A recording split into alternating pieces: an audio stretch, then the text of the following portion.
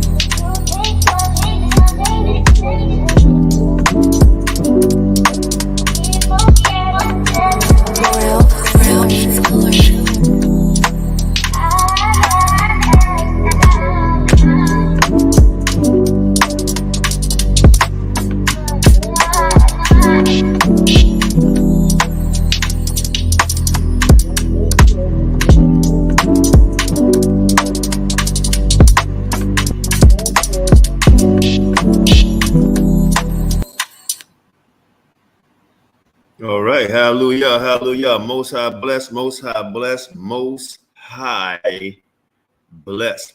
All right. Let me start out before I introduce the brothers. Let me start out by we lost another one. Elder Qanath out of House of David. Right. Oh man, Shema, if you could have put a picture. Let me see. Can I show this real quick? A lot of you may remember this brother here. Yeah, a lot of y'all may remember this brother here. I don't know if y'all can see the picture, right? He was a wonderful Hebrew teacher. You know, he believed in the Most High. You know, we all have differences, but the Most High say, forgive your brother 70 times 70. So I'm sure the Most High will forgive him, because he also said he had mercy, right? And we all fall short. But let me give honor and respect to that brother. You know, he passed away, I believe today. And tomorrow they're going to lay his body to rest. So just let me give a 12-second moment of silence for my dear brother Qanath out of House of David, one of the original One West members. So, and just due respect to his family, his loved ones, his organization. 12 seconds of silence.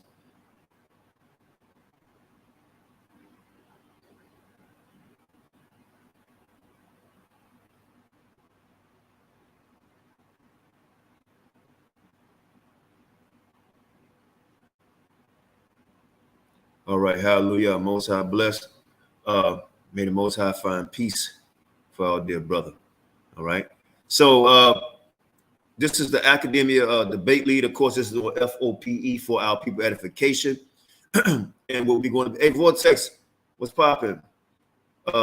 Star, Lima, Don P, everybody in the chat. I'm sorry, I almost forgot. There's a lot of y'all now, so I can't say everybody's name. But Most High bless all of y'all. Honor and humility y'all there. St. Louis, all right. Midwest, Cosmon, if I'm saying it right. He's in the academia debate league. And trust me, family, we got well over 100-something people in that room. And I know the scholarship will be heavy in there. This is one of the brothers that's in the room. I'm gonna let him introduce himself, give you the title, what he want to talk about. I'm asking him a few questions before he get into his presentation. But at the end of the day, he's going to take questions. If anybody disagree or agree, you're welcome to come on and ask a few questions. If it's worthy of a sit down in the academia platform to have that discussion on his take, he's opened the door for that challenge. And once again, FOPE does not necessarily agree with everything everybody says. This is an open platform. It's for our brothers and sisters out of love. You know, it took us a long time to build this up, you know, even though we shadow banned, but we know a lot of people watch it. So we open up to everybody. Most High bless, my brother SeLah. Most High bless, ShaLom. What's going on? Talk to the people. Peace, King. How you, beloved? All right, hallelujah. Cosmo, Y'all can Most hear me? High My bless. mic ain't muted, is it? No, we hear you loud and clear. All right, so what's good, fam? All right. Cosmo, introduce yourself real quick, brother. I know you come on to support. You want to introduce yourself real quick before we let the brother go in? Yeah, peace and light to the Israel brother and sister. Take up this AC right quick. Go ahead. All right. I'm Bill Cosmo, just in the same spiritual family as SeLah, ShaLom. All right, no doubt. So we will be having a lot of new faces on. I apologize for the elder supposed to came on today. We had a confusion on the times. I forgot that he's not on the East Coast per se. So we're going to do that Sunday, and we have another brother coming on Sunday. We have the brother coming on tomorrow. May kind of surprise y'all, you know, because like I said, I got love for everybody, man. Anybody who believe in the Father and the Son, I got love for you. So he's coming on tomorrow, and y'all gonna find it interesting. And we're gonna have one of the brothers, not one of the brothers, but a few brothers that did a Sabbath class, and we're gonna play that on our channel because it really moved me, right? So y'all will see that Friday, most I will tomorrow. Saturday, I'm not quite sure. I don't know if Professor Lee Cummins coming on. Oh, I gotta look at the paper, see what's coming on. We got a lot of people coming on, so yeah, we're not done. So you want to go ahead and introduce yourself again? You know, how long you been in this knowledge? Why you want to talk about this class? And by the way, I welcome the brother on. You know, because I like what he was saying. I don't have to agree or disagree. I just like what he was saying. I think it's very edifying for the people. So you got the floor, brother. Bring the smoke. Yeah, for those who don't know, I'm SeLah ShaLom. I've been on the block for a minute. You know what I'm saying? I read from a Bible known as the Ha Bible. Some people familiar with it, some people not. And that's a revelation that's pretty interesting. You know, when I got the revelation, the Ha Bible, I found it quite interesting that nobody on YouTube had any videos on it. So I decided to go ahead and put videos upon it over like 10 years ago because I found the information to be quite interesting and intriguing and deep perceiving. So when you talk about controversy, I'm nothing new. That's nothing new for me, because when you come with something new, you're going to be attacked from all angles, all sides, upside down, left and right. And I done been attacked from all angles, upside down, left and right. You can imagine. You know what I mean? You following a dentist book. You following a white man. You follow, there's no J in Jehovah. I done heard it all, then did it all, then debated it all. So at this point, you know, I just teach the information. And many people has come to this conclusion that this revelation called the Ha Bible is definitely has merit and can definitely be claimed as the word of the Creator. And one thing that I distinguish a lot of my videos is distinguishing Yahuwah, the Creator, from the El Elohims. because it's been a great misunderstanding that the Elohims is the creator. And anybody who's been following me knows that I go hard on that. I expose that these false gods claiming to be the Most High, not them, and we bring them back to the creator. Now, unfortunately, the OSP Bible is the Bible that has that revelation of the creator. So it may seem like an attack when I go hard against the Bible. If you ever looked at any of my previous videos, I go hard. You see what I'm saying? I go hard in the paint. But it's just with the information. I don't bang on nobody personally. I bang on the information. That's right. So with that, that's one of my approaches, is just clarifying that there is a distinct difference between acknowledging a creator in comparison to acknowledging an angel, assuming to be the creator in the image of man.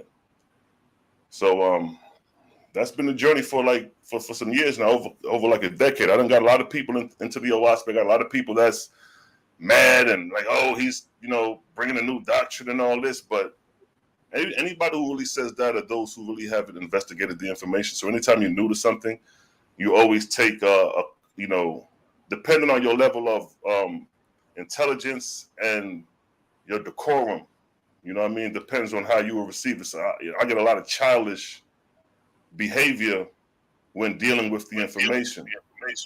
So like, on Facebook, we go hard body. Before we go there, let me ask you a question before we go there, because can you spell this Bible? Because I'm not quite understanding. And also, how long it's been in existence?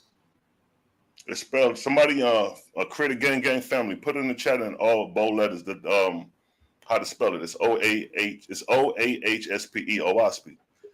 It came on the scene in 1881. It's fairly new, and that's when it came on the scene in 1881. So it's a fairly new book, and that's another thing that's, this new revelation, this new book. This book came in the 1800s. I done heard it all. You know what I mean? I done heard it all until it's time to get in the ring, chapter and verse, and then that's where everything kind of ceases out, because now they get to see, without any disturbances, the merit that the book has to bring. All right. So I appreciate that. And like I said, brothers and sisters, this is to open our eyes. Of course, I'm not changing my faith in any shape, form, or fashion, but I'm interested. I'm intrigued. I heard the brother speak. He's in the Academia Debate League. So the platform is yours. Let's get it. You know how to share your screen, whatever you want to do. It's yours. All right, let me share my screen. Let me get started with this thing right here. Let me see. Please hit the like, brothers and sisters. Please hit the like button. And this is a dialogue. A lesson that he's going to give. If anybody agree or disagree, you're welcome to come on afterwards. If you feel like he need to be challenged more, then we're going to take it over to the Academia page where they will spar. All right, because this page right now can't hold everybody that I'm bringing on, and I don't want to overload it. So go ahead, Ak, it's on you. All right. So the topic I'm going to touch on before I share my screen is I'm going to be breaking down the title and ranks of angels in the heavenly kingdom of God, the breakdown of the heavenly kingdom. I'm going to share my screen.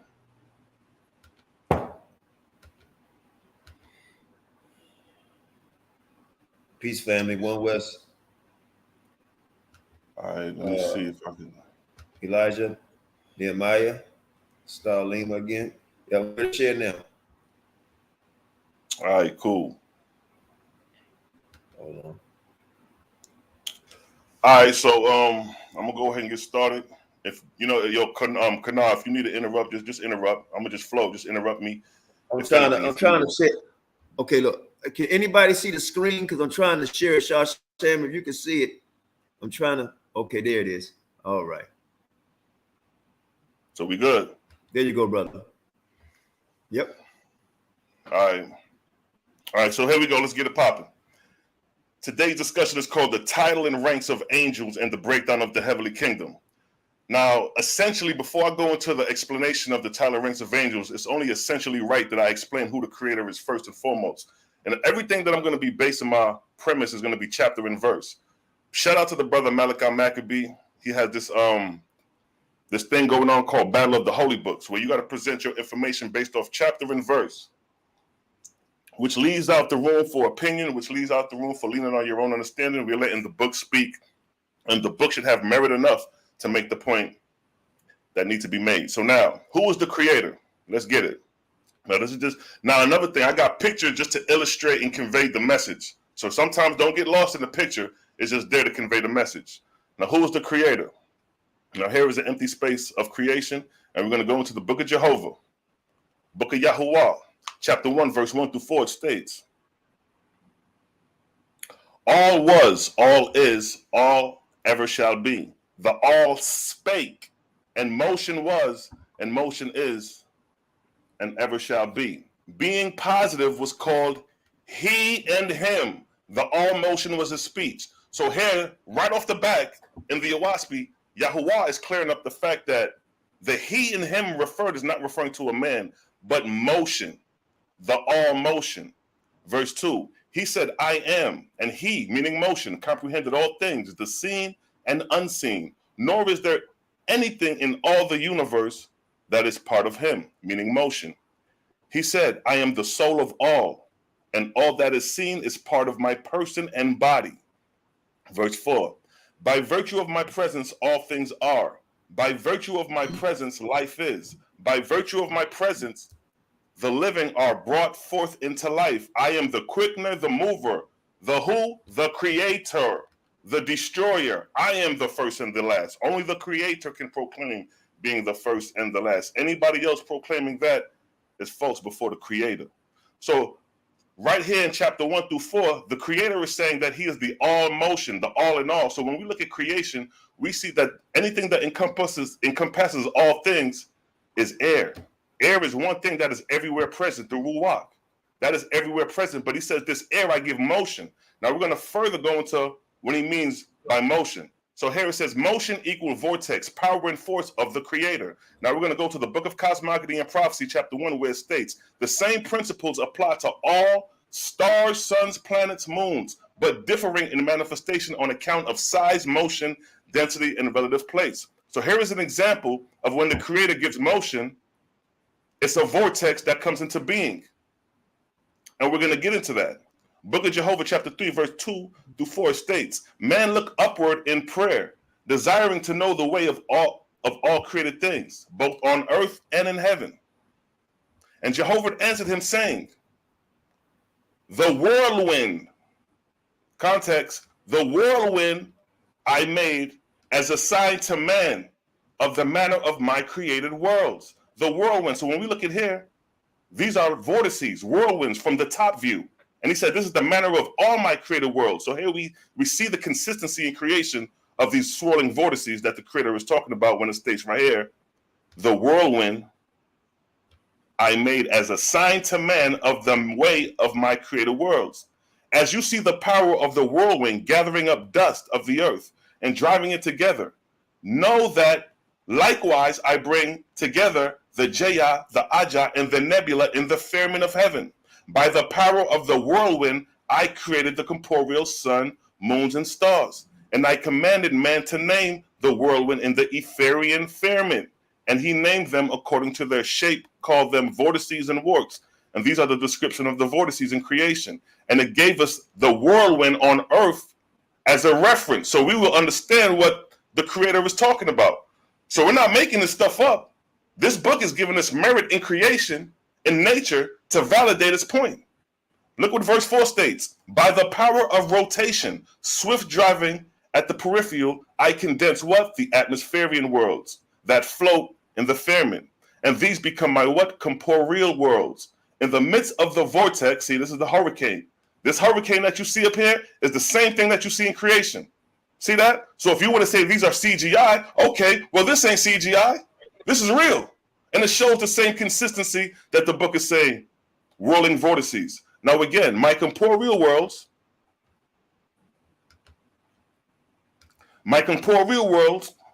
in the midst of the vortex, I made them. And by the power of the vortices, I turned them on their axis. And I carry them in the orbits I alluded to them. Wider to the moon of a planet, I have created the vortices, and they carry the moon also. So here is a description of the vortices. On Earth, they're called whirlwind, tornadoes, hurricanes, cyclones. In the cosmos, they have different names, but vortex is the ruling foundation of all creation. Without a vortex, see how, notice all these vortices, in the center of these vortices, you see suns in the center. That sun cannot exist without the vortex first. So if you're speaking of creation and you don't speak of a vortex, your creation is off. Let me read this verse one more time. By the power of rotation, swift driving at the peripheral, I condense the atmospheric worlds that float in the firmament. And these become my corporeal worlds, physical worlds. In the midst of the vortices, I made them. And by the power of the vortices, I turn them on their axis and carry them in the orbit I alluded to them. Wider to the moons of a planet, I have created vortices, and they carry them on also. Now, what is the process of creation by the Creator? So first, we just described that the Creator is all motion. So when he produced things in motion, that motion he produces is a vortex, and the vortex is the first cause of creation. Now, what is the process of creation? Now, in the book of Jehovah, chapter 4, verse 15 through 17, it states, first as vapor, the vortex carry it forth. Vapor meaning the air, the gas, the minerals, oxygen, nitrogen, all these things. Every mineral that's on the planet exists in a gaseous state.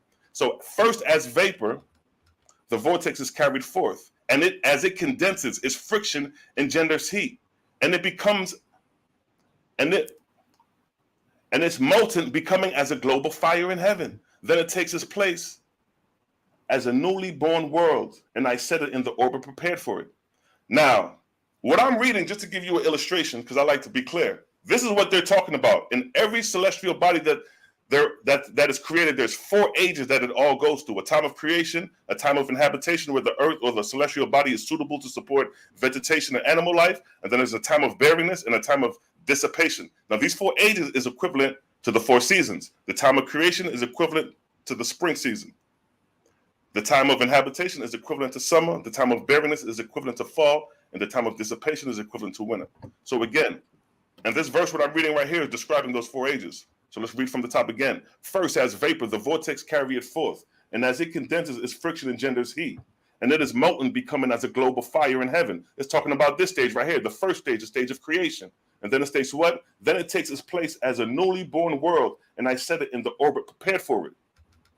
And then it says what? In the next age, see, it's stages. In the next age, I bring it into Simu. For it is right for the bringing forth of the living, and I bestow the vegetable and the animal kingdom. That's this stage. That's where we're at right now. We're in the inhabitable period of the earth. That's where we're at right now.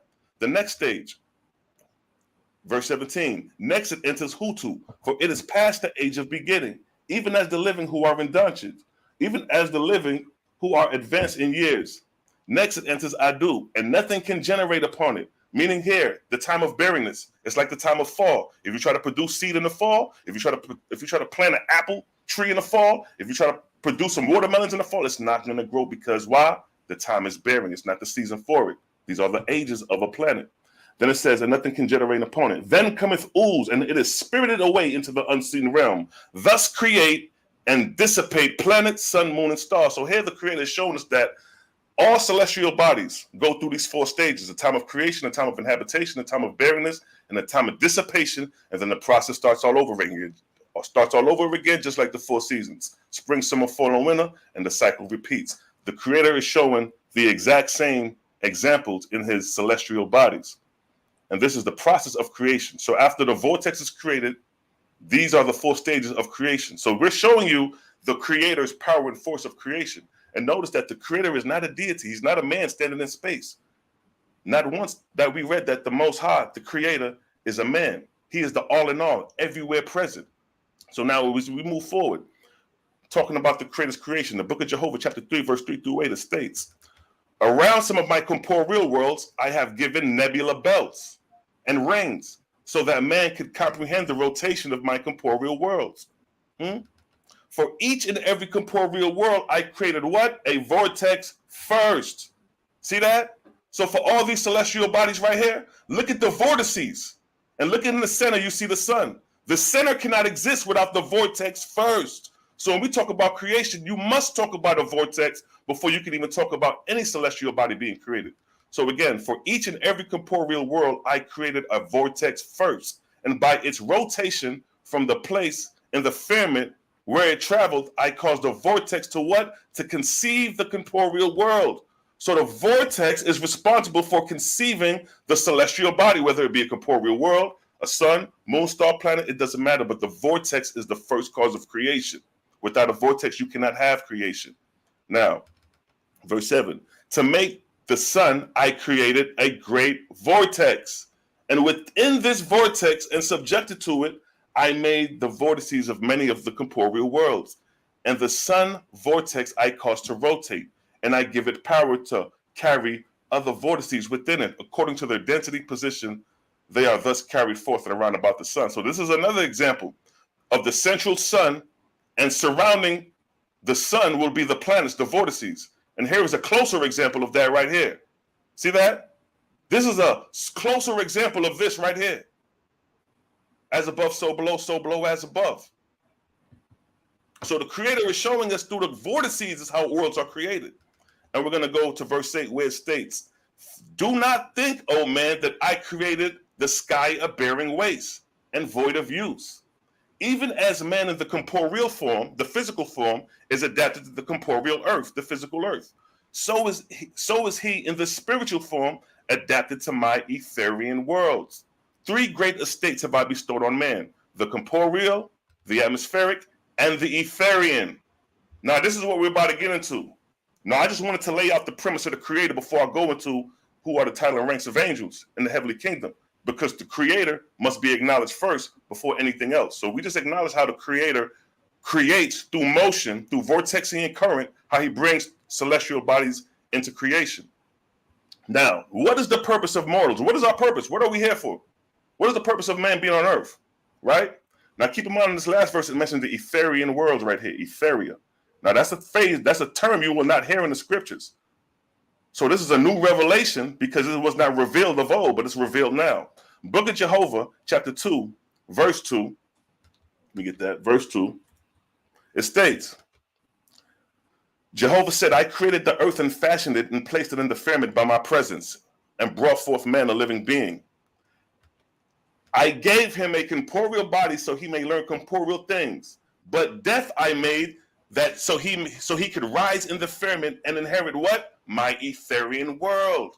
So what's the purpose of man on earth? What's the purpose of mortals? To inherit the etherian world. The Creator gives you an inheritance. What are the etherian worlds? Well, these are examples of the etherian worlds. The etherian worlds are worlds that exist outside the earth and its atmosphere.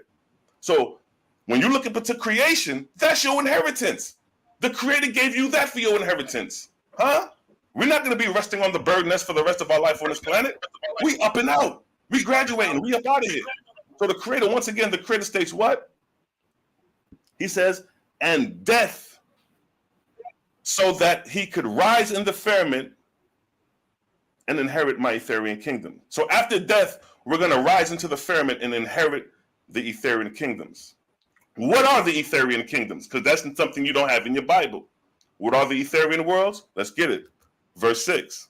In the all highest places created I the etherian worlds, and I made them of all shapes and sizes, similar to my corporeal worlds. But I made the etherian worlds inhabited both within and without, with entrance and exits, and arches and curves thousands of miles high and wide, and in color and movable chisms, and in mountains of endless change and brilliance. And over them I ruled with all perfect mechanism. To them I gave motion and course and orbit of their own. I made them independent and above all other worlds in potency and majesty. This is your inheritance, family. The Creator said, I give you this as an inheritance. What does this he give us as an inheritance? The all highest places. Huh? Right here. The all highest places. Huh? All perfect. And then what? Above all other worlds in potency and majesty. Hell yeah, that's where I want to go. That's where we headed. Huh? That's like Grandma saying, you, when I pass on, all this estate and this real estate, I'm going to leave for you in your possession. These 40, 50, 60 acres is in your hands. This is what the Creator's saying. You have a natural birthright of an inheritance to the etherian worlds. Now let's move on. Now I'm going to reveal that this is a new revelation because nobody in the Bible ever heard of the etherian worlds because it's not in the scriptures. Now, God's book of Esther, chapter 1, verse 2, it states, The history of the earth, you know already. Yeah, we know about the Hebrews. We know about Yahshua. We know about this, that, and the third. We know about Moshe. We know the history of the earth, right? Therefore, I reveal things you do not know of. Profit from these revelations understandingly, for my heavenly kingdoms will presently be your habitation. So what is it that we don't know that you're talking about, SeLah? Let's see. Let's continue to further that. It's going to come a time where these revelations must be revealed. God's book of Esther, chapter 2, verse 1 through 3 and 28. God, son of Jehovah, said, give ear, O earth, and be attentive to the words of Jehovah's son. And ye mortals of the earth, for I have said, the time shall surely come when all things shall be revealed to the inhabitants of the earth. Be patient and wise in understanding me. My words are for your resurrection forever, and for the glory of the Creator. My prophets have proclaimed it abroad, that the time would come when I would reveal all things to men, and things that were made dark, made plain, and things in the light, made as having rejoicing. So what is it that we're going to reveal? Here is what we're going to reveal right here. This is what you don't have in your Bible that's being revealed. God's book of Esther, chapter 2, verse 24 to 36. 26, it states, verse 24. God said, Jehovah called upon me, his son, saying, my son, call aloud in my name. With my voice, stir up all these heavens, regions, these heavenly regions I have named. Here's the catcher. For my gods and high raised officers shall open what? To you their libraries of heavenly books, which shall yield up my treasures. I will make the angels of heaven know me in my words. They shall come together from their countless heavenly kingdoms and places, for my hand and strong arm is upon them. The labors of my lower heavens shall be clothed in mortal words and handed down to mortals. My gods and my primal gods and generals and captains shall uncover the proceedings before the heavens. This is what's being revealed. We're revealing the heavenly kingdom. This is what the Owaspi came to reveal. Yahshua 2,000 years ago said the kingdom of God is at hand. 2,000 years later, we got the whole layout right here.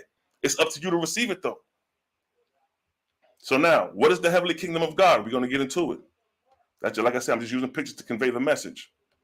So now, the book of Divinity, chapter 1, verse 1 through 14, it states, God, son of Jehovah, said, by virtue of my own authority, and in the name of Jehovah, creator of all things, peace and comprehensive judgment to angels and mortals. Now, let me stop right there for a second. If you notice, it says God, son of Jehovah. It makes a clear distinction from Yahuwah, Jehovah, in comparison to the El, God. And if you notice, it states, right? It states, in the name of Jehovah, creator of all. This is God saying this. But in the Bible, God is the most high creator. In the Owaspi, God is giving a reverence to the creator. It's a difference. God, son of Jehovah, said, by virtue of my own authority, and in the name of Yahuwah, creator of all things, peace and comprehensive judgment to angels and mortals. That from the little that has been demonstrated in the world of governments and principalities being manifested on earth, ye have been taught that similar organic bodies exist in the heavens, belonging to the earth. And this is what we're going at.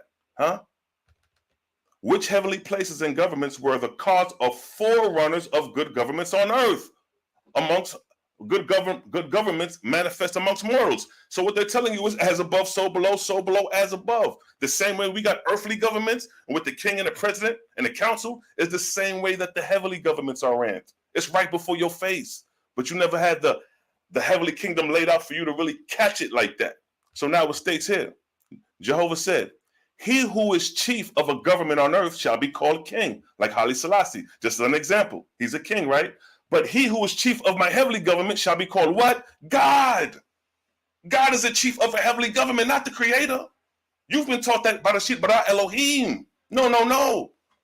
God is just a title bestowed on an angel to rule the heavenly government, no different than a king is a title bestowed on a man to rule the earthly government. Giving you context right here. As above, so below, as above. So keep in mind, Jehovah's saying this. He's telling you that, God is a title bestowed on an angel. Let's get that. Book of Discipline, chapter 1 through 17, chapter 1, verse 17. As a kingdom on earth has a king.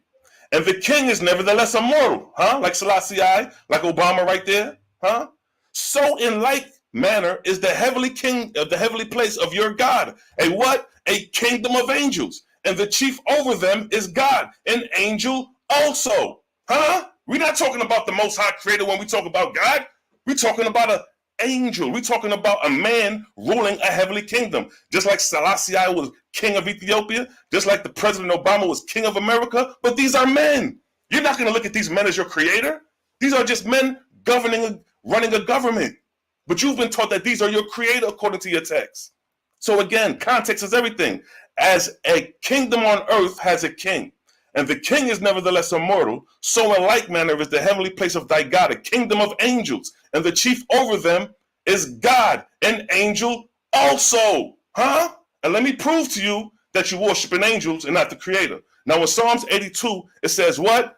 God stands in the congregation of the mighty, and he judges amongst who? The gods. I just described, we just read that God is not the creator, but an angel. Now when we look at the Hebrew word, when we look at this, go to the Strong's Concordance, or this is the blue letter of the Bible, right? Look what it says. That's the same verse. They go God. When we click on God, we get the Strong's Concordance 430. When we go to 430, what does it classify Elohim with? Angel. We're not dealing with no creator. This is in the Bible now. This is the etymology of the word God referring to angel. And when we click Elohim, because Elohim is going to take us to Allah. When we click Allah, what does it bring us to? What does it bring us to? Deity. Huh? Deity. When we click deity, what is a deity? That's a deity. These are deities. But this is supposed to be your most high in the Bible. Not this particular, these images, but when these are deities. Meaning to say, a deity is an idol. So now, this is all referring to God's definition. Right here. This is Allah. And when we scroll down, we see it's associated with deity. And then we get to the primary root word, because that's not the primary root word in Hebrew. We get to El. And look what is associated with El. Idol. So we just defined the Hebrew word where God is associated with angels, deity, and idols. While in the Oahspe, let's get it clear. While in the Oahspe, it states what?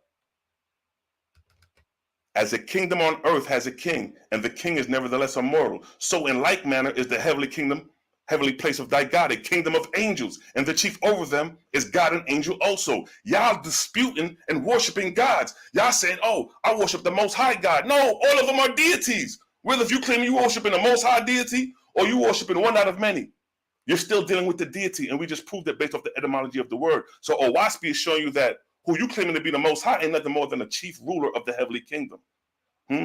So when it states that God stands in the congregation of the mighty, he judges amongst the gods, that's the equivalent of saying, And so that's the equivalent of saying this. So in like manner is the heavenly place of thy God, a kingdom of angels. See, the kingdom of angels is equivalent to what? The kingdom of angels is equivalent to what? The congregation of the mighty. He judged amongst the gods. So this is one man judging amongst others.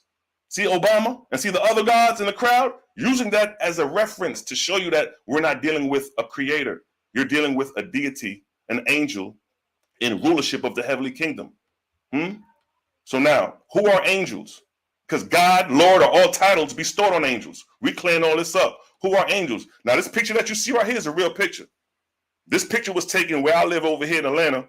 My man, he was at his aunt crib.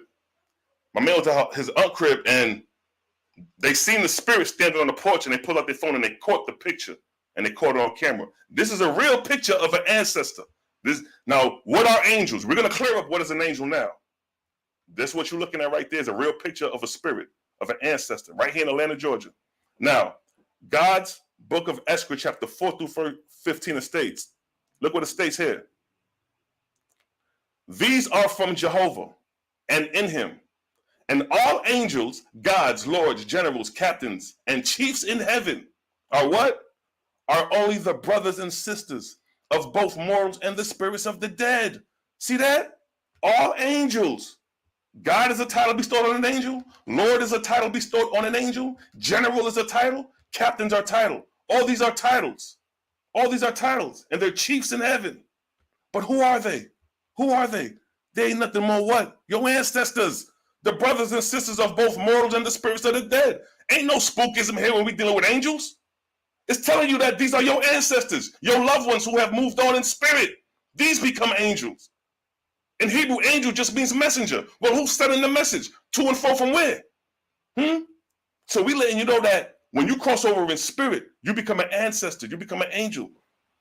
And then from there, as you progress in the spiritual world or the atmospheric world in the heavenly kingdoms, you take on the titles as gods, lords, and generals and captains. No different than when you come into the earth, you mature, you go to school, you get a job, and you take on positions and titles like supervisor, manager, CEO, whatever the position may be. But you're not the creator.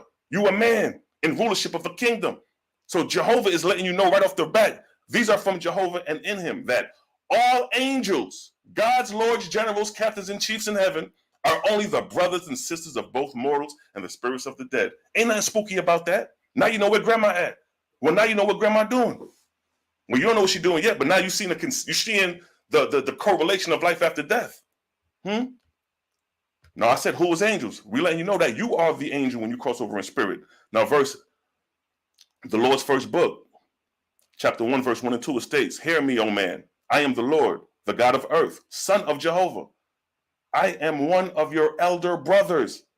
I, your Lord, with my brother lords and gods in the name of Jehovah, speak, saying, peace and patience to all men, so that you may comprehend my words and bear witness that heaven and earth and every part is Jehovah's, and that all men, women are sons and daughters, world without ends." See that? We the sons and daughters of the Creator. Not to be confused to worship angels as the creator. Now let's prove more that angels are offsprings of one-time human beings. I, the Lord, a one-time mortal. This is the Lord saying I was a one-time mortal with my holy angels, who had sprang from the earth in former times, walked with man to keep him upright in the way he should be. So right here, these are Lord's gods telling you that, yo, I was a one-time human being like you are right now.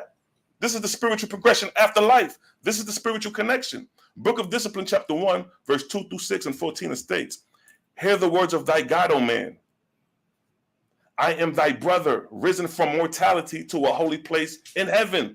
Profit in my wisdom and be admonished by my love. For as I am your elder brother, so shall it be with you." He like, yo, you're going to be where I'm at in time to come. To rise also in time to come and look back to mortals and call them to the exalted heavens of the Almighty. See that?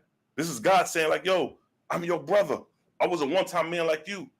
So when you cross over in spirit, I'm letting you know, nigga, this is what's going on over here. So you'll have heads up beforehand. The Creator lets us know what's ahead. He's not going to leave us in the darkness forever. So right here in verse 4 states, "To Jehovah all adoration and glory forever. All life, motion, power, and things seen and unseen are by and through him." Through Jehovah. This is God telling you that Jehovah's the all in all.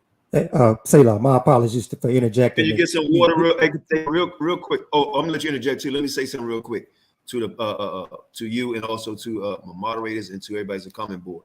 Hey, a lot of people like what you're saying, and some people don't. So Shebrew, I was saying when you Shebrew 144, I was saying when he's done, you can come in the room. Prince Jerusalem, when he's done, you can come in the room.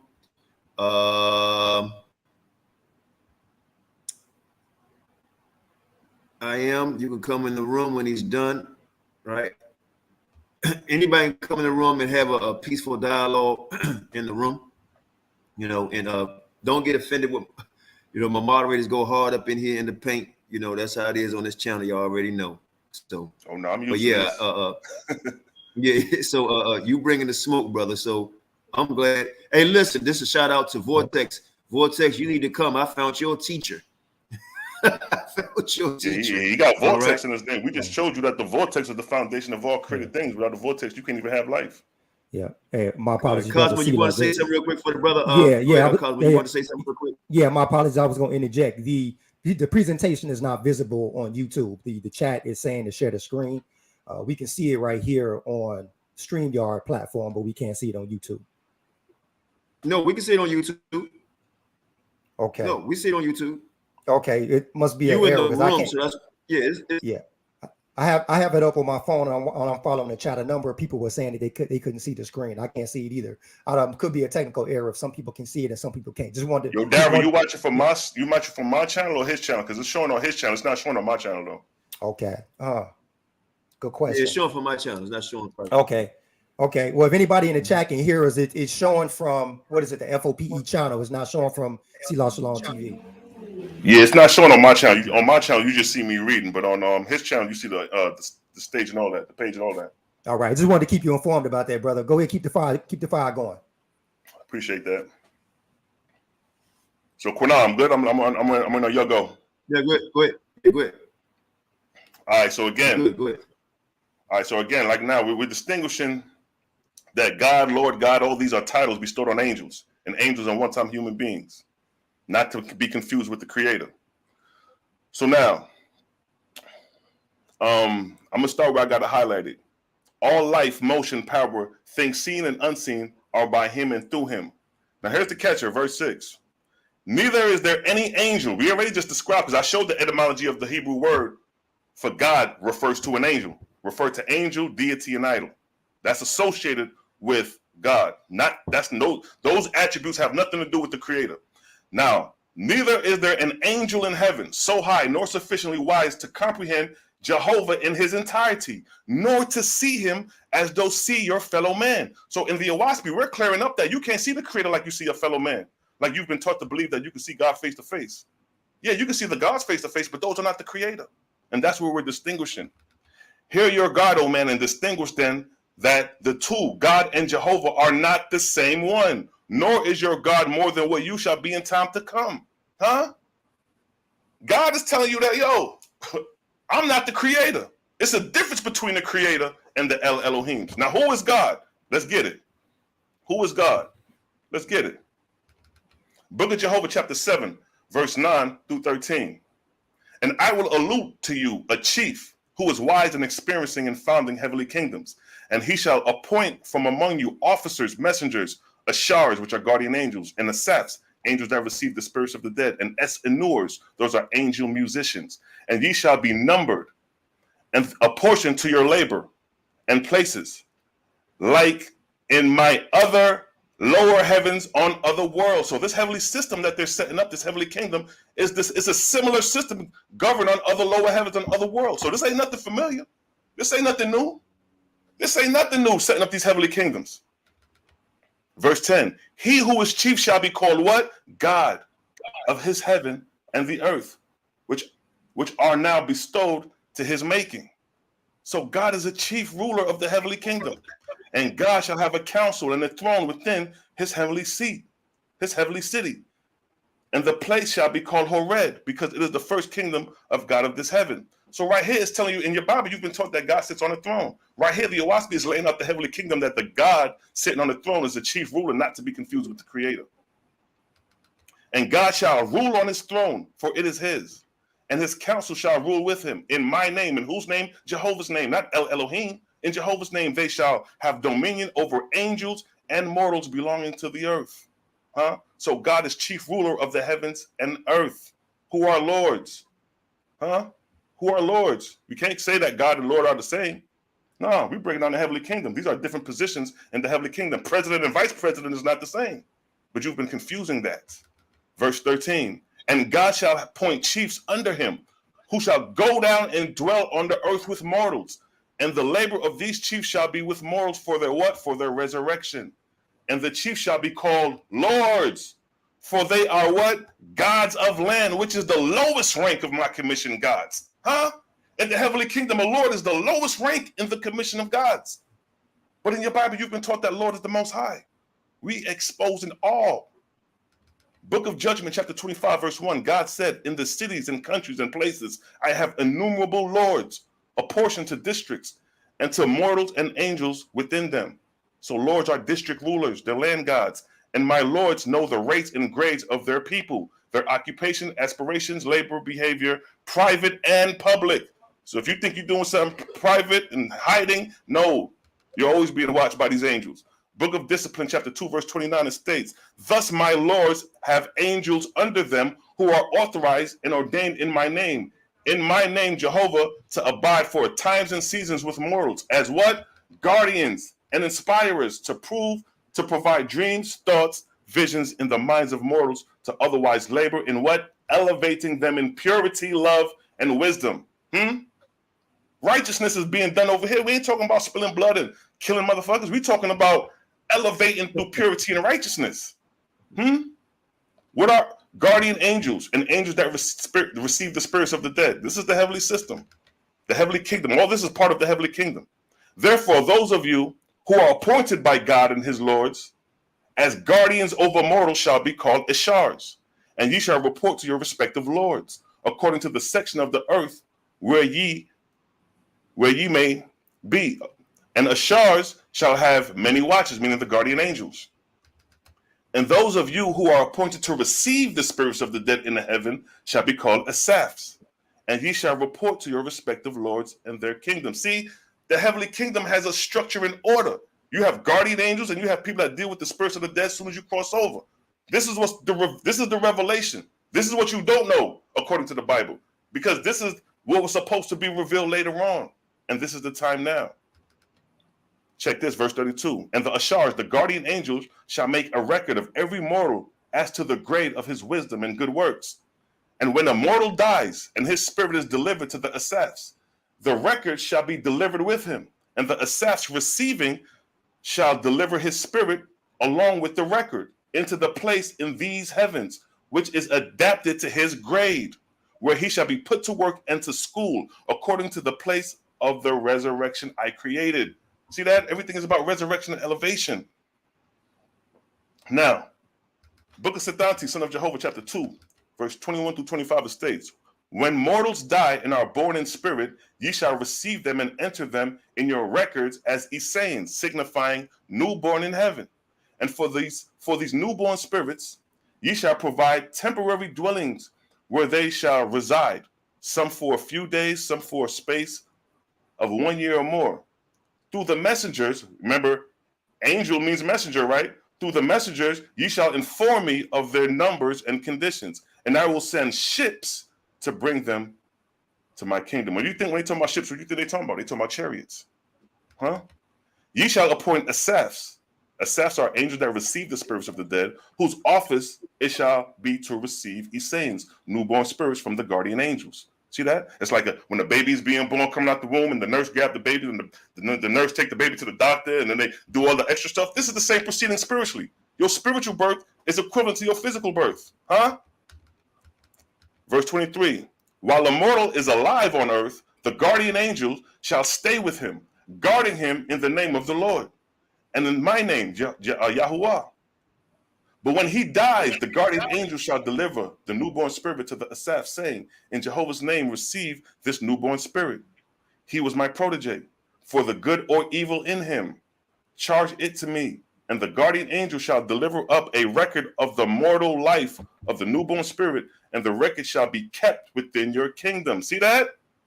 Every human being is recorded spiritually. You ain't getting away with nothing. If you caught 10 bodies and you thought you got away with it, you ain't getting away with nothing. Verse 24, and the Asaph shall take the newborn spirits, he's saying, in Jehovah's name, I receive this newborn spirit. He shall be my protege according to the commandments of the Lord my God. He shall then take the Isaean, the newborn spirit, to the place prepared for it, where it will have nurses and attendants according to its requirement, just like when a baby is born. See that? The spiritual birth is in comparison. When ships come to your kingdoms, the Asaphs shall deliver all the newborn spirits they shall receive, and my officers shall receive them and bring them to my places in heaven. See that? It's a spiritual proceeding. From when you born to when you die, your life is already mapped out spiritually. So when you cross over in spirit, there's angels already in the realm knowing how to manage to deal with you. Now, Book of Discipline, chapter 2, verse 29. Thus my lords have angels under them who are authorized and ordained in my name and in the name of Jehovah to abide for times and seasons with mortals as guardian angels, inspirers to provide dreams, thoughts, visions in the minds of mortals, and to otherwise labor in elevating them in purity, love, and wisdom. So those are your guardian angels. Every human being has a guardian angel, and those guardian angels are in cahoots with other angels that are in cahoots with the Lamb God, that are in cahoots with the Lord God, and then God, ruler of heaven and earth. So it's a chain reaction we're dealing with. Now let's go to the succession of the gods. The succession of the gods is no different. Like I said, I just use pictures to convey the message. The succession of the gods is like presidents when they leave office and another one comes in office, as above, so below as above. Book of Jehovah, chapter 7 through 9, verse 9, 14, and 15, it states, and God and his Lord shall have dominion from 200 years to 1,000 years, but never more than 3,000 years, according to the reign of light, into which I bring the earth. So shall the term be for the office of my gods and my lords. So these are the succession of the gods, huh? And God and his Lord shall raise up officers to be their successors. These officers shall be appointed and crowned in my name. Whose name? Jehovah's name. By God and his Lord's. See that? There's inaugurations in the heavens. Huh? You ain't know that? All this has been going on. And now it's being revealed.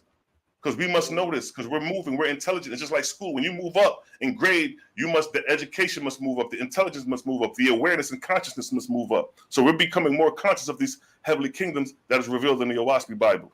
Now, Book of Divinity, chapter 1, verse 6 and 7, it states, as Jehovah provide that no man could be a king forever. Context. See, Owaski always constantly giving you context. So you won't be thrown off like this is some spooked out shit. It's giving you context. It states what? As Jehovah provide that no man could be king forever, but must give way to a successor, even so in his heavens, he provided for his gods and lords to have what? Successors at certain periods of times. Huh? Why? So that the way would be open for all the everlasting resurrection of all men, by which all of whom choose may in time what? Become also God's lords for the countless worlds that now are and shall yet be.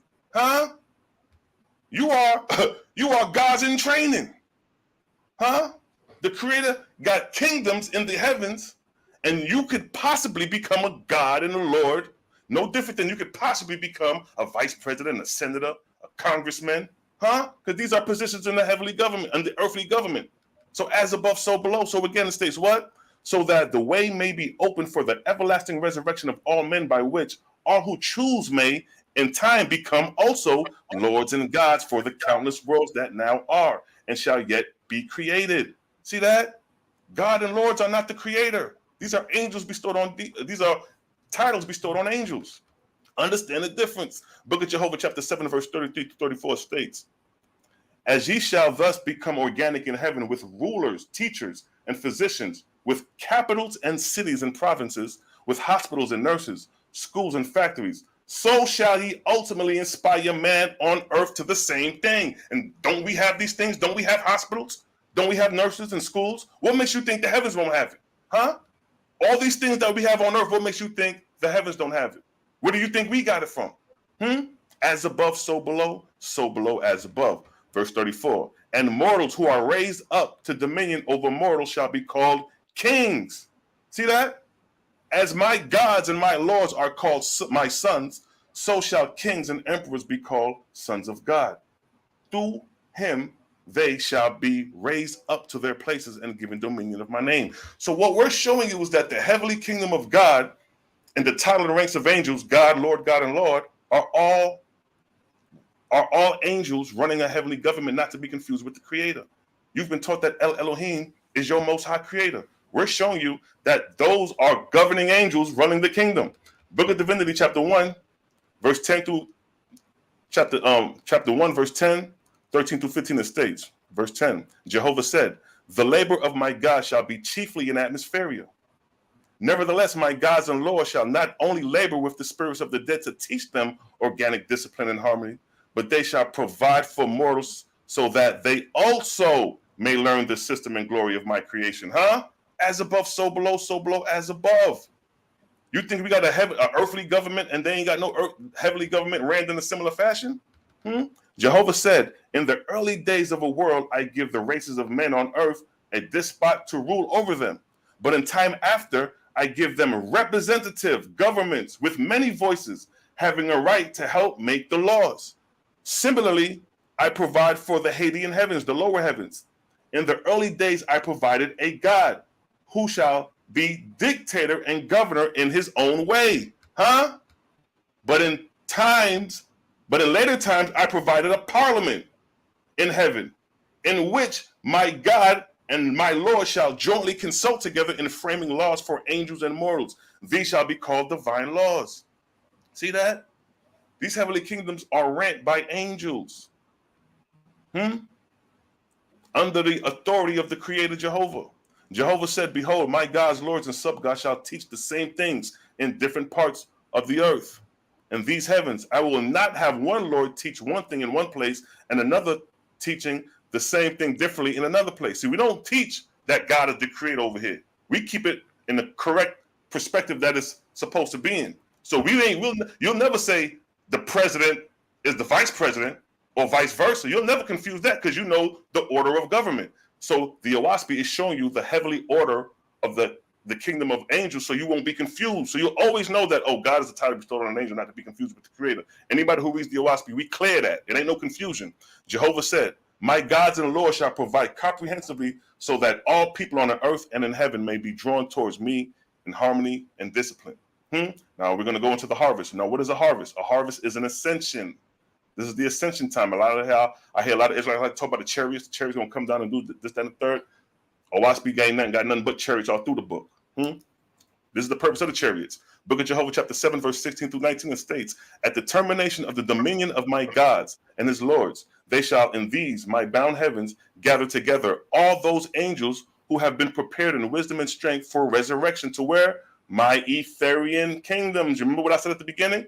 What is the purpose of life? What is the purpose of man? To inherit the Etherian kingdoms? Well, these are the proceedings on how you inherit the Etherian kingdoms. You have to have a heavenly kingdom set up before you can inherit the heavenly kingdoms. Just like school. Before you got to go through the schooling system before you go to college. You just can't go to college. You got to go through high school. Earth is the high school. Etheria is the college. Understand the difference. Again, at the termination of the dominion of my gods and lords, they shall in these my bound heavens gather together all those angels who have been prepared in wisdom and strength for resurrection to my Etherian kingdoms. And these angels shall be called what? Brides and bridegrooms to Jehovah, for they are mine and in my service. So this is like graduation. Harvest is a graduation, just to make it blunt. And in the time of Dan, which is light, I will send down ships from Etheria to God, his lords and brides and bridegrooms. By the Etherian gods and goddesses, these ships shall descend to these heavens to receive God, his lords and brides and bridegrooms, and carry them up where? To the exalted regions I have prepared for them. Remember when I stated that, what is the purpose of mortals? Death I made that man shall inherit the Etherian kingdoms. This is the process for you to inherit the Etherian kingdoms.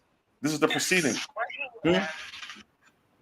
All those who ascend shall be called the harvest to me, through my God and lords. And the time of my harvest shall be according to each Dan or light, which is 200 years, 400 years, 600 years, 500 years. And these shall be called my lesser cycles, because they are the times of the tables of prophecy, which I give unto my servants. But it states what? But at no other times, nor in any other way shall my harvest ascend to my emancipated worlds in Etheria. For each and every Dan I created 7 Dans, and to each Dan I given 6 generations of mortals. Now, you're not going to understand that if you don't know Yahawashi.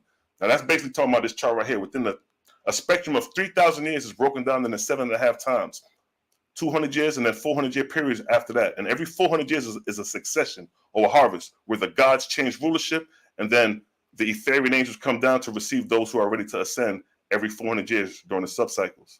Now, heavenly records of the gods. Book of Jehovah, chapter 8 through 1 and 2, it states, Jehovah said, God shall cause a record to be kept in heaven of his dominion and those of his lords, and he shall enjoin it upon their successors forever to keep a like record.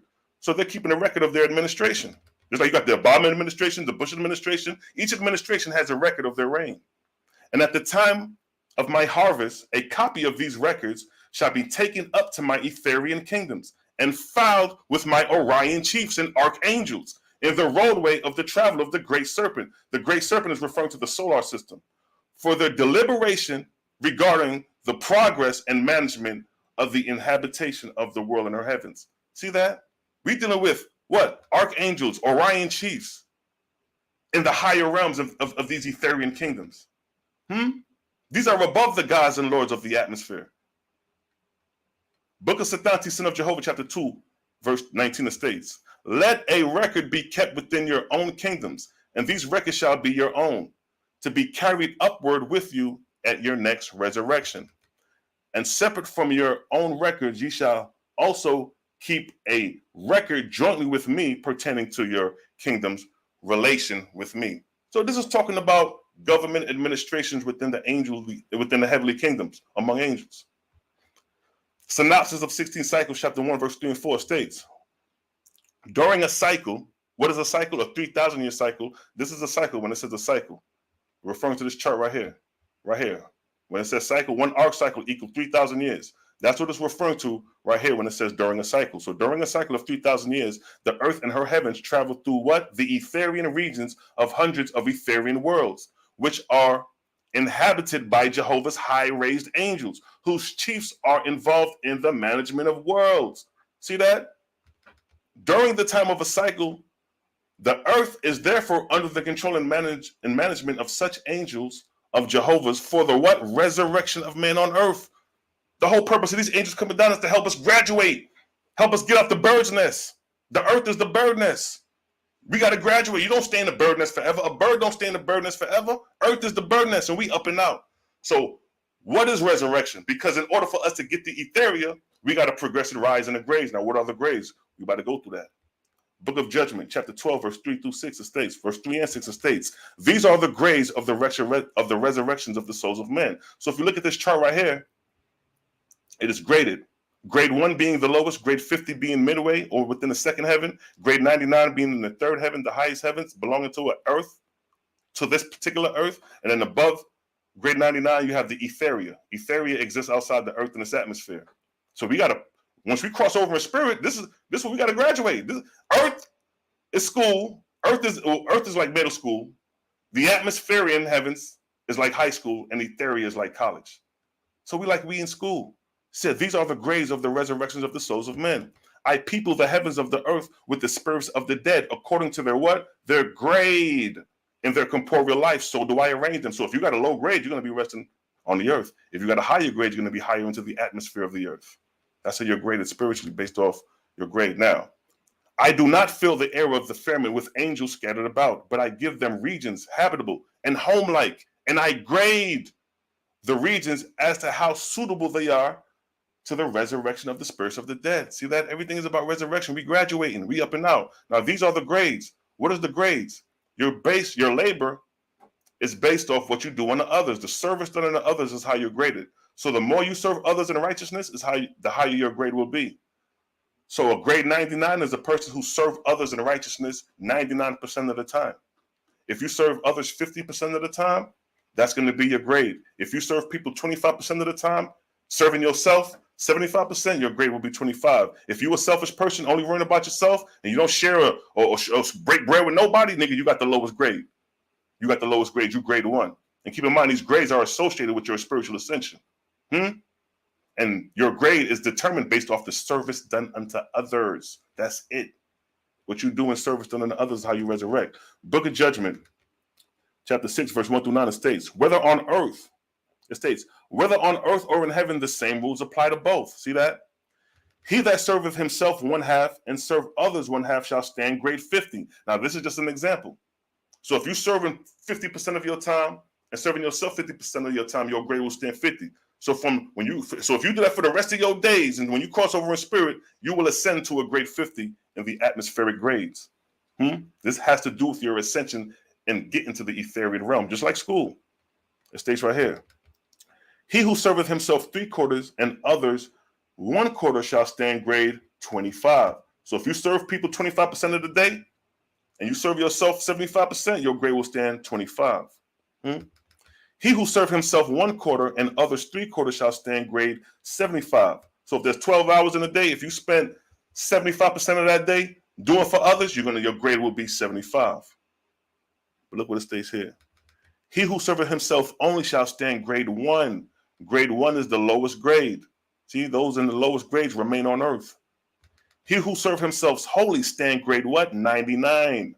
99 is the highest atmospheric grade. When the harvest comes, like I just read earlier, at the termination of the gods, when the harvest comes, they're coming to collect those who have a grade 99. This is graduation. Just like in school, when you reach 12th grade and you got that high GPA grade, nigga, you ain't gonna stay in high school. You're gonna graduate and go to college. It's the same process with the earth. We're not staying in the bird's nest. Earth is a bird's nest, nigga. We up and out. We're not going backwards. We're moving up and out. So now, and whosoever serves accordingly, himself or others shall stand in grade, even as his works manifest. To serve oneself is to work for oneself, to strive for oneself, to think for one's own self as to what will benefit one's own self, referring to a selfish person. A person who thinks like that has the lowest grade. And how many of us know selfish people? To serve others is to do good unto others, is to help them, to teach them, to give them joy and comfort. This is the service of Jehovah. This is the service of the Creator, to do good, to help, to teach, to give joy and comfort. Not to destroy and be destructive and cut off the heads of goats and kill off infants. No, that's not of the Creator. That's some other deity. Be mindful of who you worship and following. You know why? Because this is what it states. But there are some who are below the grades, who seek to do evil, who seek to make others unhappy, who delight in crime and pollution. These, if mortal, shall be called drunks, and if spirits, shall be called drudges. So you have angels that are below the grades who seek to do evil, who entice evil. The ways of the Creator are not in that manner. Now, what are the resurrection based off of grades? Before you go there, let me interrupt just real quick before you go there. Go ahead, King. Put the link in the room so anybody can come on afterwards, whether they agree or disagree. And please ask some tough questions, because I had like 3. And then we'll go in. So everybody that's been talking, please come in the room and ask some questions. Keep. And I'm almost done too, King. No problem. Go ahead. Yeah. All right, so now these are the resurrections based off the grades. Now, in order to rise to the Etherian realms or any of the heavenly realms belonging to the earth and its atmosphere, your grade is the determining factor for that. So now it says, the grades of my heavens of the earth, being atmosphere in general, follow this manner. It says grade 1 is on the earth, grade 50 midway between the earth and the emancipated heavens, Ethereal. Grade 25 is 1/4 way up from the earth towards Ethereal. Grade 75 is 3/4 way up towards Ethereal, and so on. Intermediate grades in place of ascent corresponding in like manner.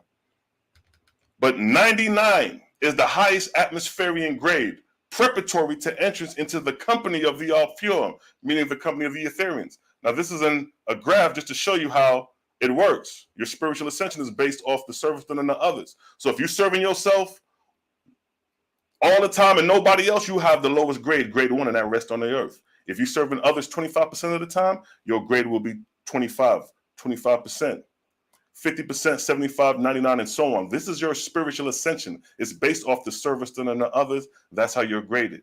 And when you reach a grade 99, you will rise into the Etherian realms at the harvest time.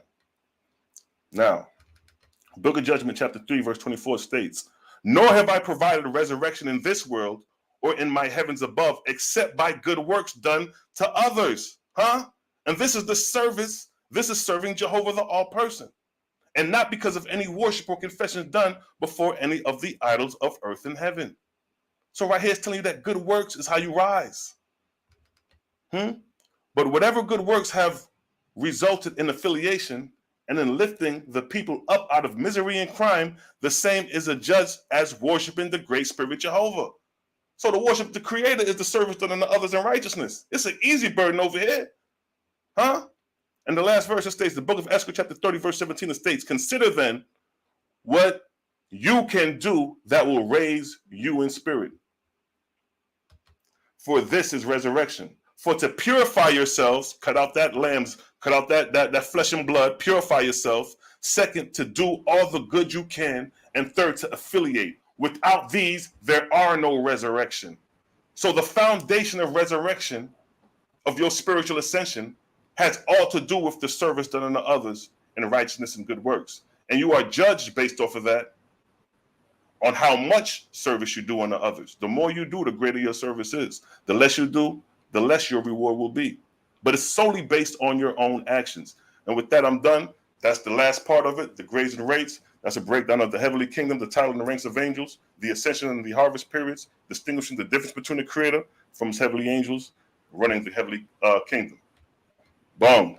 Oh, no doubt. Hey, man. Shit. That was great. All right. That's all I can say. That was a great breakdown. Hey, let's you go. can Man. Okay, clear. You should have came in like this brother, man. This brother came in respectful, said what he had to say, man, and put it down.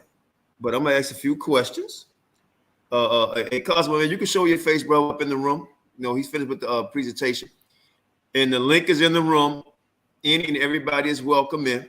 You know, let's keep respectful, but you know, he's ready. All right. But let me ask a few questions, right? Maybe 3 or 4.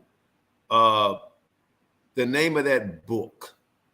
All right, let me take my camera off so you can see my face.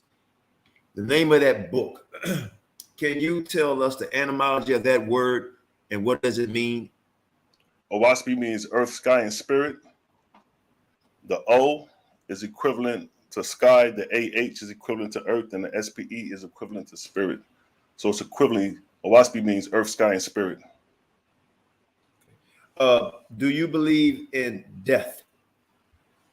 Yeah, what I just broke down when I read the book of Jehovah, chapter 2, verse 2, it stated, "Death I created so man can inherit my Etherian kingdoms." And then I gave a description of the Etherian, the worlds being the all highest, the best places above all other places.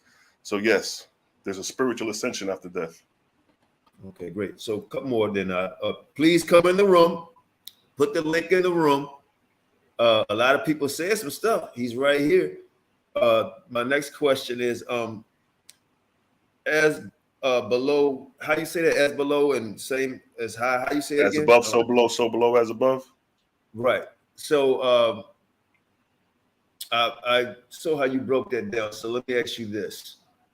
Are you saying they one and the same? Yeah, similar bodies exist on earth as in the heavens. So if they're one and the same same way we have a government on. Say it again, King. No, go ahead. I cut you off. No. So yeah. So like the verse was saying, like the same way we have a government on earth, and the king of that government is a man. Likewise, in the heavenly government, there's a kingdom of angels, and the chief over them is God, an angel also. So they're giving you context of the earthly government, so you can have an understanding how the heavenly government are ran in a similar fashion. So those who study the Owaspi, we are clear when it comes to the difference between the title and ranks of angels: God, Lord. These are different titles bestowed on angels to run the heavenly kingdom. No different than president, vice president, senator, congressman. Those are different titles bestowed on men to run the earthly government. So the Owaspi constantly gives you context to show you the proceedings are similar. If I can cut in. Okay, 2 more and I'm done. The room is open. If the same is above as it is below, and you believe in death, and above with these in the ranking system, once this body leave the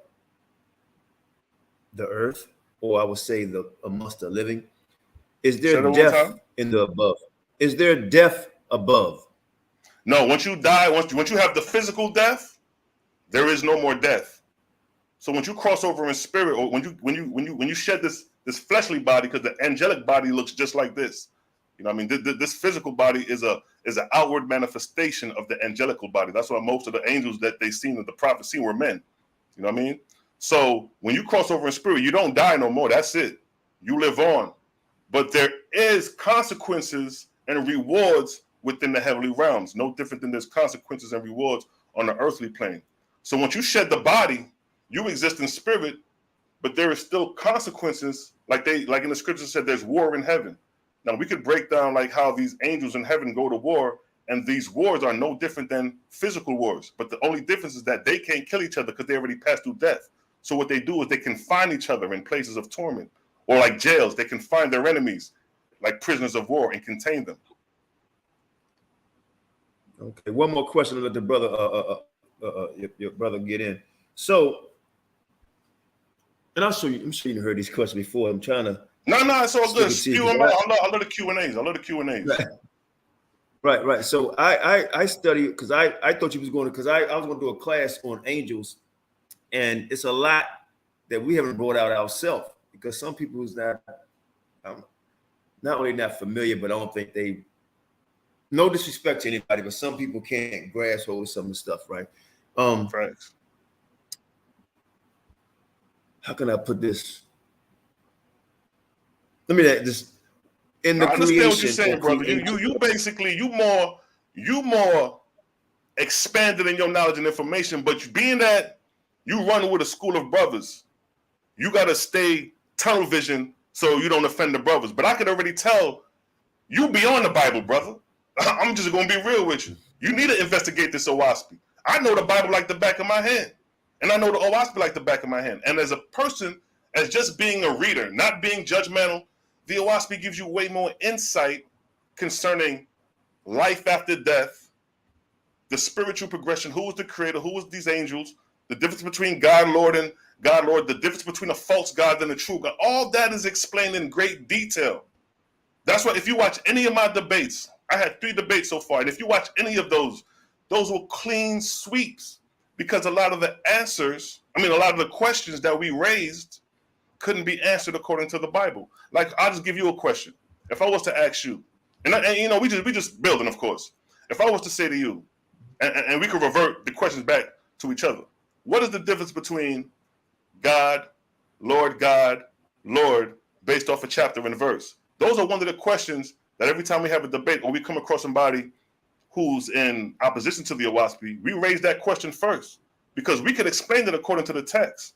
But then when we raise it to somebody who studies scripture, they can't differentiate it based off a chapter and verse. So we just use that to show the vagueness. Now go ahead, Ken. I'm gonna answer that, and I'm gonna answer that and turn it over to him. Well,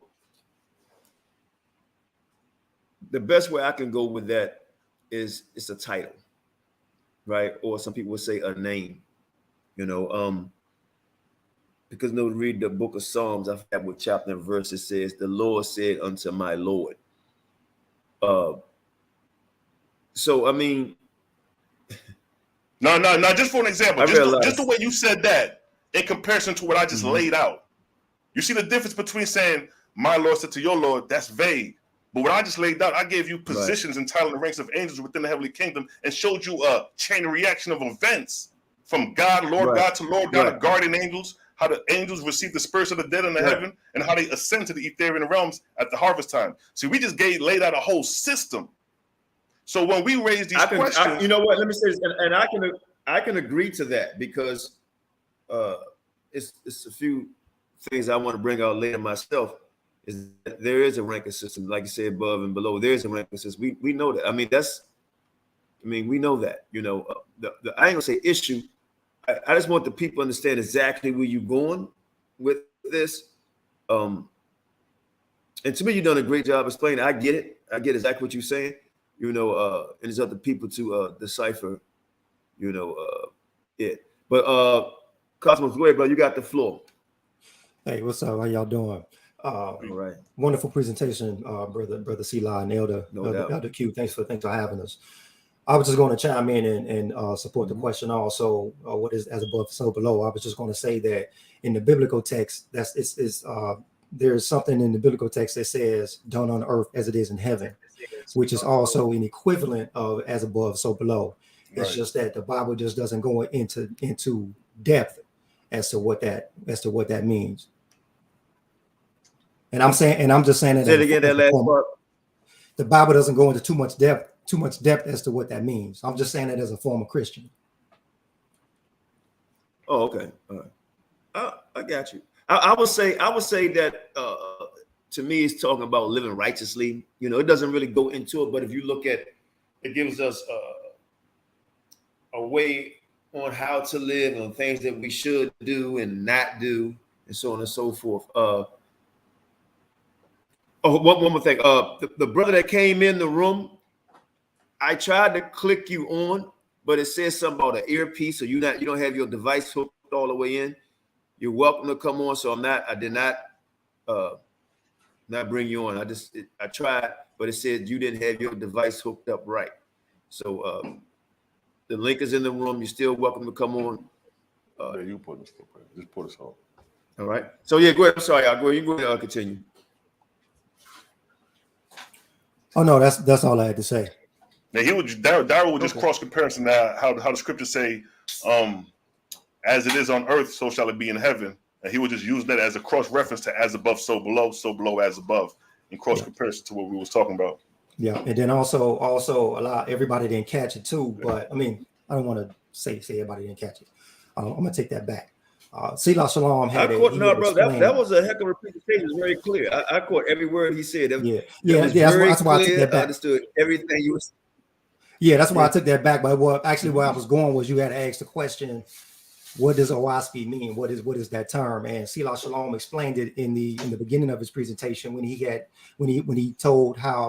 a description and the functions of a vortex. Vortex, what it does is it condenses dissolved substances from the ether. That's what it does. The O, the I, the speed, the earth, sky, and the spirit are the 3 degrees of density, which is earth, which is sky, which is spirit, and those are the 3 densities which vortex condenses substances. You got your earth, you got your sky, and the spirit. That's the ether. That's space. That's total dissolution. So what the brothers are saying so is, do y'all believe in the Father? Do y'all believe in Abraham? Real quick, I'm gonna stop throwing some stuff at you now. Do y'all believe in Abraham, Isaac, and Jacob? The OSP got the story of Abraham in it, and Abraham in the OSP is described as a copper-colored man with a lofty beard and coarse hair. OSP describes Abraham as a black man. As a black man, and also Moses. Moses too. Man. Moshe is described as a black man. Yeshua is described as a black man. We are Israelites. We with you, bro. You feel me? It's just interesting how when I came across this revelation that it talked about the patriots and it talks about other patriots too. We're just not talking about Abraham. Like during the time of Abraham, it was other patriots that was sent from the Creator in other countries, but we didn't know about them until now. So you have Abraham, you have Brahma, you have Iwata, you have Po. These were 4 prophets that came the same time as Abraham. Same thing with Moshe. When Moses was on the scene, you had China of China, you have Capilia of India. These were men who was raised up just like Moses was in the other regions, in those other 3 regions. So when the Creator sends out a mission, it's usually universally done. So while we only thought it was just Abraham was the chosen who was given the light, no. Over here, he had Brahma in India doing the same mission that that Abraham was doing over here in Arabia. So when you read the OSP, it shows you how the Creator had a global dominion of raising up prophets in each region of the country. Yep. So when we know of Abraham. Yep. But when I got the OSP, I was like, oh, during the time of Abraham, Brahma was on the scene too? Okay. A lot of people say Brahma and Abraham was the same person. Hey, they got the 2 separate stories to show you that no, these were 2 different individuals that was raised up by the Creator and one in Arabia and one in India. But saying that to say, the OSP do contain stories of the prophets. It don't contain everything like that's in the Bible with the story of Israel, because Israel, the Bible is mainly a history of Israel, but OSP is a more universal book. It contains the history of the globe. We got Zarathustra in there. Before Abraham was Zarathustra. So you got Zarathustra, then you got Abraham, then you got Moshe, then you got Yeshua, and then coming on down. So it gives you the chain of history. And we just talking about the last 6,000 years. You see what I'm saying? OSP talks about the flood of Noah, which was 25,000 years ago, in the Ark of Noah. So it's so much to talk about that really, Qanath. Now I cut you off real quick. Now I was listening to you reading, right? So I hope somebody come on here, because what you're saying now, I'm not going to agree or disagree, because people going first thing they're going to say is give me a source on them numbers, 25 and all that, 1,000 years and all that type of stuff. So you have to go to a source. So my next question would be this, because a lot of people say a lot of stuff in the chat. But y'all not coming over here and challenging the brother. I'm not here to challenge the brother. I'm here to have a good dialogue. Hey, it's always like that, beloved. Come on, man. They'll talk. So let me ask this question. Let me ask this question here. So I do my best to try to play. I hate to use the word devil's advocate. No doubt.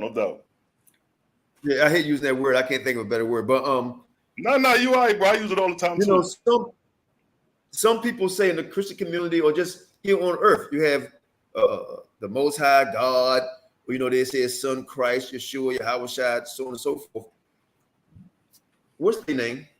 Do you believe in the Father and the Son, and what's their name? If you do, No, we don't rock like that. We only rock with the Creator, because see, it's a part in the Awaspi where it talks about the Holy Ghost, the Trinities, and those were established by false gods, Trinitarian gods. You know what I mean? So I have a whole 15 video series talking about the Trinitarian gods, how they set up the concept of Father, Son, Holy Ghost, which was in opposition to the Creator. It's deep. It gets deep. Okay. For those who've been rocking with me, they know. But for the new people, I had to ask that question. So I had to ask that question. So here go the other one: creator or creators.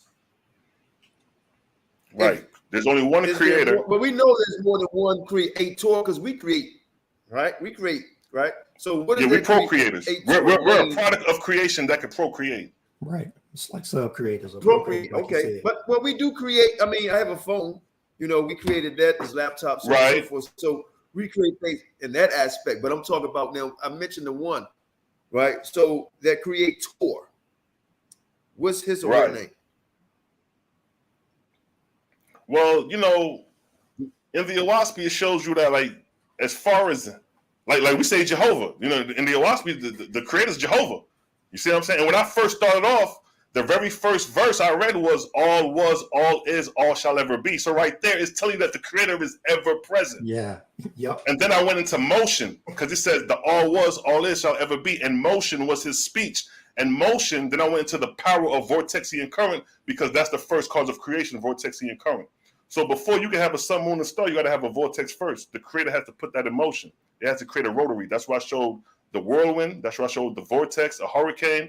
I showed these similar systems that show that is demonstrated in nature, which is a precursor of how creation comes about.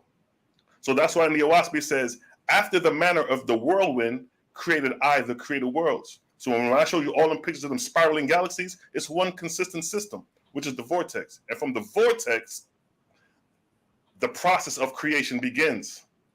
Now, that same process of creation through vortices is multiplied tremendously throughout creation. So there go your multiple creators under one creator. One creator multiplying the same system, duplicating, just like when the RNA, the DNA duplicate itself and just reproducing itself. That's the creator reproducing the vortex throughout creation. That's why I showed you the numerous pictures of them galaxies. That'll be in cahoot to your question, different creators.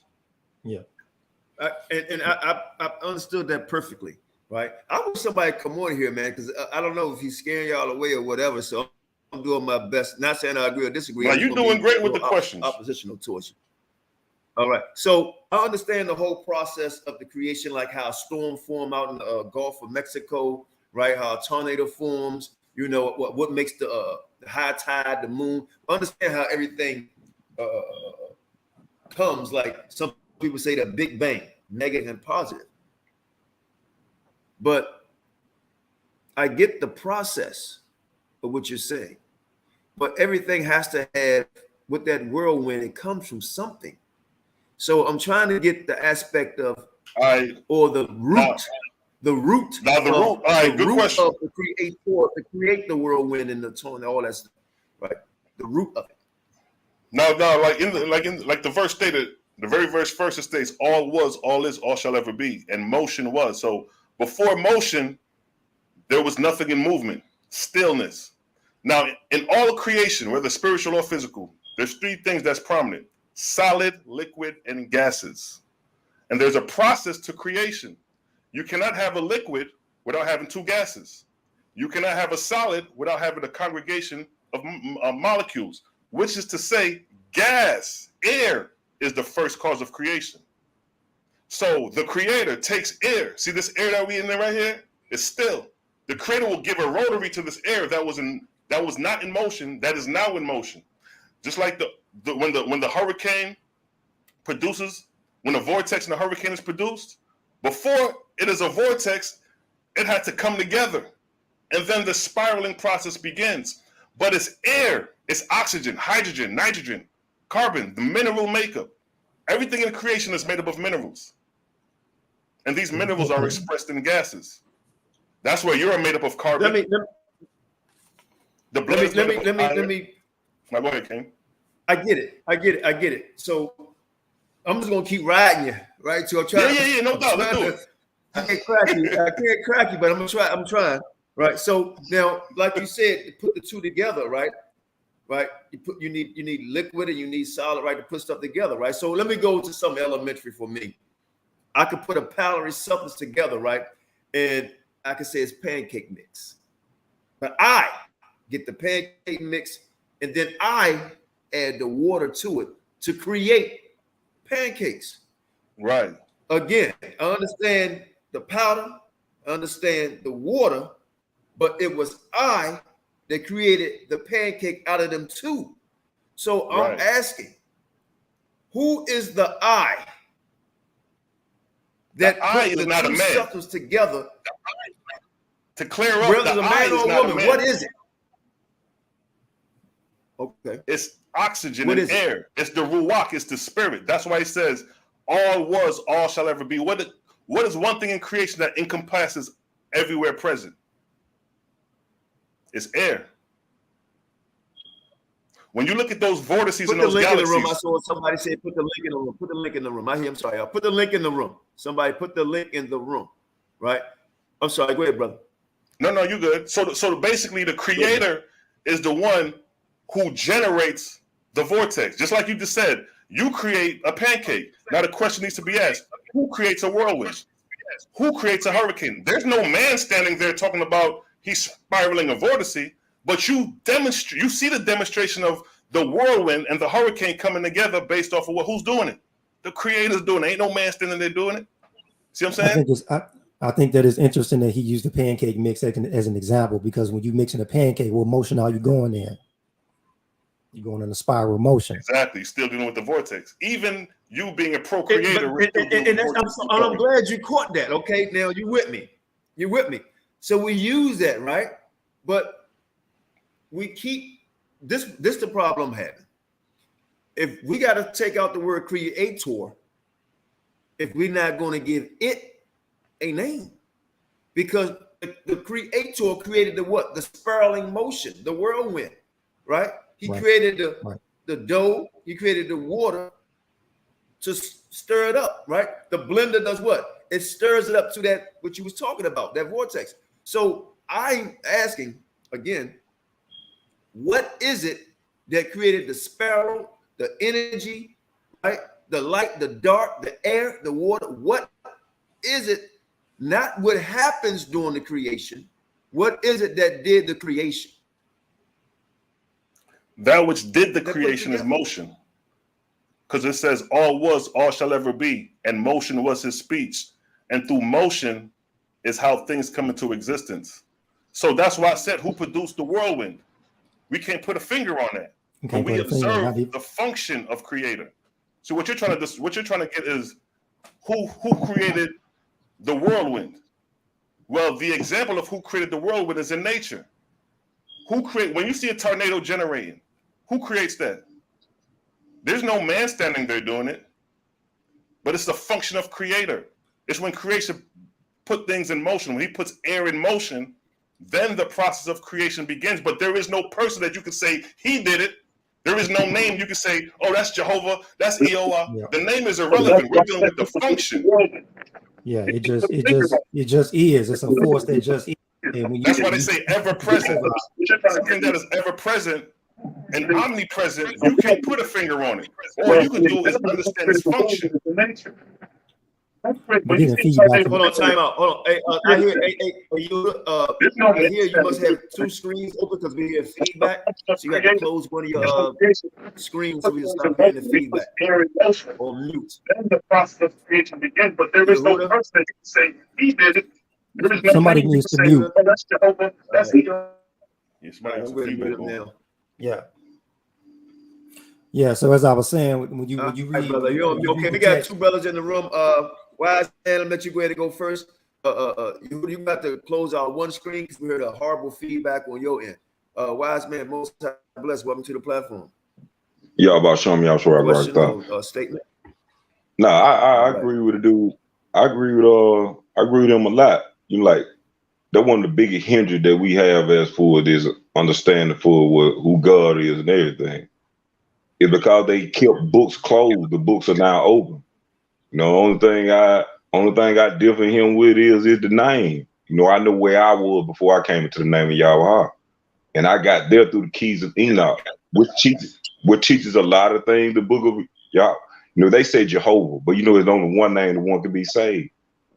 And to connect to what he calls ship is that Adam Cab done is when your mind is free from all the lies that you've been taught. You know, the Bible said, be not conformed to the world, be transformed by the renewing of your mind. Like we living in the day and age, like bro was teaching a second ago. Man, you can't live your life with all those teachings that we once had. No, man, it's so many other books, there's so much other things that you had to put your hands on. You know, that's why I don't deal with Hebrew Israelite camps. Because they tell you like you can't pick this up, you can't pick that up. Right. How would bro know the things that he know and be able to teach tonight if he didn't pick those books up? Facts. Right. You know, you can't live if you limit knowledge, you know you're gonna lack a lot of understanding. Right. And I was taught as a little boy, you know, here in Mississippi, understanding is the best thing of the world. That's right. Right. And I appreciate, you know, like I'm brief with what I do, man. You know what I'm talking about? Like, I appreciate you, bro, putting that knowledge out there and breaking it down the way that you broke it down, you know. But now, how you said that for like was God in the Bible. If you go through the blue letter, you got to do what you say. You got to distinguish. When is he talking about a woman as a goddess? When is he talking about the Most High God? When is he talking about a ruler or judge? And, you know, that's why I tell you, like, you know, like I stay into it with ISUBK and them. You know, I call them their show because you're playing with the word of God. So I got something to say. I'm a commandment keeper. I'm not like the rest of them. You know, I don't call it a debate. I'm calling to you. When you're playing with that word, I got to say something.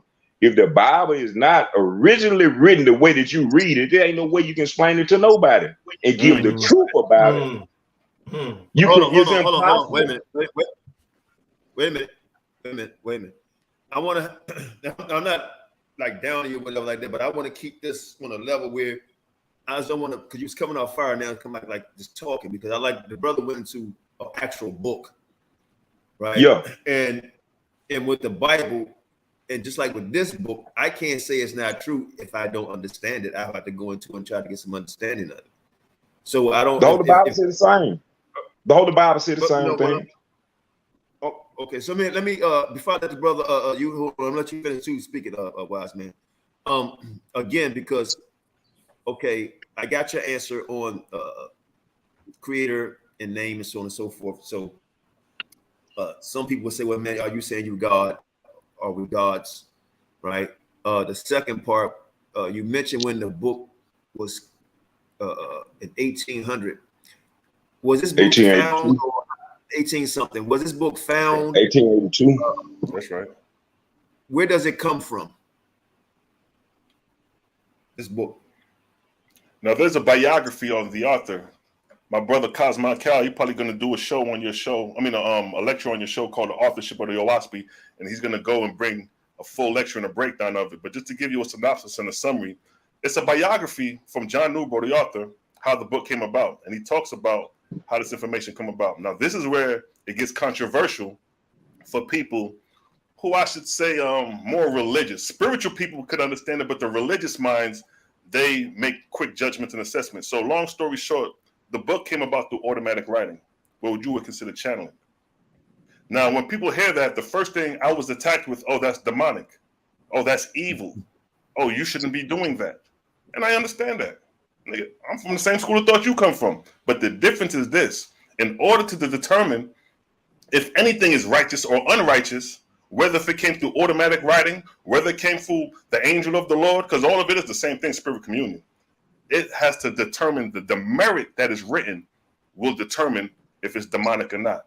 If this shit was demonic, beloved, if this shit was evil and satanic, I wouldn't be wasting my time on nobody's channel. I wouldn't have been putting years reading this shit. But being someone who has invested over a decade in this book and got over 200 videos on YouTube, I've been doing this over 12 years. I'm the first person on YouTube to bring out this information. And all these other brothers that came behind me are the army once they started seeing the validity in the book. You see what I'm saying? So it came through automatic writing. I think Vortex probably got a lot of this teaching from you, because I heard, I was like, oh no. That's why I was telling everybody, let me say this.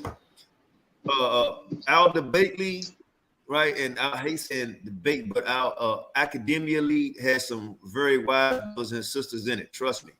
You know, and we don't have to agree on everything, but we're going to respect each other in our understanding or overstanding of it, right? So before I let you on, Judah, I have one more question, and this could be a yes or no. If you want to elaborate later, if it's a no, you can elaborate later. Do you pray? And if so, to who? Yeah, we pray to the Creator, and what we pray is that we can help others in righteousness. So my prayer is to how I can help my brothers and sisters to do good works, because the service done unto others is how you resurrect and ascend according to your grade. So the more you do righteous to others is the way you raise your spiritual grade. When I showed the graph of the spiritual ascension from grade 1 to grade 99, that ascension has to do with the service done unto others. So my prayers and our prayers deals with how can we help our brothers and sisters, because those are the most active prayers from the Creator, because with those, you're actually demonstrating action in your words and not just praying. You know, a lot of time when we pray, after we pray, but we feel good, like we done did something, and then go back and sit down on the couch and watch TV. But Jaja said, no, when you pray to me, go out there and serve others in righteousness, and then by your actions will I show my works. And Cosman, when it's over with, man, let's talk in the and one thing, Wise Man, yo, I heard Wise Man on on Tazariak show a couple times, because I recognize that voice, and the brother be going in with them Q&As. I done heard you before, beloved. Yeah, I heard that been voice. over here a couple of times. He did, no doubt. He'd been over here a couple of times. So when this program is over, or in the Academia Debate League, Cosmo, you can come on and do something too. So because we end up switching this over to the other channel, because this channel have class like y'all doing now, but I want to start getting both channels open. Yehuda, Judah, holler at me. What's happening, brother? ShaLom. Can y'all hear me? Yes. Yeah, loud and clear.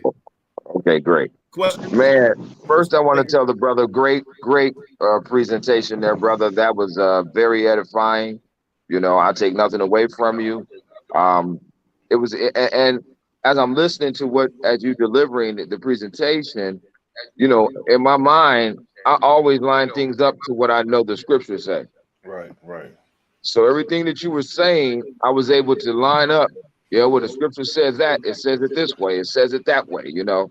So I'm looking at that and I'm going, okay, so that proved that to me is validity in the book. Right. You know, that part I look. Now, what I did, and now where I was kind of like, okay, I want to know, I got to look more into this thing right here, because a couple things do throw me off. I'll say this. That name Jehovah, because I have put some work into researching that name and coming up with where that came from, right? Also, I understand that who uses that name. There are a few groups that I know that use that name. One being the Jewish people. They actually, Yahweh is synonymous with Jehovah. That's number one. All right, but the other thing is that also Masons use the name Jehovah. People don't know that. That's right. You know, but they also use that name Jehovah. So, and now I'm trying to, you know, so it puts me there. So I know I'm more intrigued now to find out what's really all behind that. You know, I'm not saying, brother, I think you're trying to serve the Most High. You know, like I said, I honestly believe that in your delivering in your presentation there. And I love the diagram, how you put it, because that is what it's supposed to be about. What the message of the word of the Bible is. It's about what's the two greatest commandments Christ said. Time out real quick. Time out real quick, brothers. Malachi, I want to let you in, but it's not allowing me to let you in. It's saying something you don't have hooked up, earphones or something. Okay, wait a minute. Might have you. Okay, I think we got you. I'm sorry I cut y'all off. I want to make sure I get my brother on. Gotta get him on here. So ask the question. I think you asked the question about Jehovah. Then we're gonna let Cosmo Cali come on. I think we're gonna give y'all a headache. Sound like to me. So that's your question about Jehovah. And then we'll let the brother Cali speak. Yeah, well, you know, I mean, like I said, I've done my own, you know, studying on that name, and like I said, I can tell you that it's synonymous with Yahweh. That part I understand already, and I also know that was a God that our people once followed. What we once followed when we were in error. You know, I followed that part. I've done my homework and research enough to know that. You know, so that's what took me. That's why I don't use the name Yahweh or Jehovah.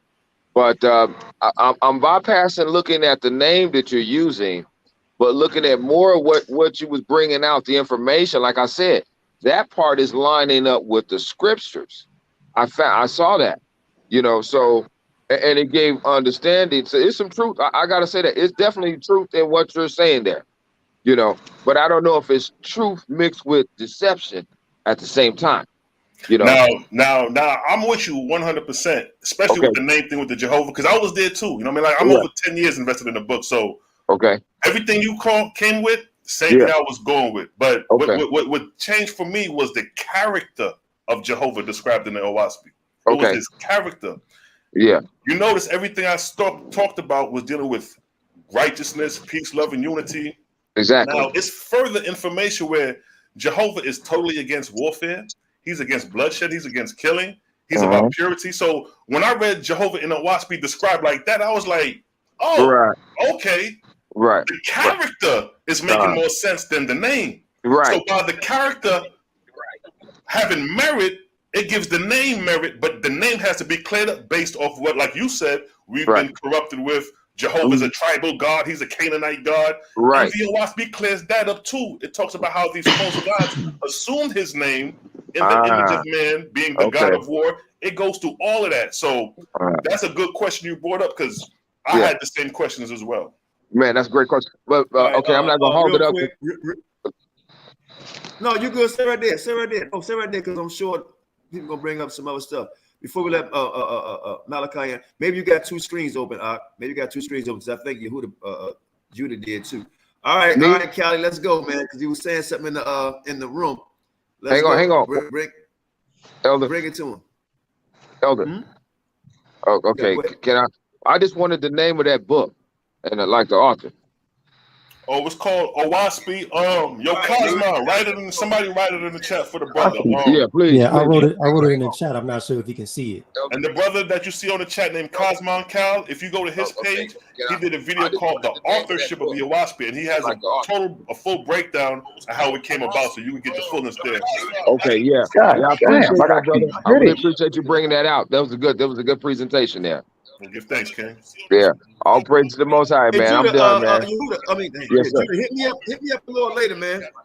Yeah. I had something I need to talk to you about too. Okay, yeah. All right. I got that passport too, so we're gonna make some moves. All right, Callie. Hey, Malachi, I think you got a feedback. I don't know. So when you talk, we gonna ask everybody to mute up. Go ahead, Cal. Shalom to you brothers, man. Great message tonight. SeLah. Peace, God.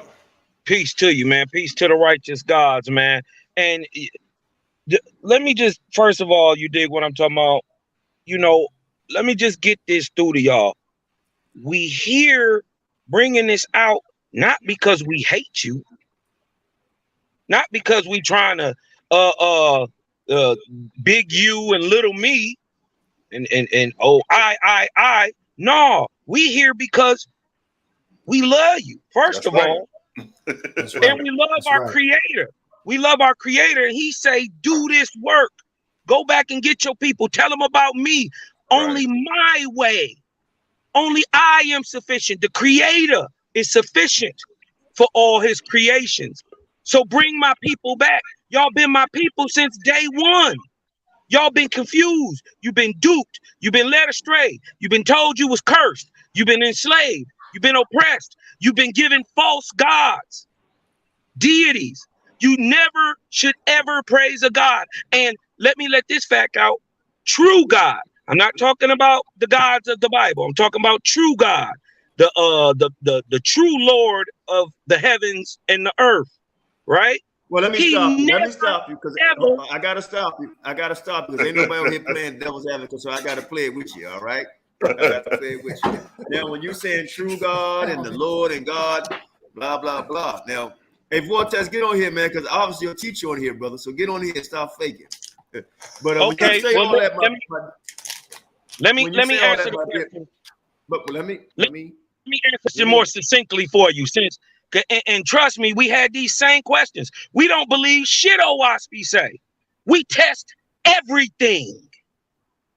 We don't believe nothing. We know it is the truth because we took it and we didn't believe it and we tested it and we found out that the creator is all truth. What the overall idea of what you need to learn quickly is that there is two God. Since y'all stuck on the God level, most people can't get past God level, right? Understand this simply, that there is two gods and there are two people. Let me just get this to you. There is two gods, a true God and a false God, or false gods. And you can apply it singularly, just like saying man, and man can be multiple. So there is a true God and a false God, has always been, will always be. But what you also need to know is there is a true people and a false people, and there is a false people who is trying to usurp your history, oh Israel, and tie your name into some bullshit that you never had nothing to do with. You ain't never killed nobody. You never praised the God, ever, ever, ever. You never praised the God, and as a matter of fact, you were enslaved. You have been oppressed and enslaved, 26 years, less than 6,000, because you wouldn't. Hold on. Before you go, let me get this thought out. 26 years, less than 6,000. 5,974 years you've been oppressed consistently because you wouldn't praise the Lord's, God's, saviors, messiahs of the world's people and the king's people. You would never praise them. You always praise the Great Spirit. Always. Now there is a people who have usurped your history, tied you into some mess that you weren't even there. They are trying to create their history by attaching it to yours, Israel, and they are not you. Let me say something else. Let me say something real quick before I let Malachi speak. And I agree with you 99.99%. I think the part that you missed what I was trying to say is that for me, right, and I probably can say this for a lot of Israelites, the ones that's conscious, is that God is a title. Oh, put the link in the room for Vortex to come on. Most High bless CUC, King Judah. All right. God is a title, right? And with the book I read, it says he's a jealous God, right? Because man to me came up with God, right? But God is a title, right? Just like people will call man Lord. That's right. Deities or gods, right? So this falls back to the question I was asking your brethren, and you can answer it after I let Malachi speak, because you said there's you got people and you got gods, right? And I said God is a title. That's right. We say the same. We say the same. But we also differentiate God between we differentiate. But you have to, but with objective proof that the creator and God is not the same thing. The creator creates gods. I understand that. So this let me God deal is with the title. Okay, so who gives God his title? Let me build with you. Let me build with you. I was setting it up. Just let me build with you. So we understand creator, God, titles, all that. That's where I'm going. So when we say God, and it seems like he was boxing us in, right? Because I don't believe in gods, right? So I'm not on that level. I'm really not. So when you say that, it goes back to the question I asked my brothers, right? What's the name of this? This creator, or what you would say gods? I'm not saying gods or God. We wouldn't say gods. Right. So I'm not saying that either, but you brought that up about gods. So that's why I said who. I don't think I use the word God. I use the word creator. I say who's the creator, one single. But hold that thought. Malachi, holler at me. Hey, peace, and blessings to the family. Bless up, man. Abundant blessings to the Abundant blessings to the FOPE brotherhood, man. Right on, brother. You already know, highly controversial. For y'all that don't know, I actually know this brother Qanath. I have his number in my phone. I actually met him in the flesh when they came to St. Louis back in 2019. Him, Sham, couple others, you dig? And we embrace one another, you dig? And we've been family ever since, regardless of if there's any type of differences or whatever. We as men know how to holler at each other. So right on for having my brethren zone, man. It's the creative gang right here. I rock with these brothers right here. You understand? Like, hey, on the real, hey, look, I'm gonna keep it solid with Israel. These brothers study. These brothers study. You know what I mean? So regardless if you agree or not, I will advise you swim at your own risk. You know what I mean? That's all I'm saying. Look, Qanath. Some of us, our track record in Israel needs no explanation. You understand? You one of them. You know, you've been around for a minute. Me, myself, I'm one of them. Been around for a minute. So if I'm telling you, look, these bros study.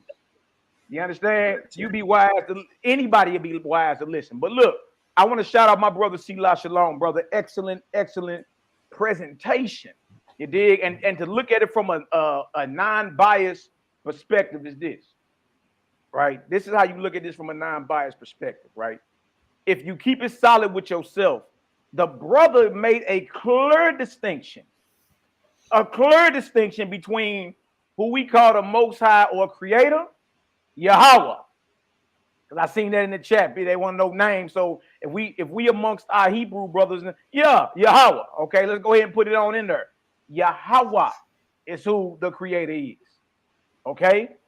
He made a very clear distinction between the Creator, God, Lord God, and Lord, the different ranks of angels and all that. Like, look, even though we may know from reading the Bible for all these years that God is a title, you understand? And that ain't the name of the Creator.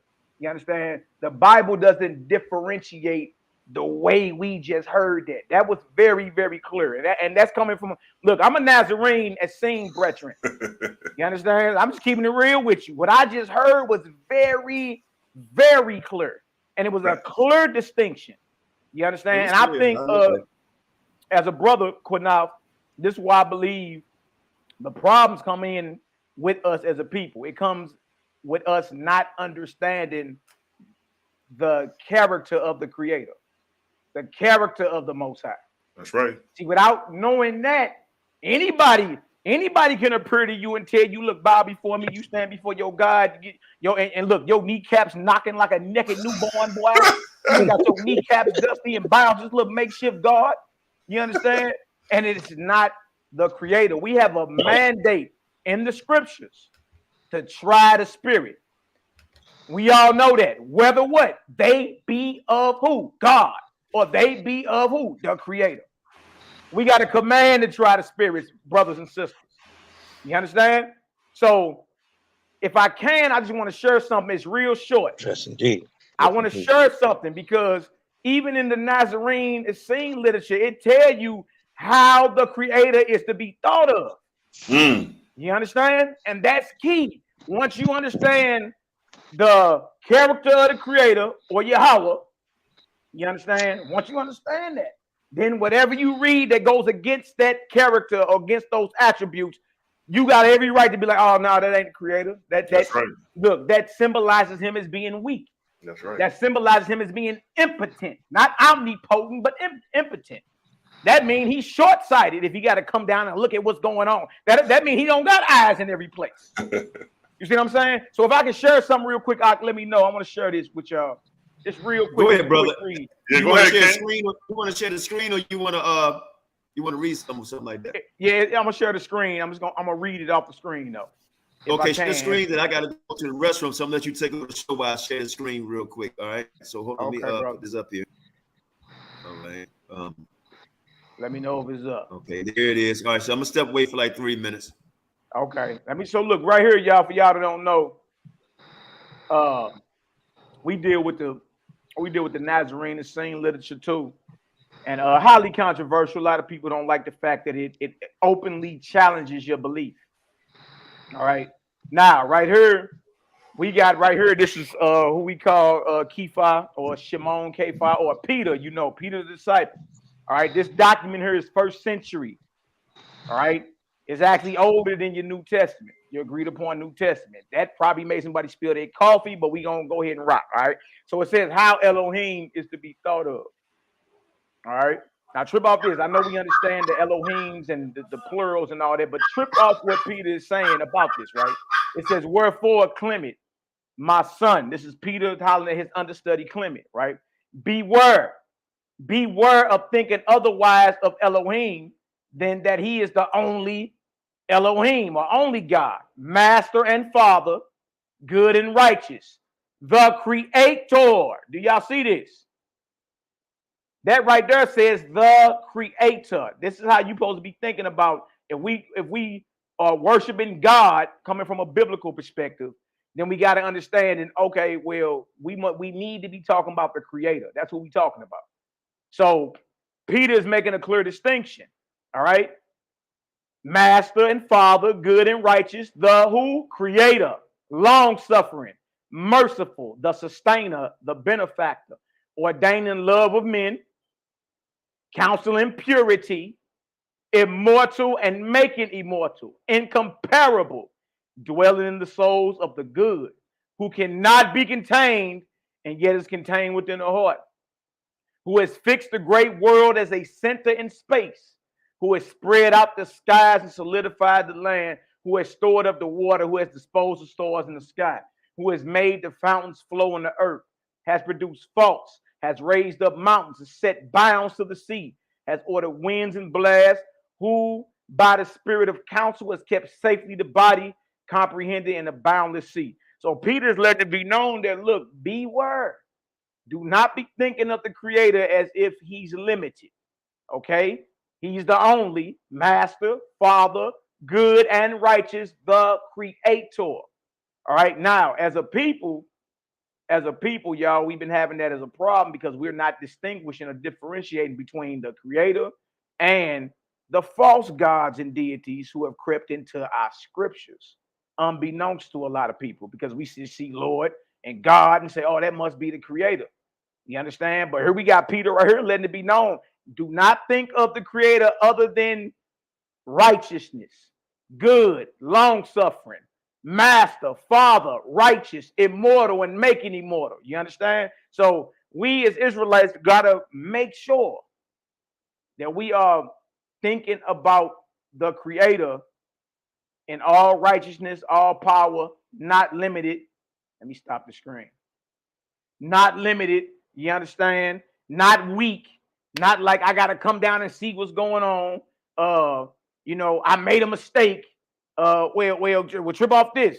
The Most High could do all this except deliver the children of Judah because the Canaanites had chariots of iron. You see what I'm saying? So when we start looking at certain stories, once we understand the character of the creator and start re-examining certain biblical stories, then guess what you're going to find out? You understand? There are attributes about the false deities written about the creator right in the Bible. You understand? So you got to learn to differentiate between the creator and the false deities. And I would say, just as your family, as your brother, start with the teachings of Messiah. Start there. Because he clearly taught something different than what the scribes, the elders, the Pharisees, the Sadducees. Start there and you'll start seeing the differentiation. All right. When Messiah said, you of your father the devil, and the lust of your father he will do. He was a murderer from the beginning and abode not in the truth. And when he speaketh of a lie, he speaketh of his own, for he is the father of it. So Messiah, Yahawashi, Yahshua, taught a different instruction and understanding than what was received in his day. You understand? That's all I want to share, my brother. No, stay right there. Stay right there. Okay. Brother, I accidentally kicked you from the room. I was trying to remove your screen. So I accidentally kicked you from the room. So please come back. They're going to put the link back in the room if you can't remember it. If anybody else know how to put it back in there, put it back in there because I want you to do this type of stuff. So Sham's going to put the link back in the room. And one of my moderators, she left to put the link back in the room. But yeah, that was great. So I'm still trying to get Oh, you missed a lot, Neff. You need to come on here because the brothers, I actually got Vortex teacher on here, from my understanding. You know, so it was a good dialogue. So that's all I just wanted to share, brother. Is just the fact that as Israelites, we got to start differentiating between the Creator and these gods, because we all know that a lot of culture dealing with Canaan, dealing with Egypt, and dealing with Babylon got amalgamated into what we know as the Hebrew culture. We all know that. Everything from the language to the sacrifices, a lot. You understand? So just be careful of attributing evil to the Creator. You understand? Because you'll get that. You dig? Like I good and evil. Should there be evil in the city and the Lord ain't done it? And you start thinking these is Creator, and it's not. It's attributes of the false deities, and people are assuming that's the Most High. You understand? And Messiah, who we call Yahawashi or Yahshua, he clearly taught the difference. He clearly taught the difference between the Creator and the false deities and gods. I would challenge our brothers and sisters to get back with his teachings, and you'll see a lot of times he taught different than what was received and written down by the scribes of his day. That's all I wanted to say, Aki. Oh, I appreciate that, man. You know, your wisdom is always needed and appreciated over here. You know, and everybody, please, you already know Malachi, man. Go subscribe to the channel. I'm letting the brother back on, but before we let anybody else speak, I'm gonna let my dear brother Vortex speak. Nephtali Champ, you come in the room. Vortex, holler at me. Peace. Can you hear me? Just loud and clear, brother. Man, peace to the brother SeLah, ShaLom. I think we had a little build some years ago, and I'm glad to hear the brothers talking about this, because I think y'all can probably hear what I've been telling y'all for years now. And the other day I was having a conversation with you and Nephtali, trying to tell you that God didn't have a penis. God wasn't a man. Y'all seem to think God uses the bathroom and plays basketball. Hold on. Vortex. I know you're being funny. Brother. Vortex. No. Vortex. Hold on. See, there's a difference, Vortex. Here's the difference, bro. I know you. No. I know you being funny, and that's good. Nah, that's what you said, brother. Saying, God using the penis and all that stuff. And stop it. Go ahead, bro. Stop. All right. And I told y'all, and I agree with the brothers in a lot of ways until they start getting into the Israel stuff. And I told y'all the Gnostics were the true Christians. That's why the Catholic Church stomped them out. I told y'all I was the New Testament Mr. Christmas. I told y'all Jesus never talked about that God in the Old Testament, the demiurge. I told y'all that God is a force, a force that doesn't respect person, meaning that it's a neutral force, bro. And it doesn't have a favorite ice cream, a favorite people. It's not a real estate agent. You know what I'm saying? It's omnipresent, permeates through everything. So I agree. And I'm glad, even though I have some discrepancies, you know what I'm saying? Because Christ never used that name, that demiurge name, YHWH. That's the name of the false god. That's the only way I would really disagree, beside other nuances. But I'm glad that I told y'all you got to be able to make a difference between the politics that was put in the Bible. The human part, there's still divine truths, but it's been edited. And a lot of things was done in the name of God. And they said, and I told y'all, be careful when people say God said this. And y'all, whenever y'all see those words, you get all finicky and loosey-goosey because it said, and the Lord said. But who's the Lord right there? And I told that's not the true God. The true God is all love, all good, never ordered a war. That's right. None of that. The true creator can't even look upon stuff like that. And that's what I be trying to tell y'all. So you're worshiping the devil and not knowing it. Actual facts. So peace to the brothers, man. Let me intervene just real quick, and I want the brother to come back in. I kind of think that you misrepresent how we see things on this end, because we don't look at it that way, man. We know how the Bible is written, right? When it say God and Lord and all that, and because from what I understand, we're only supposed to say the name. You know what I mean? So I get you on that part, but let me go into this before I let the brother go in. What is it that you disagree with the brothers on, man? because I like to hear what is it that you disagree with. No, don't come with all the love and shit. Don't come with all the love. I want to agree with. Well, you know, I think me and SeLah had this discussion like 4 or 5 years ago. I don't know if you remember, but they still talking about Israel or God has a chosen people.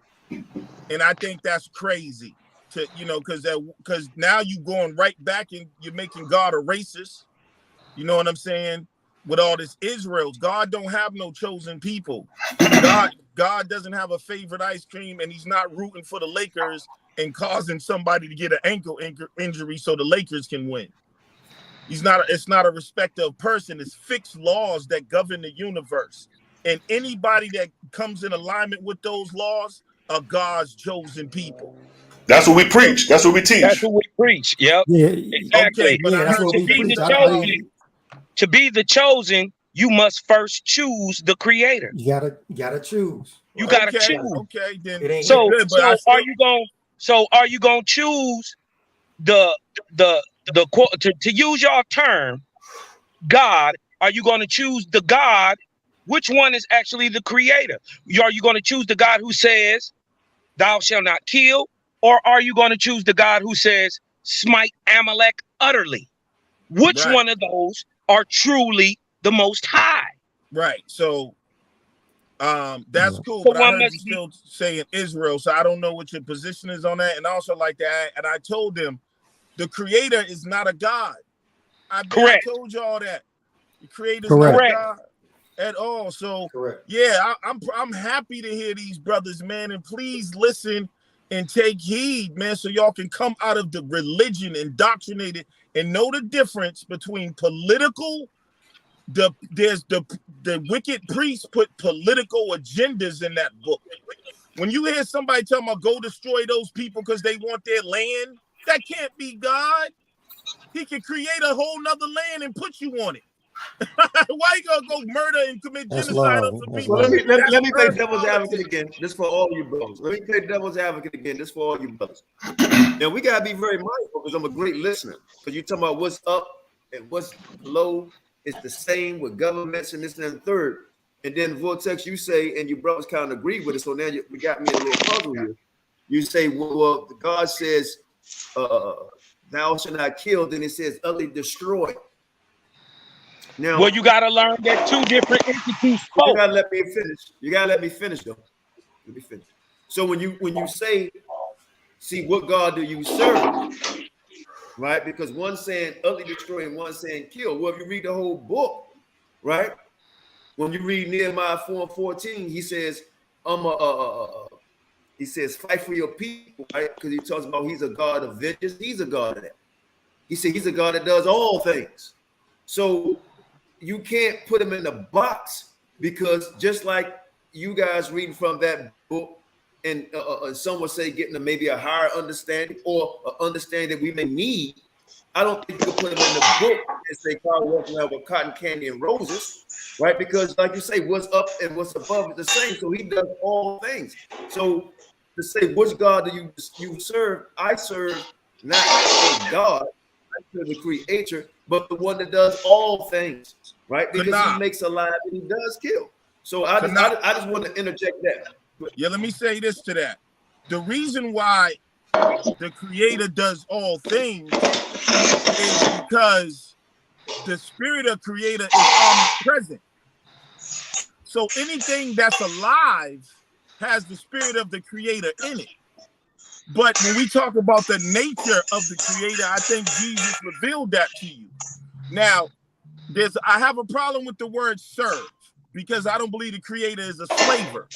But when you come in alignment with the creator, you become the embodiment of the creator, just like Jesus. And you carry out the will of goodness. Nobody has to serve nothing.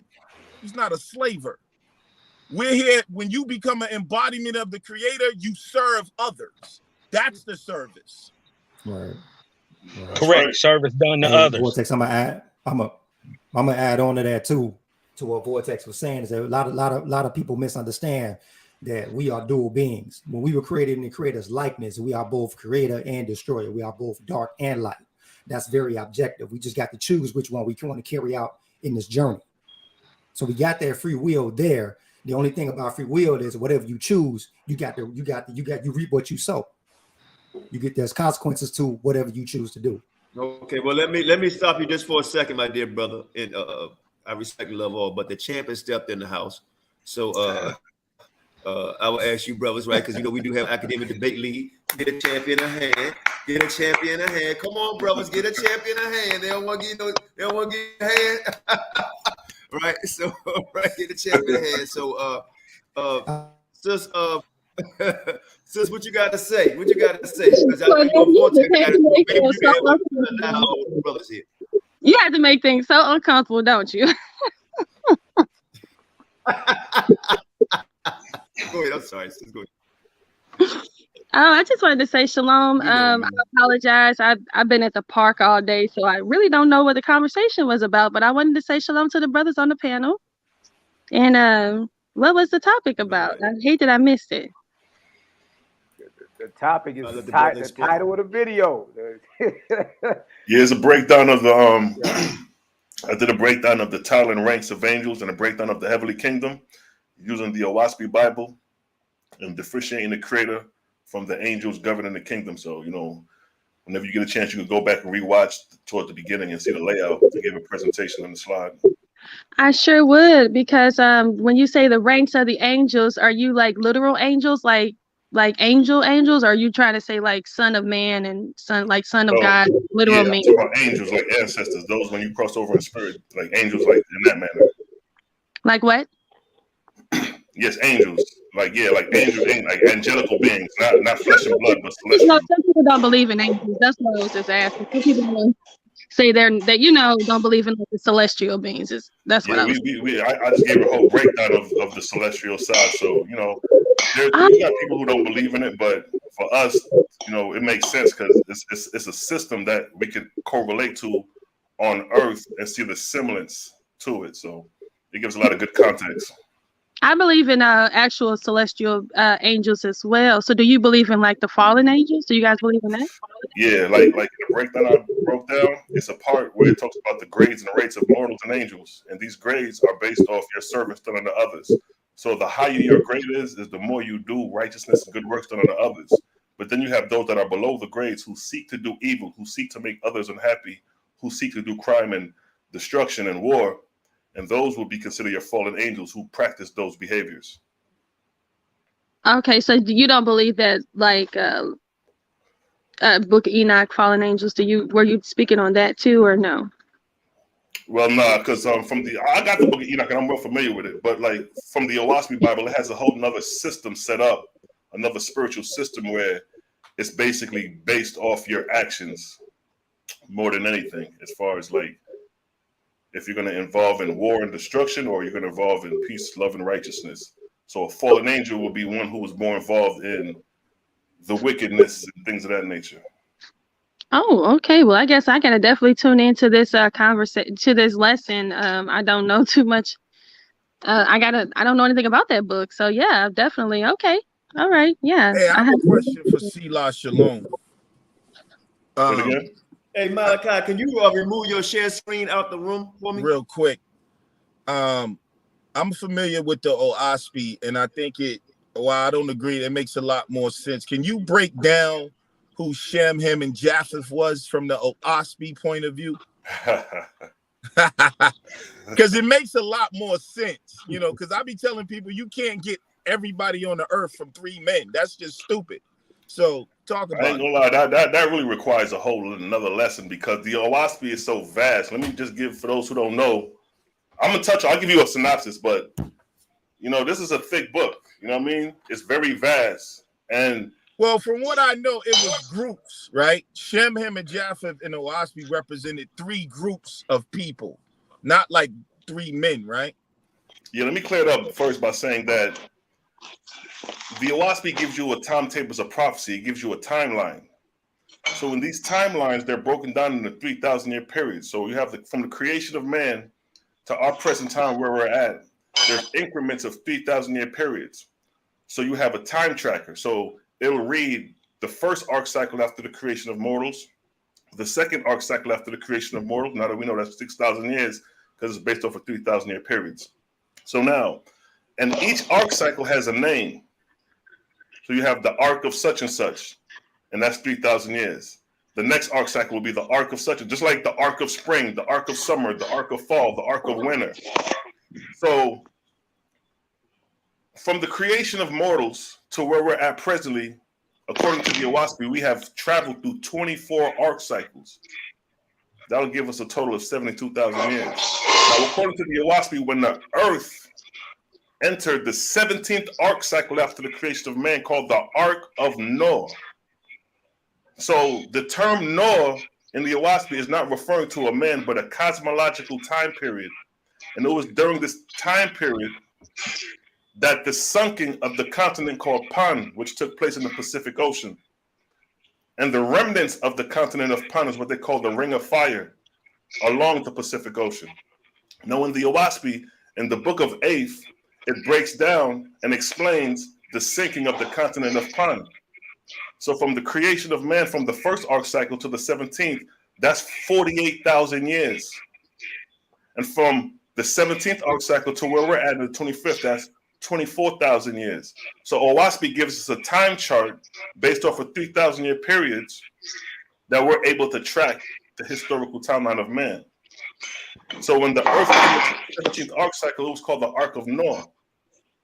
And then the commandment came from the creator through the Etherian angel that there was a decree to sink the continent of Pan because man had descended low in the grades. Man had basically become barbaric on this continent in the Pacific Ocean. Some people call it Lemuria Mu, but in the Awaspi they call it Pan, P-A-N.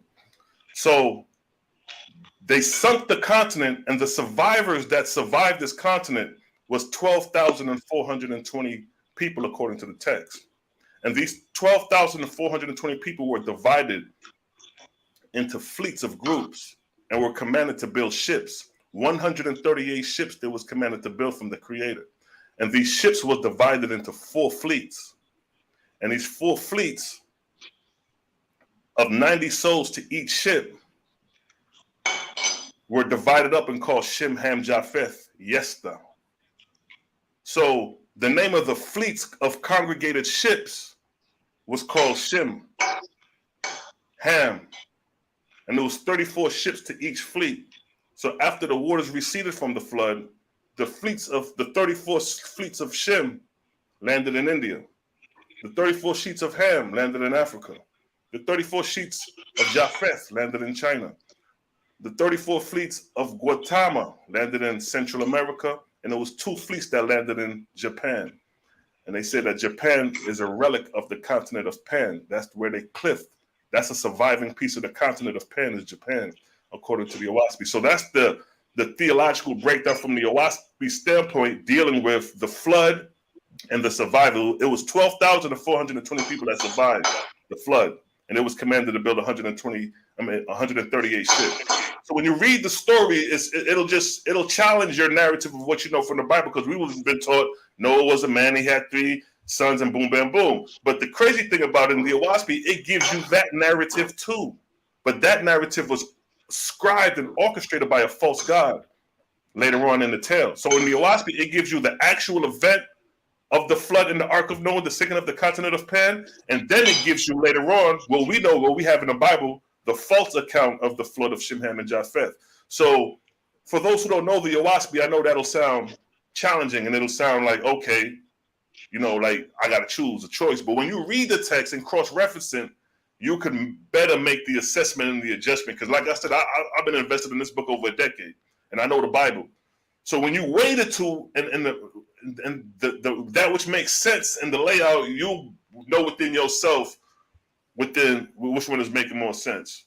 Okay, let's let Cosmo get in there. I see Malachi wants to say something. I know everybody wants to say something on that. And Cosmo, don't let me forget, because you're supposed to be doing the class, bro. So he's going to do something also, if I'm not mistaken. And then you come back to another lesson. Oracle, I saw you was laughing about the 48,000 something years. He said, so come in the room. The link is in the room. So Malachi, Anybody want to speak on what the brother I got just said? time charts too. I got charts to show that the time, like. No doubt. Yeah. Go ahead, Malachi. All right. Well, look. I know the time period sounds so crazy and extravagant dealing with us as Israelites because we claim we follow the Hebrew calendar. You know what I mean? The Hebrew calendar is lunar and solar. All right. We all argue about when the new moon is, how you set the dates, and all that. But don't nobody ever want to deal with every calendar has a time on it. Every calendar has a year on it. So based off the Hebrew calendar, based off the Hebrew chronologies, what year is it? And once you realize, according to the Hebrew chronology and the scholars, it ain't even been 6,000 years since the creation of the world. That's why when a brother tell you, the flood went down 24,000 years ago in the Pacific Ocean, and if you want to look at something in real time, Google the Ring of Fire right now. If you think he mumble mouthing, Google the Ring of Fire right now, and then what's gonna blow you? Look, that's a sunken continent. That's something in real time you can see right now. It's called the Ring of Fire. It's in the Pacific Ocean. The floor of the Pacific. The floor of the Pacific. So what I'm saying is it sounds crazy because when it's time to put time on something, you dig? We gotta realize as Israelites that look, the calendar that we dealing with, y'all, ain't even 6,000 years. It's the year 5782, according to the Hebrew calendar. 5,782 years since the world, not even since Adam. Hey, let's do this.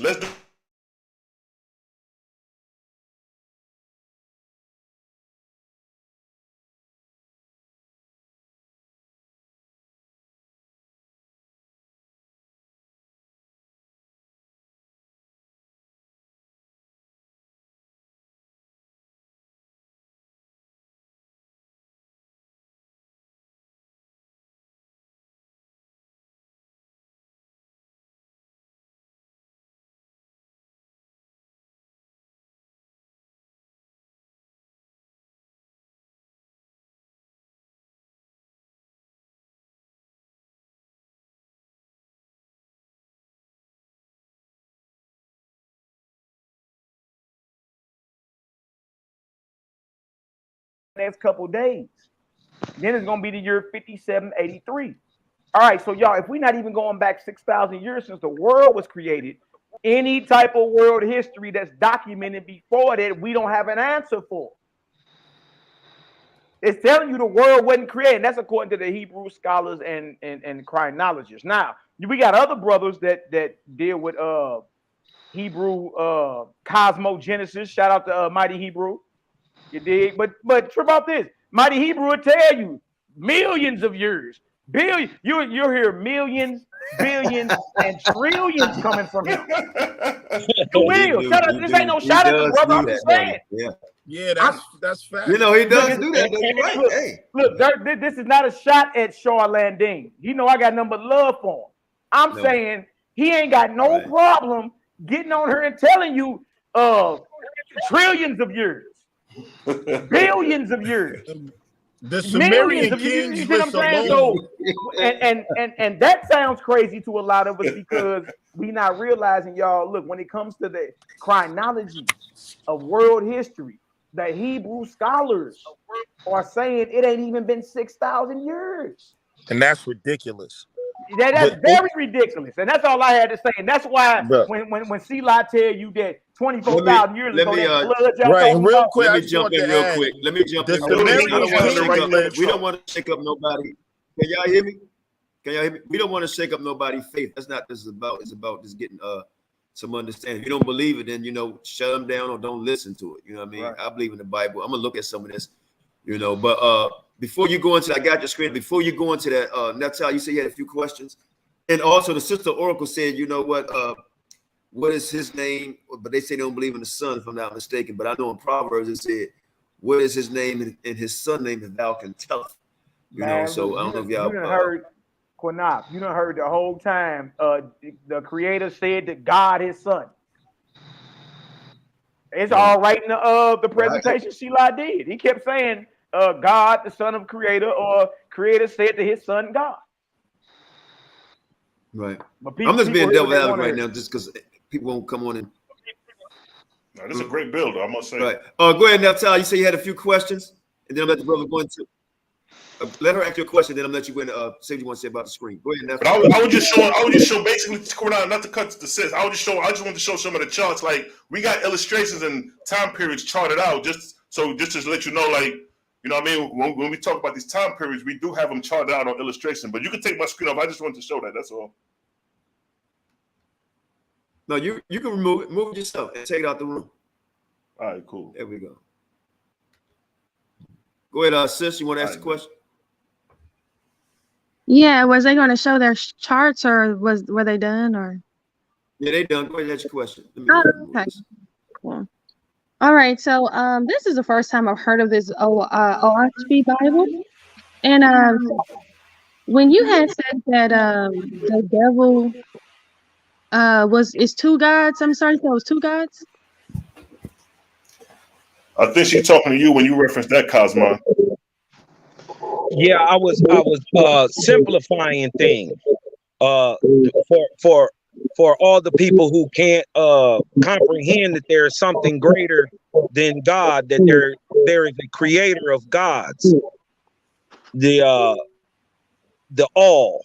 You dig what I'm saying? And there just like in the Bible, it said, "Ye are gods." So there are multiple gods.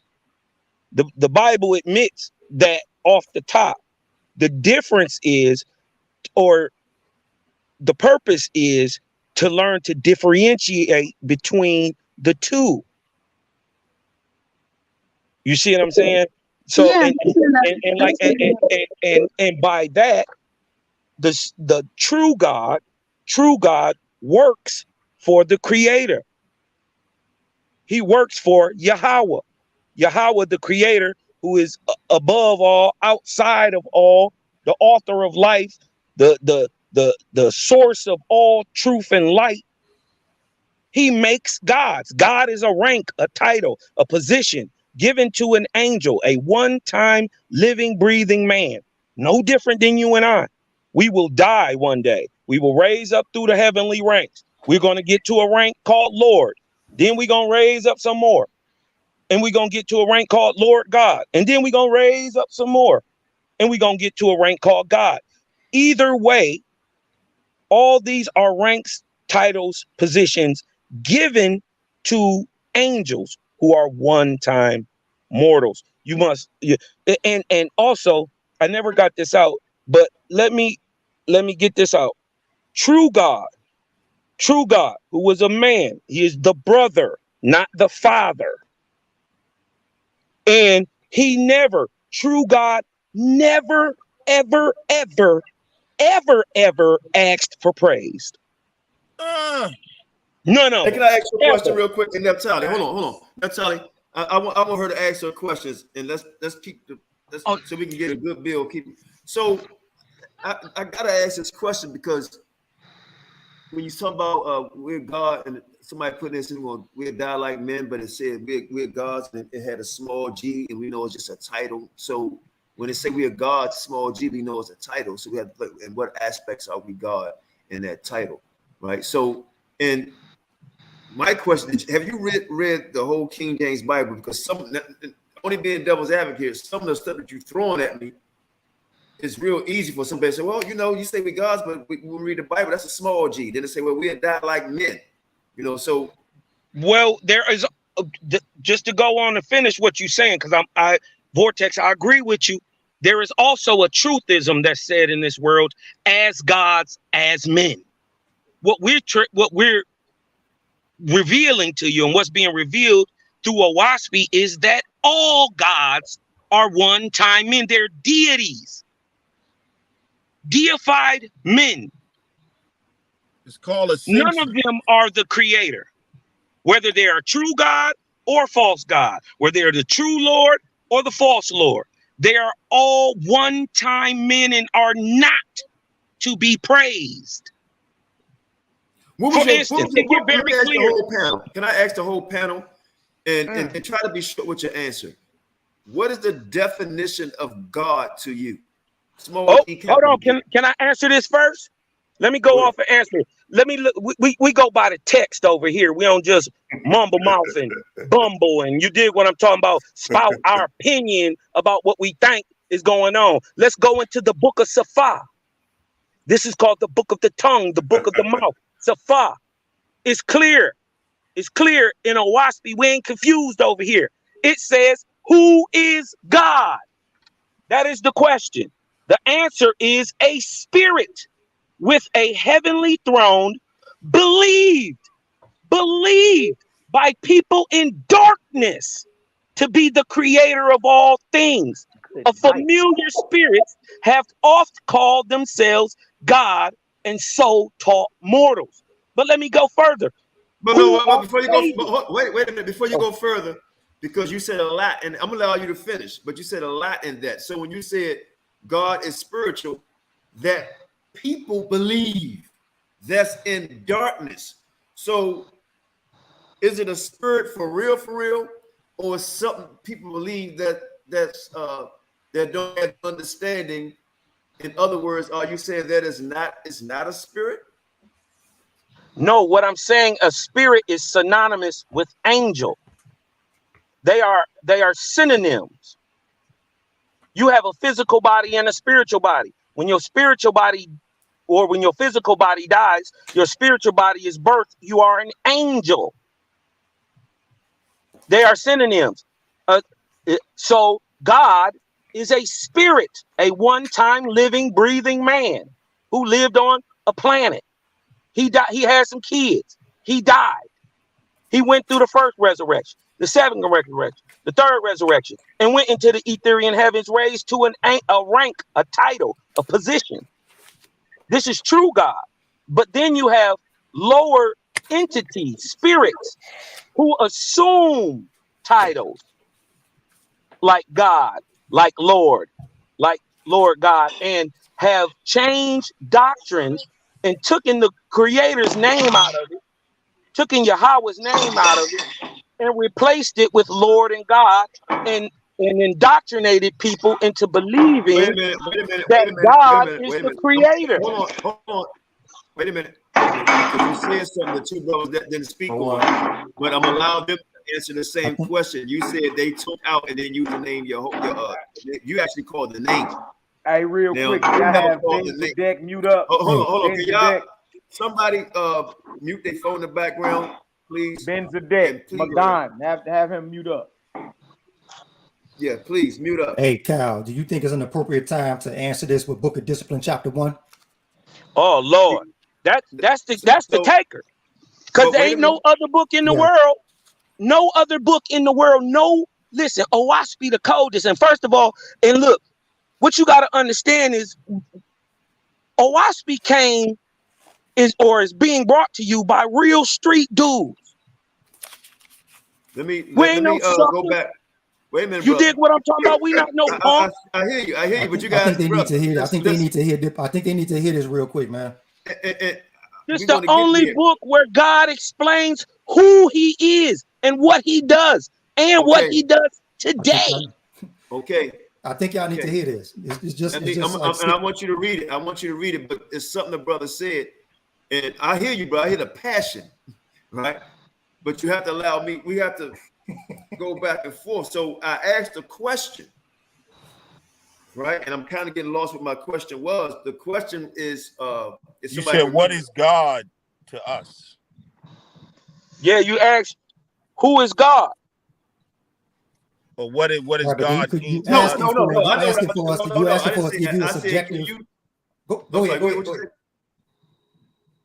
What on? That's okay. So with the question, what you asking, who is God to us? You're asking us to give a subjective opinion definition on what we think God is, or who we think God is. We to Kyle's point, we can give you out of the book. We can give you out of the object objectively what God is. Okay, go for it. Okay. All right. Book of Discipline, chapter 1. I'm only going to go up to 1 to 6. This is the word from the organic heaven. Hear the words of your God, oh man. Check this out. I am your brother, risen from mortality to a holy place in heaven. Profit in my wisdom and be admonished by my love. For as I am your elder brother, check this out. Here's your destiny. So shall it be with you to rise also in time to come. He did not say he was the father. He did not say praise him. He did not say go kill people for the land. Okay. So shall it be with you to rise also in time to come, and look back to mortals and call them to the exalted heavens of the Almighty. There you go. Uplift. You got to uplift others. Righteous work. That's the service of Jehovah. To Jehovah, all adoration and glory forever. Amen. Let's go. This is true all God life, speaking. Motion. This is true God talking.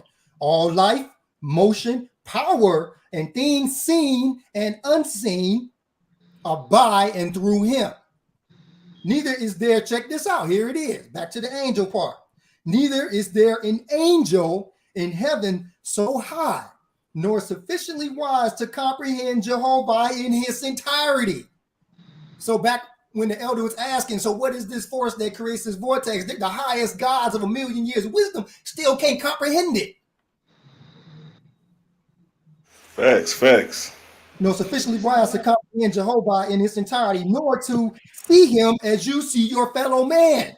I'm going to read that one more time. Nor to see him as you see your fellow man. He is not a man on the throne. You don't see him like a man like you and me. It's ever present. It's everywhere. One man only occupy one space. Ever present occupy everything.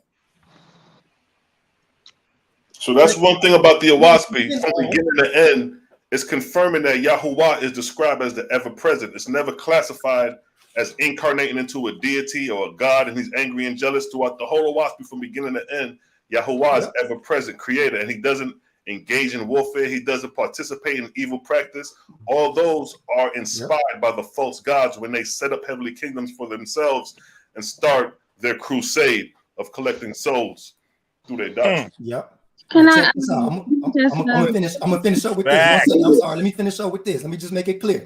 Let's finish up with this one right quick. I'm gonna hit the 14. Just what SeLah ShaLom was just saying. Watch this. Hear your God, oh man. Watch this. And distinguish then that the two, God and Jehovah, are not the same one, nor is your God more than what you shall be in time to come. That's out of the mouth.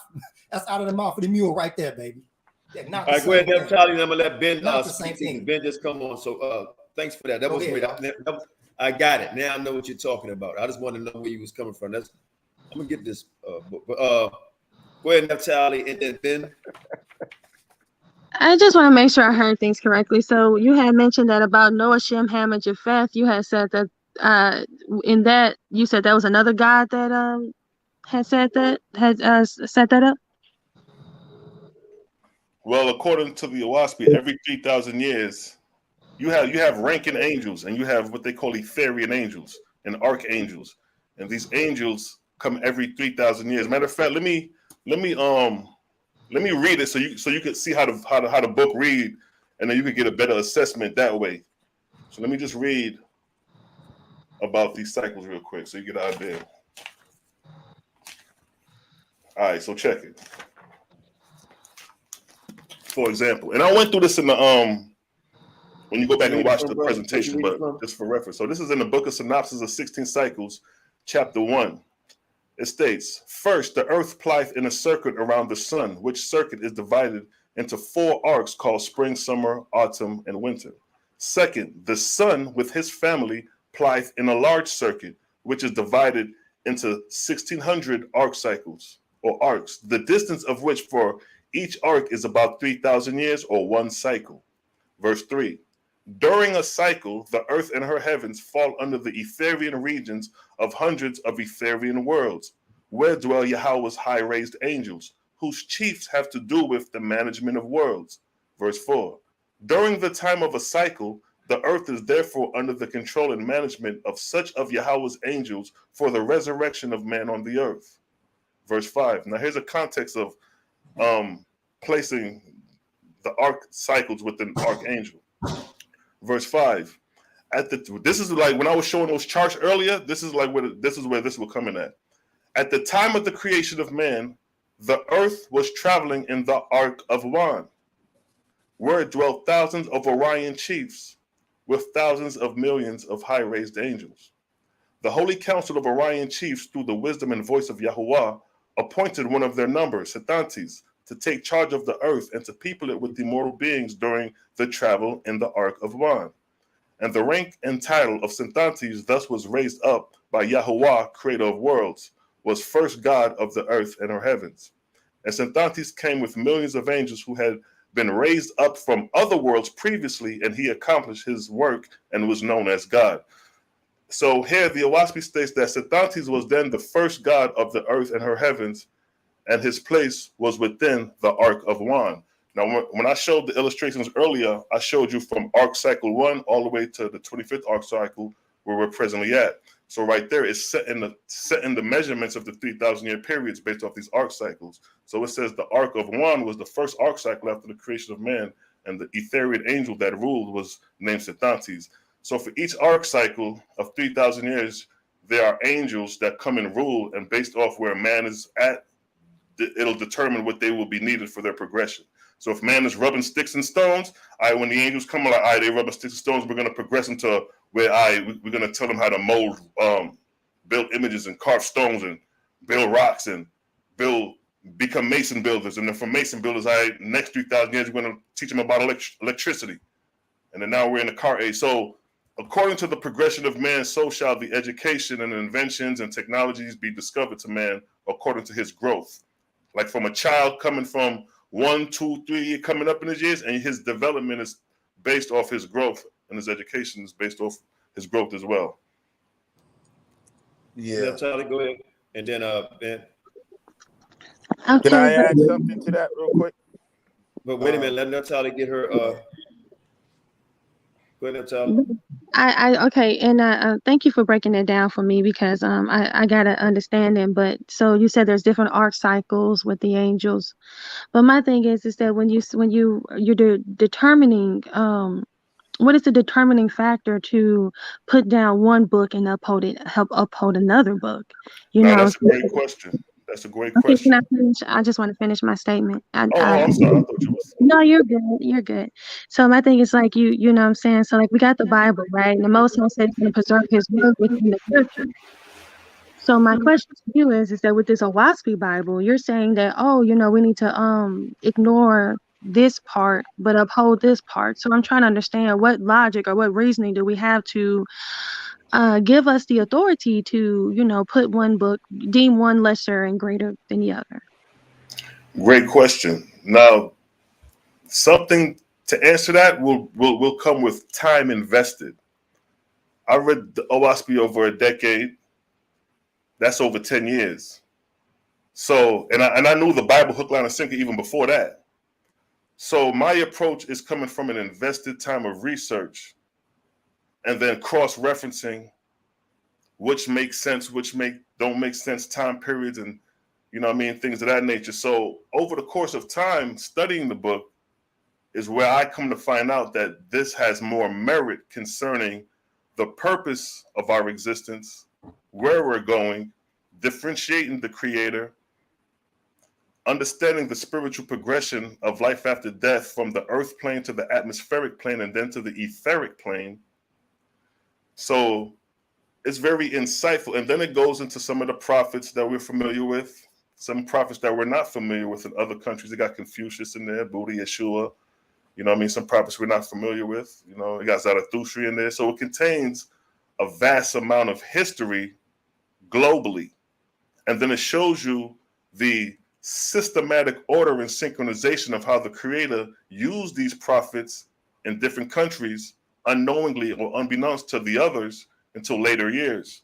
Let me interrupt real quick. We thought Abraham was over here doing this. It was another guy in India doing a similar act.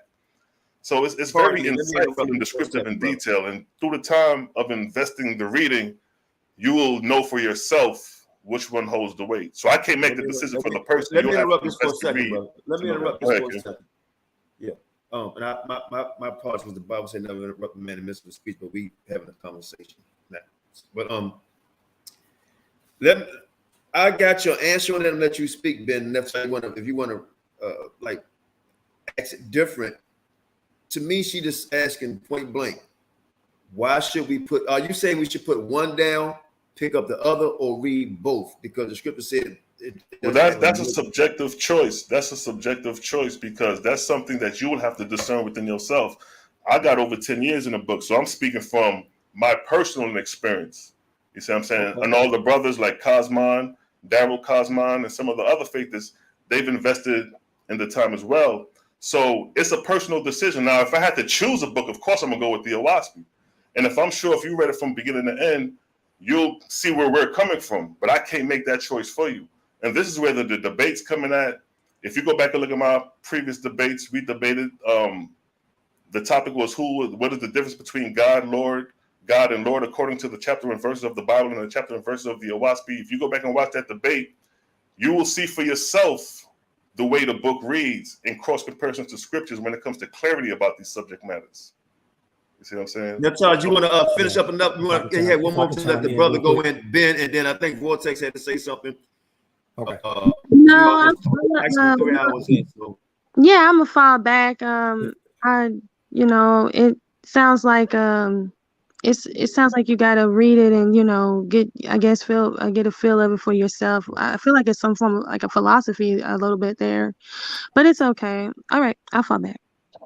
Ben, and then I just want to chime in for like 30 seconds. I want to let Ben. He's been waiting very patiently. And then go ahead. Go ahead, Ben. Shalom, bro. Morgan. I don't have my glasses on. I can't really see. I know I see Ben. Ben Zadek Magan, son of righteous, the shield. Where you at, Ot? His mic is muted. Oh, you're on mute. We can't hear you. There we go. You're on mute. Unmute yourself. Hey, Shalom, Mishpacha, Akim, Chaot. I'm just listening because it's very insightful, and I'm not forming any opinions as yet. I have to do what the brother said. I got to investigate. But I'm trying to open a document that Zion Lex recently broke down Noah's flood, and he by the way of the Hebraic gematria and the language, the Hebraic thought and the depths of it. And a lot of it comes similar to what you just read from, what's the name of that book? The Ha. And for some reason, I cannot open the information that I composed about that because I wanted to share it just to see how it match up. Right. But one of the things he said was that the ark, Teba, right? That's the name, that's the word, right? For ark in Hebrew, correct? I ain't a linguist. Okay. But I think the word in Hebrew for ark is Teba. And when he broke down the word, he said the word is related to the word tabon, which means word, but in the sense of to build, to like a redemptive, it was like a redemptive period, a regeneration per se. So there was a specific teaching that went out to bring man back to a certain level of consciousness because of the degeneracy that exists. But I can't open the document right now. So like I'm saying, I'm listening. The other point, I would like to ask a question just for clarity, because I just tuned in. Earlier you said that Yahweh is existence, right? Right. Means existence, right? Did you say that? Well, as far as what the creator, we refer to Yahweh as the creator, and then we describe Yahweh. Right. And in the book that you're reading from, that's how the Yahweh is described as existence. Yeah, he's described as everywhere present, and as a comparison to something in creation that we could identify that's everywhere present is the air, the ruach, the space. Right. See what I'm So saying? are you saying that the Torah or the Tanakh does not convey that same idea? No, because when you start off with Barashit bara Elohim, and as I broke down in my lecture, when we look at the Strong's Concordance for Elohim, it brings us to 430, and it has several classifications that is associated with Elohim. One is angels, one is deity, and another is idol, all classified with the title Elohim, and all those are objects, basically men. All right. Now, what I would interject into that,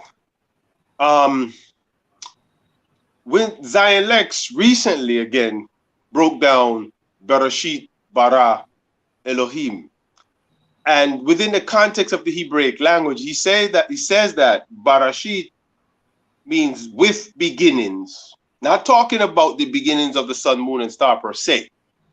He said the word bara, the way the nikudotes are placed under the word, the aleph in bara represent he, as in Yahweh. So it would read Barashit bara, with beginnings, he create Elohim, which means Elohims are created objects. And I would go on to say the elements of nature, the Malakim, etc., etc. Right? So he's saying, from a Hebraic standpoint, that's what is conveying. It's not saying that in beginnings Elohim create the sun, moon, and star. It's saying the Aleph stands in representation of Yahweh. Because when you do a numerical breakdown of the letter Aleph, when you spell out the words and add up the numerical value of the words, the letters that spell Aleph, like when you spell Aleph or Aleph, Lam, Pe, and then you spell out the Lamed, you get 26, which is the same numerical value as Yahweh. So the Aleph in Bara would stand for Yahweh. So, and then again, and that would correlate with what you just said, because within the Hebraic thought, Elohim is an entity that is yoked to the Aleph. The Aleph is the subject. So they are yoked in a student-teacher relationship. There's hierarchies, as you mentioned, those angels, and so forth. Now, the other angle that I approach the first Barashit from is this. I just delving into the Hebraic language, I realized that the word bar also means to purify, to clean. And so when you read Barashit from a redemptive perspective, that the earth was from the context that the earth was undergoing a regeneration because of the degeneracy that took place with the people, then it would make sense. So when you read Barashit, bearing in mind that bar in bara represent to purify, then it would read this wise. With beginnings, he purify Elohim et. The word et, even though it's what you call it, a definitive article, it actually has a meaning. And you find a meaning in Joel when it says that you turn your plowshares into prunux. And the word there for plowshare is etikem. But the kem is a suffix, and it means like their plowshare or your plowshare. So the Elohim et are the plowshares of creation, the created, that are bounded in a student-teacher relationship. And those that include everything you see here in creation. So those are the elements, the people, the environment, the water, everything had to go under a bar. Everything had to be purified. So with beginnings, he purified Elohim et, all of creation. And then it goes on and tell you specifically what? The sun, the heavens, Hashamayim, Wa'et, Aharetz. So in the sense that Genesis is talking about, which correlates with some of what you're saying, a purification period because of the degeneracy that took place. So it makes sense that when you read the second verse, the earth is without form or void, tohu wavohu, chaos and confusion. And then Jeremiah 4 verse 23 gives us regurgitate that same word, tohu wavohu, but he made it practical, that is relative to the state of the human consciousness and how it impacts the environment in terms of the degradation, the moral degeneracy. I just wanted to add that component. That's all. Yes, sir. Nice build, my brother. Nice build, you know. Can I add something, Qanath? Go ahead. Yeah, number one, you know, our brother Zion Lex is very learned, but he's reading the dead letter. You know, I hear a lot of linguists because there's no such thing as Hebraic thought when it comes to universal consciousness. And you're reading the book that was actually written by the coverers of truth, the Masoretes. So this is why Paul in the New Testament made a reference to the dead letter, because the letters can only point you to truth. When you're using words, you know, it's something that happens inside of you. You know what I'm saying? So I hear a lot of people get into, well, according to Hebraic thought, the problem with trying to understand the Creator through any culture is that it's watered down because it's filtered through the culture. The culture is what corrupts the understanding, because the universal Creator doesn't have a earthly culture. He doesn't think in like a Hebrew. He doesn't think like an Arab. It doesn't think like a whatever. So, and when a lot of people say, let's go to the Hebrew that was written by the Masoretes. The cover, the Masoretes, those are the people that y'all like to refer to as false Jews. And they tried to hide the truth with their dots and letters and the way they arrange stuff. So you're not gonna get no, you know, Hebraic thought. Is Hebraic thought God thought? No, but so brother, what I'm trying to explain is the letters and all that's important and it does have meaning, but you cannot filter the truth of God through a culture. And a lot of people always say that. I hear people going, well, the way the Hebrews thought.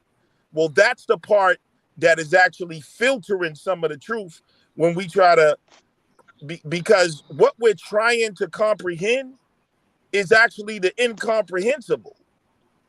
That's right. And it even gets more watered down when we try to do it through our culture, which is formed on earth in many different ways. But I also wanted to talk about something when they spoke about God and Vortex. I'm gonna be real quick, bro. No, I don't want you to be quick. I don't want you to be quick.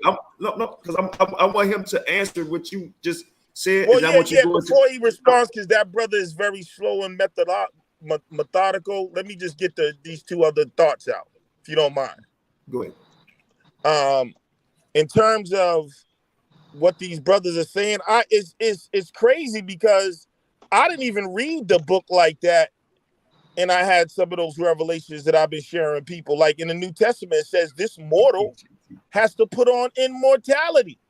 So that bears witness to what the brothers are saying in terms of ascension. That's right. And how, you know, man actually become angels. And then that shows validity to what our African cultures are saying when we called on the ancestors. That's right. But I also want to say that one thing we got to be careful of, because someone said, well, which book shall we read? We can't make no book an idol, bro. All these books are trying to point us to truth. So read all the books. Right. Every one of them. And become familiar with knowledge. Listen, as a detective, I want all the information. And that's the problem with religion. A lot of people, they kind of ignorant because they read one book. But read the Vedas, read the Book of Oaspi, read the Bible, read the Quran, gather as much information as you can gather like a detective to come to a sound conclusion. No book it has it all. You know what I'm saying? Because we actually carry the information within our spirits that have been passed down ancestry. There it go. There it go. The book is inside you. Right. Let So him, the books, let the brother Ben opening. get it. Let the brother Ben get a chance to respond, and I'll let you back in vortex. But I'm also let Don Pete been on very patiently. Ben, you can respond to Don Pete, and then Lex, you can be back. Whoever wants. My brother, listen.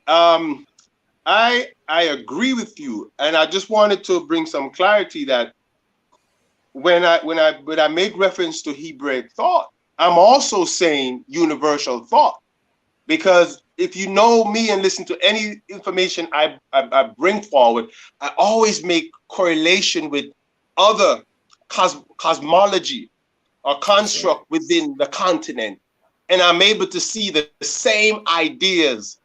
Like, for instance, when I mentioned the Akan culture and certain concepts, I find the same words in Hebrew and the same meaning. And in fact, the Akan system would also shed greater light on that Hebraic concept, and the Hebraic concept would also shed some light on the Akan, but they complement, they don't clash. There is no clash. The clash, I find that there is a clash when you looking at things that comes more from the Eurocentric perspective. But when you go more Eastern, you find complement rather than contradictions, right? Another thing, because even though we say, okay, the Masoretic this and the Masoretic that, we know that we can discern. And we know that from a scientific perspective, and feel free to correct me, you have 22 letters. They said you have 22. I'm going to say they, because I ain't never did the investigation myself as a scientist. They said you have 22 amino acids. You have 22 Hebraic letters. And the letters are based on things in nature, right? So if you know the concrete object in nature that these letters are based off, you know what those things in nature represent, like Sheen represent the teeth. It doesn't matter what Nikud that the Masoretic text put under the word. I know the meaning of that letter, and I can capture the thought even without reading the Tanakh. I can then look at a word and decode it without any form of dictionary, because I know the characters. These are elements in nature, and I know their function because it's based upon function rather than what somebody tells you. Well, so how when do you you said know that though, brother? Let me ask you that, because how do you know what the letters mean? Hey, Vortex, please let me let Don, because Don been on here for like a half an hour longer without saying like one word. Let him. Hey Don, you know you're regular, so I'm gonna give you a few minutes, but I want them to finish building. Go ahead. Absolutely. Cool. Can you hear me okay? Don P. Don P, you got the floor, brother.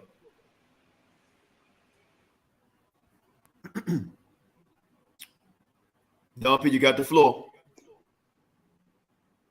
All right, Vortex.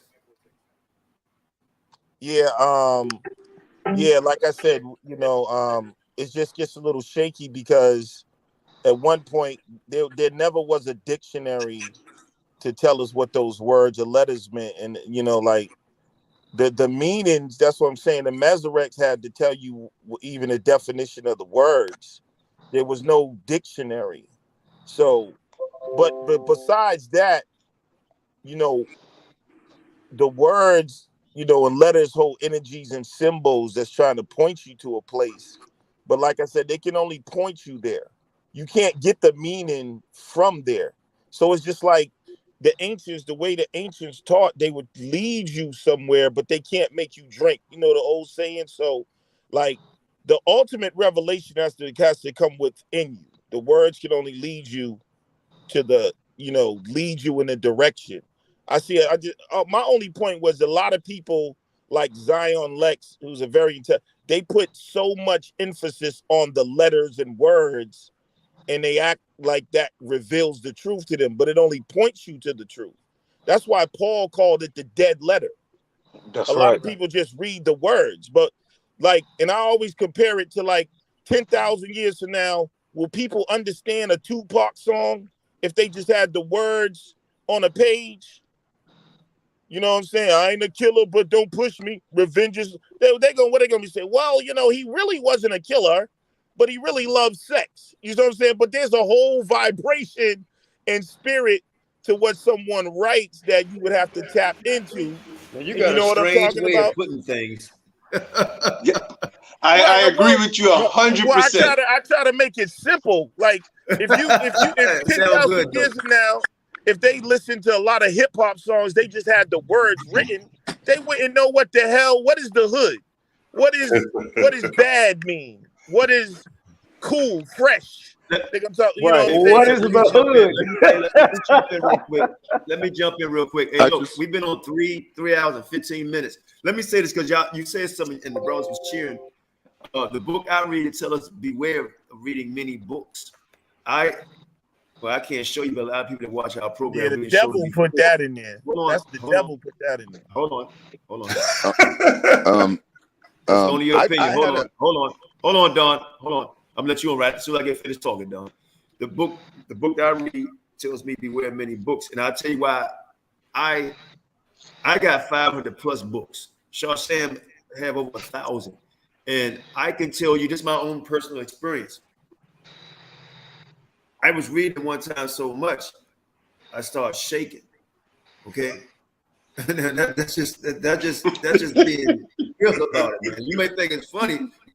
I'm just being real. I was like, hold on. That was just your programming breaking down, bro. You should have pushed through. Hey, but no, I'm just being honest. That's what the book tells. The book also says study to show thyself approved. Yeah, but wait a minute, brother. So you're gonna have to go into many texts. But wait a minute. I've been very polite. I didn't really cut nobody off. Let everybody go like 3, 4, 5 minutes. You know. So yeah, it does say study self approved. Yeah, you study, but then it comes to time for rest, right? And just keep on reading books and books and books and books. That's why I started giving away books, because I'm telling you from my own personal experience, reading a lot can put some harm to you. I got you, Mally. Don, let me let Mally come in now, because these are new guests. I want them to come. You know, you're regular. Hey, go ahead, Mally. Hey, you know what? We got to re-examine that in Ecclesiastes, where it say of making many books there is no end. Of making many books there is no end, right? Now, when we trip up this is where we go off at. We read that, and then when we hear something that's new, like the Nazarene literature or I-Speak, Keys of Enoch, Secrets of Enoch, whatever, the Nag Hammadi text and all that, when we hear something different, our protection go up. Hold on. Making many books, there is no end. Much study is weariness of the flesh, right? But trip off this. We never say this to ourselves. The Bible is not one book. It's a library of books. It's a collection of books, which means it's a library. It's 66. Well, if you add the Apocrypha, it's 80 books. And we ain't even talking about all the pseudepigrapha text and the lost books and all that. So we got to rethink what we saying or our understanding when we read that, because you already dealing with many books. If you got a bookshelf with 80 books on that sucker right now, you got a library. And every book in that library do not agree with each other. The Bible is a library. It is not a single book. It is a library. You understand? The Nag Hammadi text is a library. All right? OSPE is a library. It's a collection of books. You see what I'm saying? So when we read these type of things, we got to reevaluate how we process that. You understand? Because check out this, Elder Q, Elder Qanath, you already read many books. If you stick with the Bible itself, nigga, hey, yo, check this out. Behold, I come in the volume of the book. That's it. I would argue. Hey, go ahead, Don. Hey, y'all, let me let Don in your DNA, man. Very quiet, very patient. You are the value. Go ahead, Don. You got the floor. Hey, Qanath. Good evening, panel. I just, I've been listening. I jumped on when you guys launched, so I've been listening. And my question for the brothers is this: where are your manuscripts? If you know that, where were they discovered and when were they discovered? That's a great question. Where were they discovered and No, that's a terrible question. Bro. Yeah. Well. No. Let's just answer his question. Opinion, man. Let's just answer his question. You know what I mean? We get this stuff all the time. First of all, OWASP is a primary source.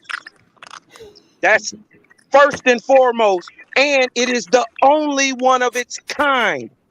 First of all, right on the cover of OWASP, it tells you it is a spiritual guidebook.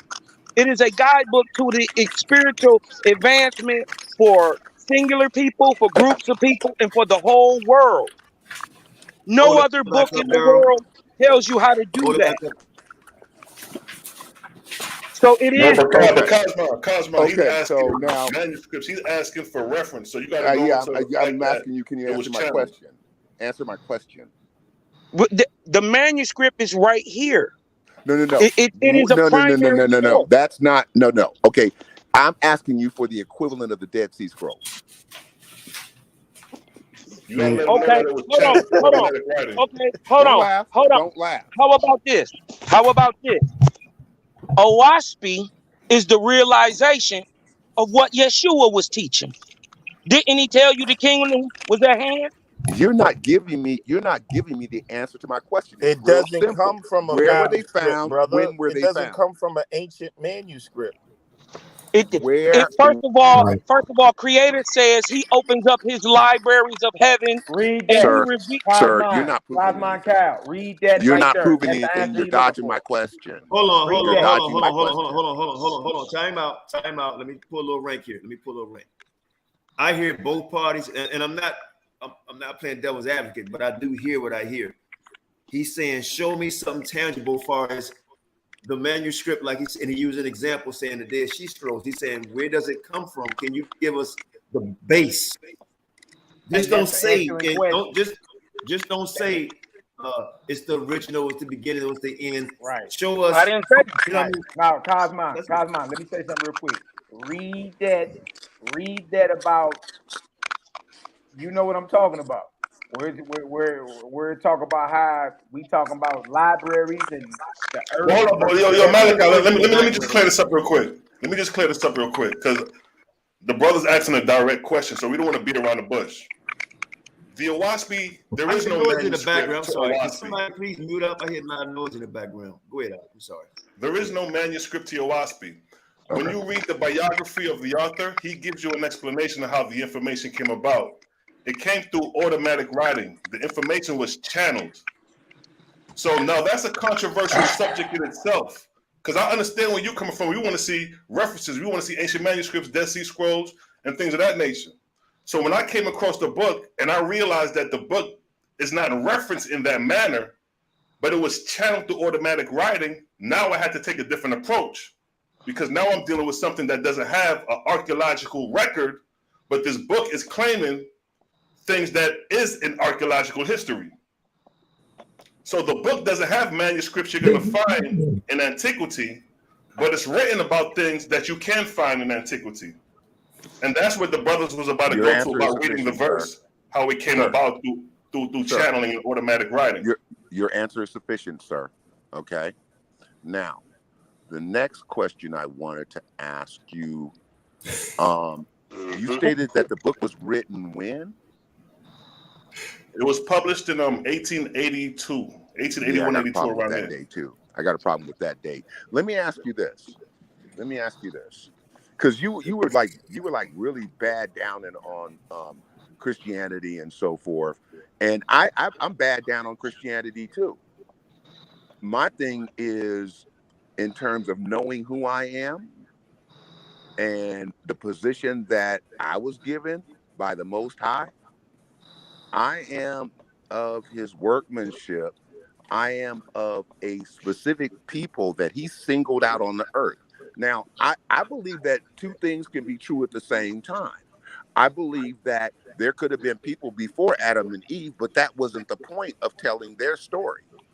The point of telling their story was getting to the point of this specific nation of people that he would hold up as his kings and priests of the earth.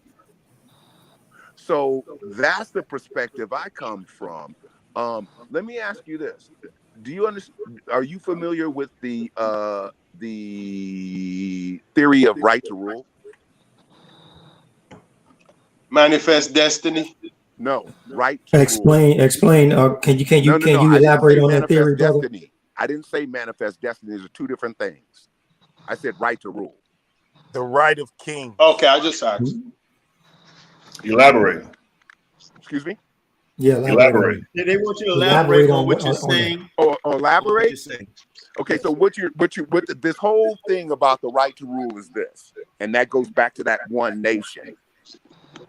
The right to rule was given by the Most High Yahuwah, okay?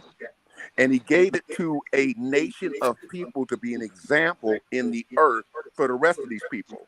You got to understand, the Most High don't really care about the Gentile nations. He don't care about the nations. But however, what Yahushua did, because of the magnitude of the Most High, his grace was able to save all of those.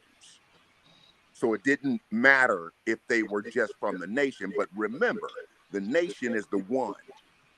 The nation has the kings and the priests. How do you don't care about the nation that he chose? The Most High that you know, the Most High that we know. Hello. Who's interrupting? Get him a chance. Get him a chance. Hold on, Don. Get him a chance to anybody jump in. Now it is the brother segment, but let me finish my statement, and then I can.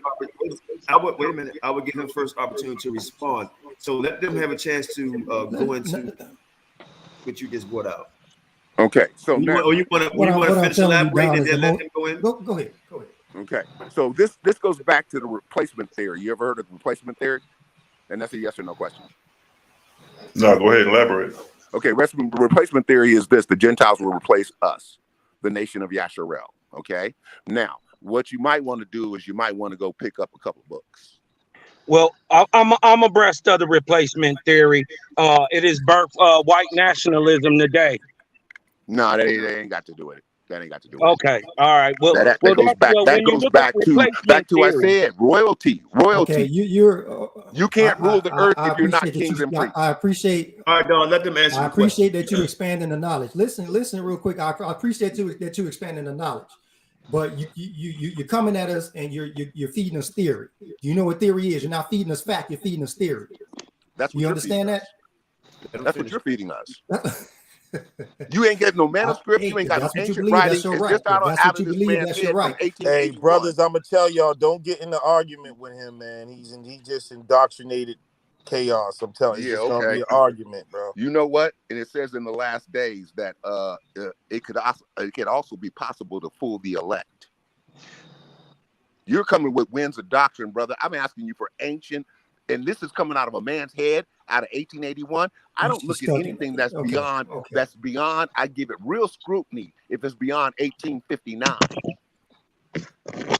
Okay. Why? And Brother Don, that's your journey. Because I know they started to change things. Okay. I try not to espouse anybody's opinion but the Creator. So let's look on the very first page of OWASP. No, you're giving us the opinion of this man. Since you're forcing us to believe, you're forcing us to believe biblical ideology. You're forcing it on us. I'm not forcing anything on you. Hold on. You're telling us we must believe what you're saying. Yes, you I'm are. defending the faith. I'm not. Hold on. I'm not hold on. On the very first page, brother. My facts up against yours. Okay. Hold on. On the very first page. Okay, on the very first page. This was a bill, not a debate, sir. Well, I asked a question. You want to debate, bro? Okay. Well, can we give you the answer? Can we give you the answer? Go ahead. Okay. Look, this is right in the editor's preface. Very first page of OWASP. Very first page. Let me read this. Since y'all scared of losing y'all religion, or you think you're not the chosen, or you somehow you think. First of all, this is a nigga book. Get it through your mind. This whole book is about Israel. Go ahead. Since you don't know nothing about it, you read it. Hold on, you just not. But let me get to the text because I don't like to espouse opinion. When a man holds up a book like the Bible and says, you must believe this because it says, thus says the Lord, shall we not pity that man? Does he comprehend the liberty of man to acquire knowledge? Any book that imparts knowledge of the life and destiny of man is a good book. Any book that unfolds the character and Read that person of scripture, the bro. Creator, Yahweh, and wonder and glory of his creations is a good book. When a book gives us information of things we know not of, like you know not of Owaski, it should also give us a method of proving that information to be true. This book, the book of earth, air, and spirit, is that ground. The day has arrived when men will not accept proclamations and assertions. He wants plausible reasons and substantial proofs that the authority be not merely a pretense, but a demonstrable fact. The time of God or man or deity worship is at an end. Readers no longer accept a book as good and great merely because a certain person wrote it. The book must have merits on its own, otherwise it will pass out of existence. When a man says, I heard the voice of Jehovah, You sure said something there. when a man says, I heard the voice of Yahweh saying, that part of the speech is worthless. When he says, I heard the voice of Yahweh saying, do unto others as ye would have them do unto you, then the words become valuable. His assertion is assertion of his authority, like you trying to assert right now. Y'all gonna It's work a your way into heaven, huh? in this age. Y'all The gonna work words your way into heaven, huh? the words purporting to be Jehovah's should therefore be the only consideration as to merit, and all men have a right to pass judgment thereon. Is it not the light of Jehovah or the light of Yahweh within all men that makes them conscious of wisdom and truth? If so, give him a chance to respond, brother. Hold on. Yeah, I mean, this brother's going on with he's preaching, man. I mean, come on, seriously. We just getting to the point. We just getting to the point. See, I don't espouse what man say. I'm just talking about what creators say. If hold on, is it not the light of Yahweh within all men that makes them conscious of wisdom and truth? If so, then man's expression of any truth or wisdom is Yahweh's expression. If a book were to fall from the sky with Yahweh's signature to it, man would not accept the book on that account alone. Why then should anything, hold on, then why should anything be said about how this book was written? It blows nobody's horn. It makes no leader. It is not a destroyer of old systems or religions. It reveals a new one adapted to this age. All right, let him respond. Man, y'all know Don P. I thought I was emotional. Check this out. A bunch of hot air. Because the facts of the matter is this. First of all, I got no source except for a man who produced a book in 1891, or 1881, it doesn't matter, which goes beyond my particular date of trustworthiness in what is printed. The other thing is this. And how is that any different from your doctrine? When you get down to understanding, and you brothers, you skip scripture out of context and try to use it to your advantage. How is that any different from your doctrine? Is this. If your book is so pure, you don't have to use the cipher that we refer to. You could be able to stand on it. It says it's not immaculate. You just assuming things. And with 2 or 3 witnesses, prove itself. Now here's the deal. It says it's not immaculate. The Most High said these are the things that are going to be coming in the last days. Guess what we're watching? Okay? Now this whole doctrine of works, James said, show me your faith, I'll show you my works. What he was saying was this. Faith comes before the works. Works come as a result of the faith. Okay? You guys are talking about a whole work doctrine. Where's the blood of Mashiach? Where does that come in? Because I go back to a grading scale. What's good enough? We don't What's spill good blood. enough? Because can we go by man standards? Yahusha said, there's none good but Yahuwah. Your good works are as filthy rags outside of Mashiach. So, he said there's going to be a lot of winds of doctrine. We get carried away by the winds of doctrine. But the deal is, the right to rule is very, And very how is your doctrine any different? I'm asking you the the right question. to How is your rule is doctrine any very, different? very true. Because what you're watching right now, you're watching the transition in the right to rule. That's right, baby. The UK, Britain. All right, They're Don. the ones that try to But usurp the okay, nation. I'm gonna let Ben come in. I have a question. I have a question. Wait a minute. I have a Ben, question. he had his hand up. Go ahead, Ben.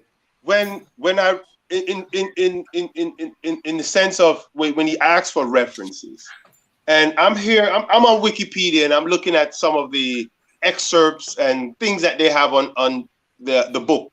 How you pronounce the word? Ha-Speak? What book? Oh, okay. What's the name of the how you pronounce it? O-I-Speaks, 3 syllables. O-I-Speaks, 3 words put together. All right, and I'm it's not really a critique per se in terms because I have not read the book. Ha-Speak. All right, fine and well. Now, some of the excerpts that I see here, it sounds to me, it sounds similar to the teachings of Ekankar, that particular group. And it seemed to me in terms of source, even though the author claimed the information was channeled to him directly, I'm seeing a lot of teachings that comes out of the ancient India. And it's the same thing that Paul Titchwell, the so-called spiritual leader of the Ekankar movement, he claimed to also be a channel. And I'm not saying they are not, but I see a correlation between this and Ekankar, Paul Titchwell teaching, and both of them claim that they are channel. And I'm just saying, could the information that they compose be a result of plagiarizing teachings coming out of India and elsewhere? I'm just saying. And I'm not saying what they're saying isn't true, because if it's coming from another source, hey, it adds up. I just wanted to drop that in. But you can go ahead and answer that, and then when whoever want to answer it. But then after you answer it, then I'm gonna give everybody a 5 minute, 5, 10, 15. No, everybody a 2 minute closing statement, because we've been on 3.5 hours. And everybody, when I close out, I actually want everybody to come in and give their own spiel on what they take. Last brother Ben, Daryl, all y'all, man, come back and give y'all own seminar, class, whatever people call it today, for some edification. And then hopefully we get a dialogue or a debate on the other channel. This is just the build, because we have more viewers over here, and then get a debate going on another channel. So if anybody can answer that question, I think now, I'm gonna be honest, before Tex jumped off, I thought that was an excellent question, because he asked for writings and references and all that, because they asked the same thing about the Bible. Where's the source? Me personally, that's a great question. I think they answered it to the best of their ability. The last question Ben asked, he said it reminds him something out of India. Do you guys have that same feeling? He mentioned his brother name, Paul, whatever it was. Paul Titchwell. Answer on this. Go ahead. I want to hear your answer. Yeah, let me like for the other brother prior to this question, when he was talking about the authenticity of the Awaspi and its starting date. Well, every book has a starting date. Even your Torah has a starting date. So what he's basically doing is what the Egyptians would have had did to Moses. Why should we follow your Torah, which you got off a mountaintop from a God? Why should we follow these 613 laws written by the finger of your God when we had pyramid texts that have been in existence 1,000 years previous? They could raise the same argument about your book back then. So it's not about when the book came about or when it started. It's about the merit written in the book. That's why Malachi put together something called the Battle of the Holy Books, because we're willing to put chapter and verse against any one of the books. Just come up with the topic, especially if it's dealing with the theology of gods. Come up with the topic, the character of the Creator, the character of God. According to the Bible, y'all was commanded to kill infants and sucklings. In the Owaspy, I could read you to show you the condition of the spirits of those dying in such conditions, and why would a righteous Creator allow the spirits of the dead to be afflicted in such conditions? See, we could get into the nitty-gritty chapter and verse. That's what Malachi put me up on here. He put me here. Malachi did this because Malachi seen how sharp the sword is when it came to chapter and verse. This is just a presentation we gave just to show the validity of the Owaspy spiritual progression. But when we get into chapter and verse, we're talking about the character of the gods, it's going to be a whole nother slaughter. And I put that on the chopper block. I put that on the chopper block. I'll take anybody on that debate. The character of the God. Is your God angry and jealous? He's a God of war? I got something for all of that. Chapter and verses, precept upon precept, here a little, there a little. Bring it. Bring it. Malachi, am I lying? I'd like to see you. I'd like to see you and my brother Ben go back and forth because he's dealing with the linguistic language. And I say chapter and verse. So with chapter and verse, I'm erasing myself out the equation. I'm letting the book speak, so we don't have to get on no nigga shit. All right. With me, I got enough ammunition to it. I don't have to put my personal in the situation. I got enough precepts to shut your God down to show that your jealous and angry God is not who he say he is. He is not the creator. But a false God assuming to be the creator, and we can prove a chapter and verse coming out the Owaspy. That's what it's about. The merit in the book. Forget when it started. Nigga, you can't even tell me who Moses was in Egypt. Nigga, who Moses was in Egypt? Tell me his birth year. Hold on. I'm gonna pull a rank on my channel. I want Ben and my brother go back and forth because he's challenging Moses and UOT. So I'd like to see y'all go back and forth. Who's Moses in Egypt? Tell me. You can't tell me Ramses. Because Ramses was after the Let alone what color was he? During the days of Ramses. Does your doctrine have what color he was? Yeah, we can get into the nitty gritty because we got the timetables, the prophecy showed up. We got a better time chart than y'all. Y'all time period started. The creation of, according to the Bible, was 3761 BC. That's when the creation of the world supposed to be, according to the Hebrew calendar. 3761 BC is the Nakada period, huh? And by the time you get to Noah starts 2000 BC. That's the beginning of the Middle Kingdom. We will crush your Hebrew calendar based off what is written. So SeLah Shalom been ready. That's why Malachi brought me on here. I'm going to show you how sharp the Owaspy is using chapter and verse when it comes time to debate. And I'm going to just leave it at that. Ben, go ahead, Ben. You want to respond to that? Now, what I would like to say, because nobody responded to the question I asked. Oh, you know what? That was a response to the first brother. I didn't even get to your question. I'm sorry about that. Well, not to your question. Now, keep in mind, the Owaspy didn't come through ancient sources. It came through channeling automatic writing, which means that the validity has to be even tested more than anything because we don't have ancient manuscripts. So now we got to read this source to see if it even makes sense. Does it even coincide with history? Does it cross-reference history? It got the story of Confucius in here. It got the story of Brahma in here. That's not in the Bible. What Israelites talk about Confucius? Nigga, we don't give a damn about no Confucius. Yeah. But guess what? Confucius is... I understand that. But what I'm saying is that some of the things that I'm seeing, excerpts coming from the book or what they allege that the book is claiming, I have seen similar claims or correlation in Paul Titchwell teaching, who claim he's also a medium. So if you're dealing with the creators, let him finish.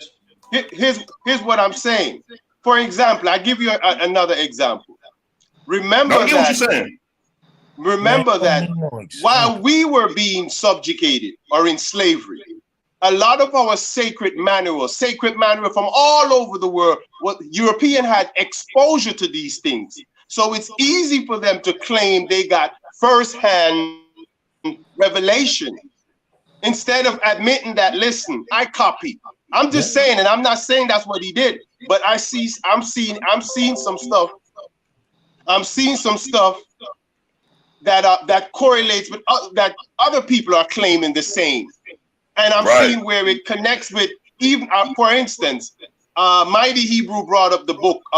What's the name of that book? The Design Stands. I don't know if you know the book that from Madame Blavatsky that came out of India that he said it was written in India. Hold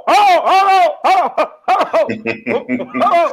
Yeah, Yeah, we clear. I understand where you're going, brother. We clear on that. We clear that it's a universal relationship with custom and culture.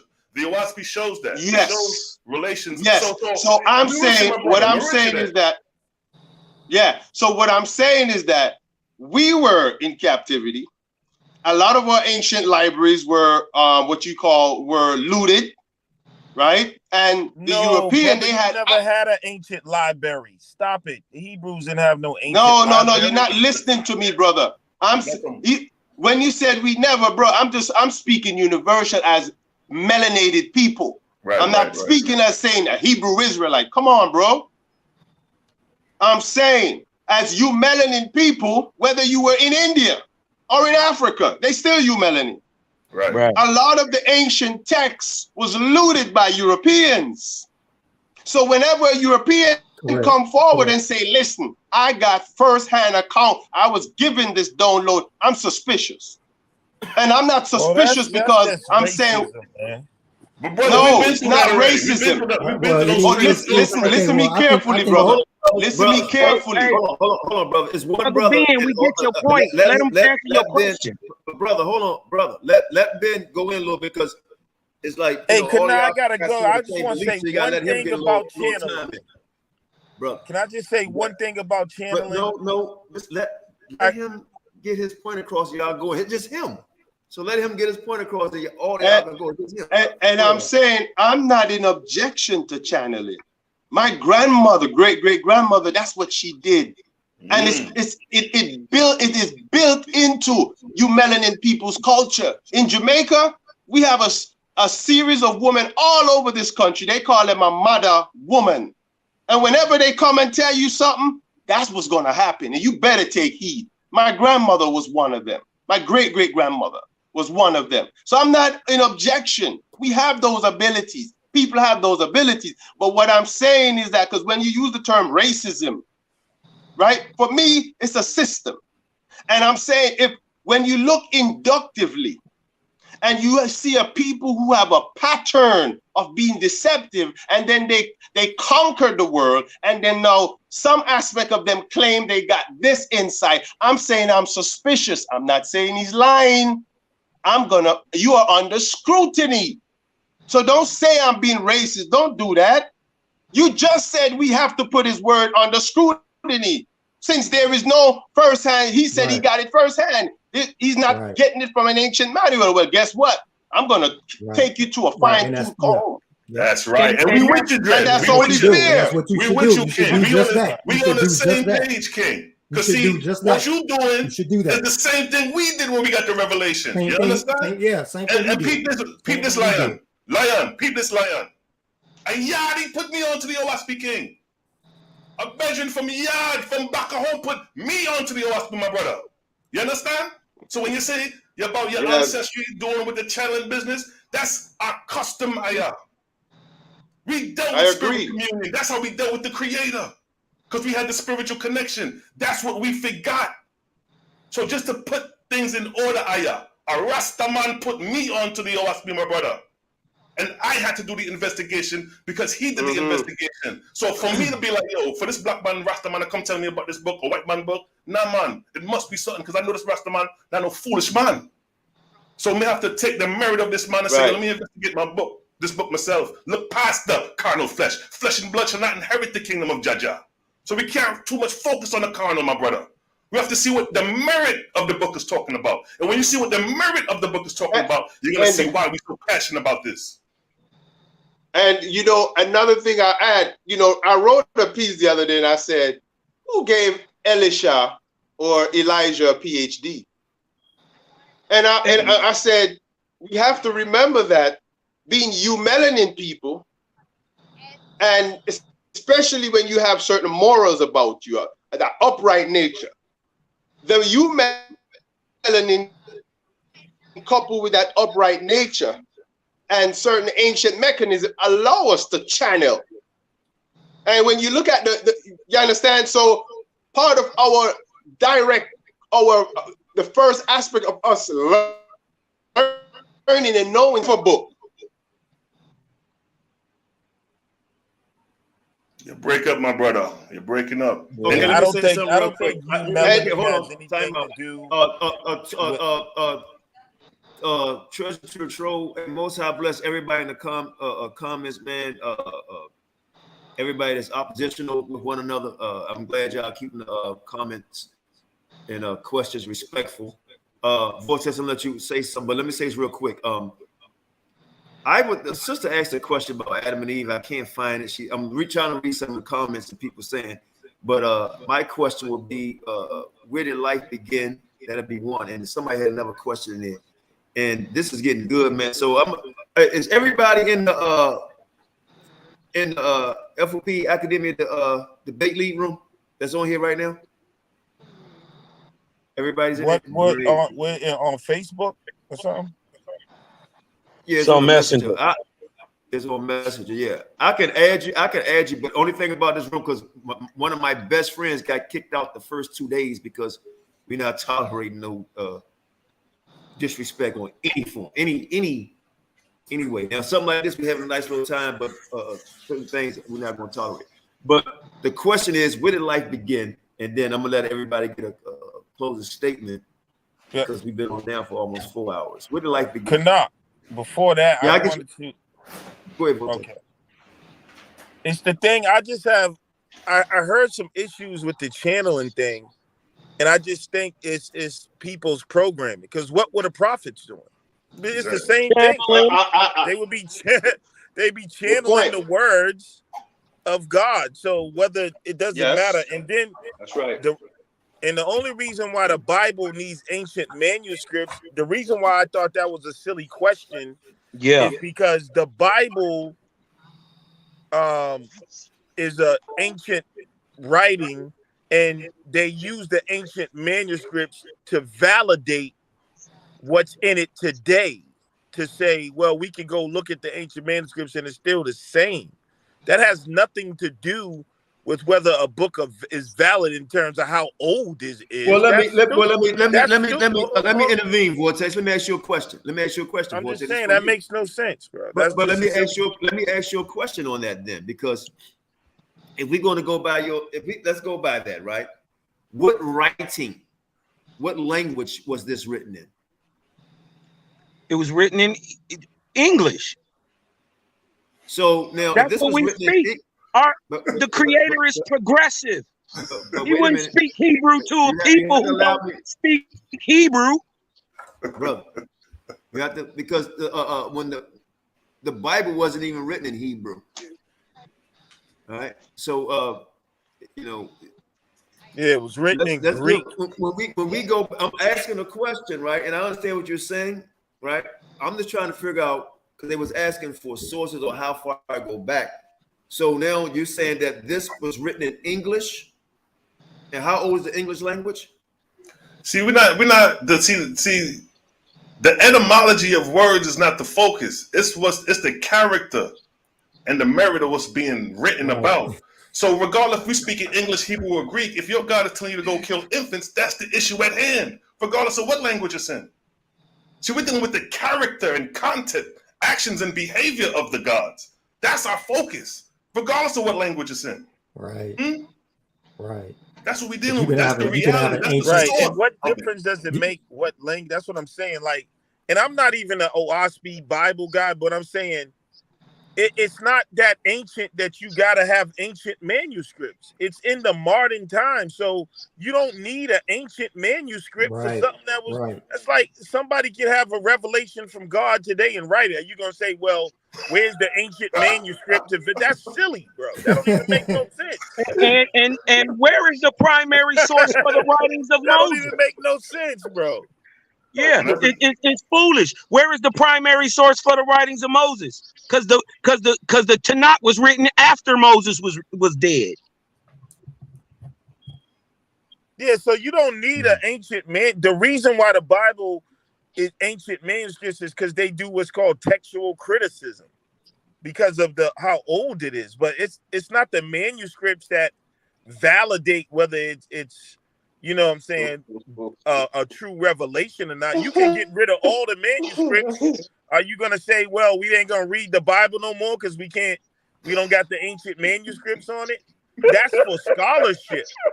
That's Hey, yo, for hold up. Hey, brothers, Hold up a minute. Yo, is that Lex Vortex?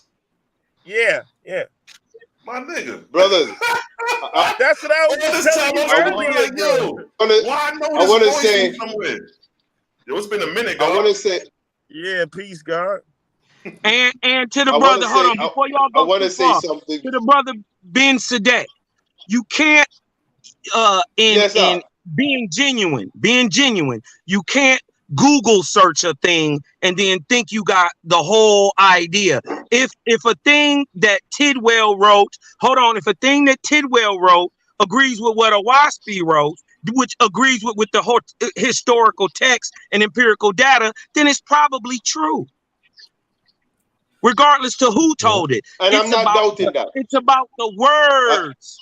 So you can't really ask an honest question, an honest intellectual question about a text written about what's going on in ancient India just off a Google search, because you're gonna be lost. No, I was just speaking. I did mention on a surface level. I know I can't subscribe. It's just surface. I'm just saying surface. The other thing I wanted to say, like this before y'all get into it. I got a question for Brother Ben. Go ahead. Yahawashi, you must apply critical thinking to it. You must apply the scientific method. You must apply objective and subjective truths against empirical data and historical data. Then lay that against what's commonly known, and then apply common sense and logic. That is the scientific method. Right. Okay, all right. But before I let everybody go, I got something I want to say to Brother Ben real quick. Before I let it, I'm gonna let you talk, brother. Before I let it go, because I let Vortex go, and then other brother came in. My question was, where did life begin for us with man? According to your book, the Bible, or your understanding, where did man come from?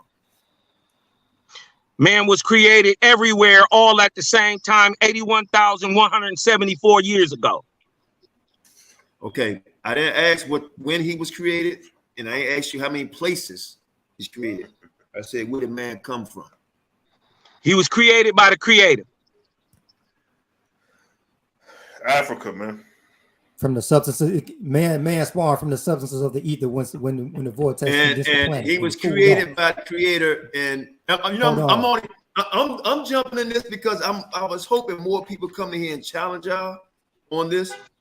Because I don't want to. We're gonna get to the text. We're gonna get to the text. Hold on, let me crack open the book of Jehovah for you. Do that, and then I'm gonna let you close out because we're going on 4 hours, and I got another show to do tomorrow. I'm be busy. I got 2 on Sunday. So hold on, it's the book of Jehovah. Let you go ahead and say what you want to say. Then I'm gonna give everybody 2 minute close out. SeLah, go ahead, SeLah. I'm sorry. I'm talking to my wife real quick. Say it again, King. No, I was gonna let you make a statement, and then I'm gonna give everybody 2 minutes to close out, and I'll give you 5 minutes to close out since you started the last. But I think you're about to say something. Go ahead. In response to your question, you asked where the man come from. That's the question. Yes, sir. Well, not just the Creator. No. I was gonna hit him with Book of Jehovah. I think it's chapter 4. Is it chapter 4:15, SeLah? It says first is a vapor, the vortex carries it forth, and it goes into Simu. No, I think the brother is excellent. I think he's asking a direct question as far as where the man come from, as far as the continent. So I'm gonna just keep it plain and simple. As far okay. I see. Yeah. We ain't gonna get too over the board with it. We're gonna keep it direct and simple. So I see. We know it's Africa. You know what I mean? The haplogroup show with Africa. When you look at 800, that's coming out of South Africa. So you know what I mean? We deal with theology, we deal with science, you know what I mean? We deal with all levels. So we don't kick one out the other. So it's Africa, to be simple and plain. That's what the data shows with the haplogroups. That's why I don't see like how an Israelite can say they're not African, because when you deal with haplogroups, you African, because the oldest haplogroup is 800, and that's going to bring you right back to the South African Bushmen. I agree with that. So we all African in the sense of haplogroup following the Y chromosome, and they say that the Y chromosome, you know, you got the Adam and the Eve, you know. So essentially, we all come from one source. All right. So what I'm gonna do, I'm gonna give everybody 2 minutes. Daryl, I know you wanted to say something to respond, and then after you respond, then I'm gonna give everybody 2 minutes, and then we're gonna close out call the night. But before we do that, man, I'd like to thank all of y'all, man, for a great bill, great lesson. I like seeing this right here, man, where we can dialogue. Hope everybody enjoyed this, man, because to me this was great. I don't think nobody got disrespectful. It was a little heated, and that's good. You know, that's good amongst brothers. At least we're not out there shooting each other and everything. You know what I mean? And we don't have to agree on everything, but we got a good bill. I think in this bill, we come to find out that we do have agreements on some things. You know, and that's right. So I'm saying let's take it to a higher level. Hey, I've been wanting to take it to a higher level on a lot of things. I don't necessarily agree with everything the brother's saying, but they showed me some stuff that I wasn't aware of, so I appreciate that. But go ahead, Daryl, and then I know you want to make a comment to it, Ben. Then I'm gonna give you 2 minutes, and everybody get 2 minutes, and we out of here. Yeah, I just wanted to share with Brother Ben that I too come from a Christian background. Coming from into WASP, and during the time I was a Christian, I was also reading books to make myself very knowledgeable of the global inequality that was taking place around the world by white supremacy as well. And so coming into the WASP, I did a lot of the same things too, putting a whole lot of my energy into researching. Oh man, this author's a white dude. It talks about a lot of, you know, this and that and riffraff, and I did the whole thing where I looked it up on YouTube, I looked it up on Wikipedia and did my research and landed on how, man, it's a devil book and blah blah blah, right? But that was just me being in a biased mindset, an indoctrinated and Christian biased mindset, a very racial biased mindset. And it took me to take all the same energy that I was doing all this research to validate why I shouldn't read this book, to just crack open this book and actually read it and judge it for myself rather than get everybody else's subjective opinion on the book. So if I'm not mistaken, you said you ain't even opened the book up, but you spend a lot of time doing the research on the book. It ain't gonna hurt. It ain't gonna kill you. Crack it open. Start reading it.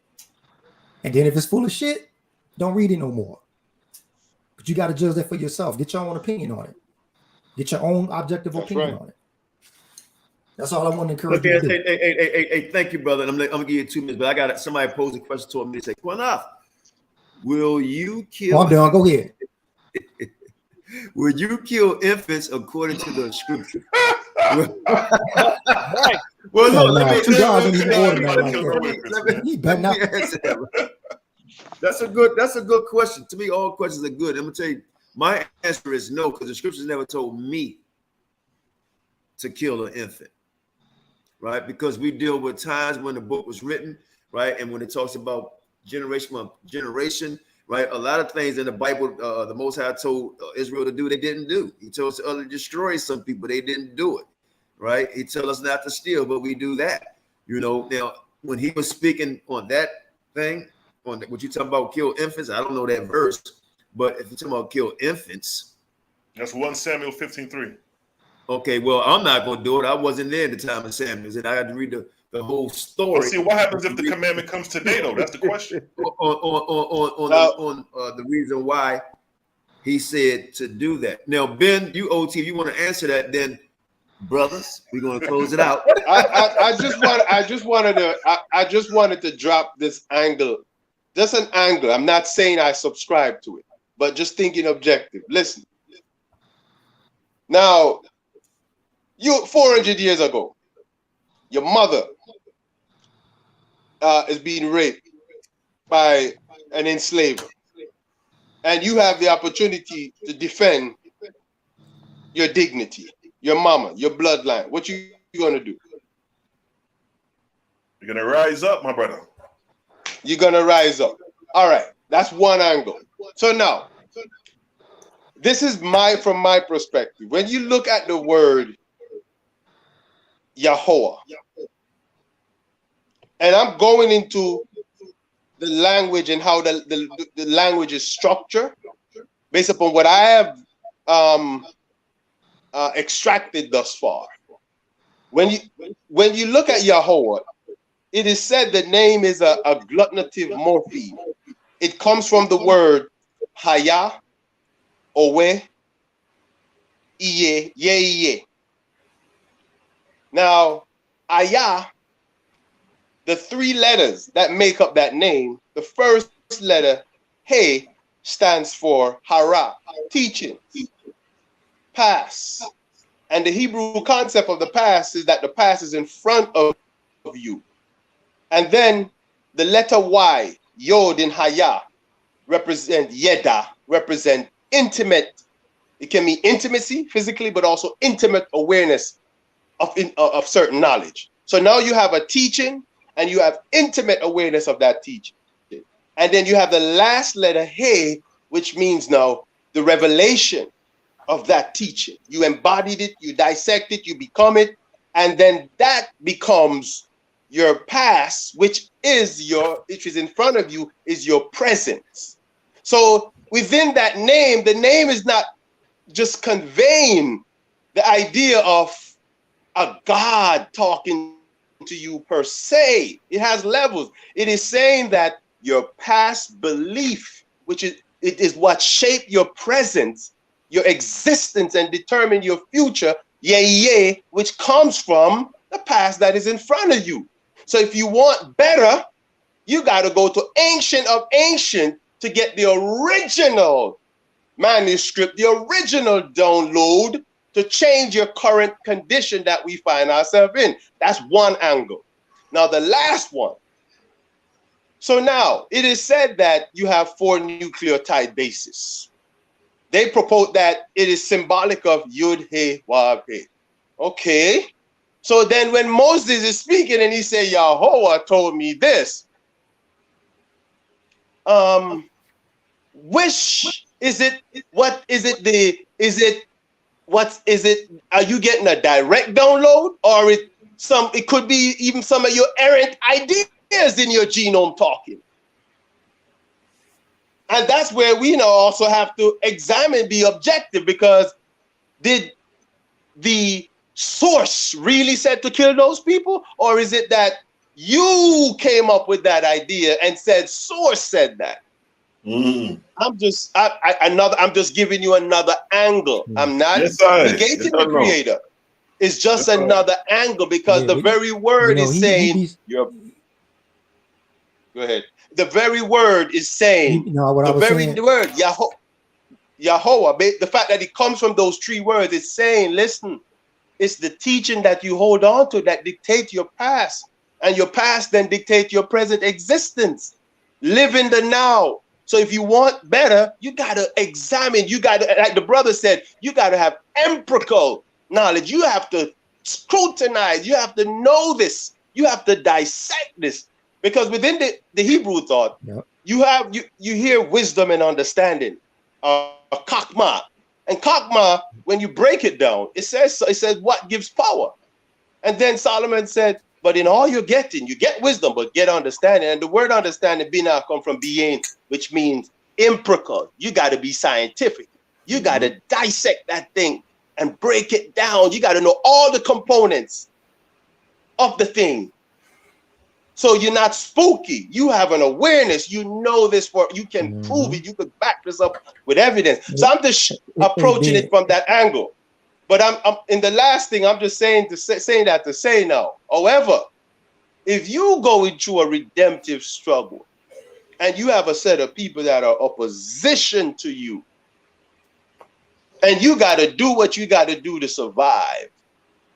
I'm not saying a creator outside of you talking. It's what's inside of you, and you got to make that decision at that moment. That's right. What are you going to? Are you going to have to shed some blood to defend? Right. I'm just giving those angles. Actually, we agree. That's actual facts. Yeah. That's actual we facts. don't disagree with you. You'd be surprised. And like I told you, you'd be surprised that like what you're saying it correlates with with the teachers that's in WASP. Some of what you said was very encouraged. Yeah, because it's a person in WASP where says, read it.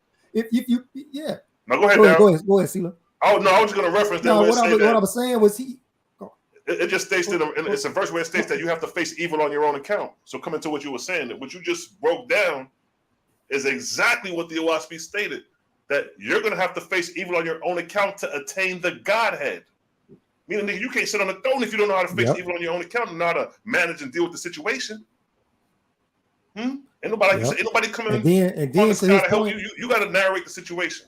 You got to overcome the situation. All right, bro. So with that, we're gonna close. I'm sorry, but with that, we got to close it out, man. I'm tired, bro. We're on 4 hours. But no, man, man. Okay. The link is back in the room. Thanks.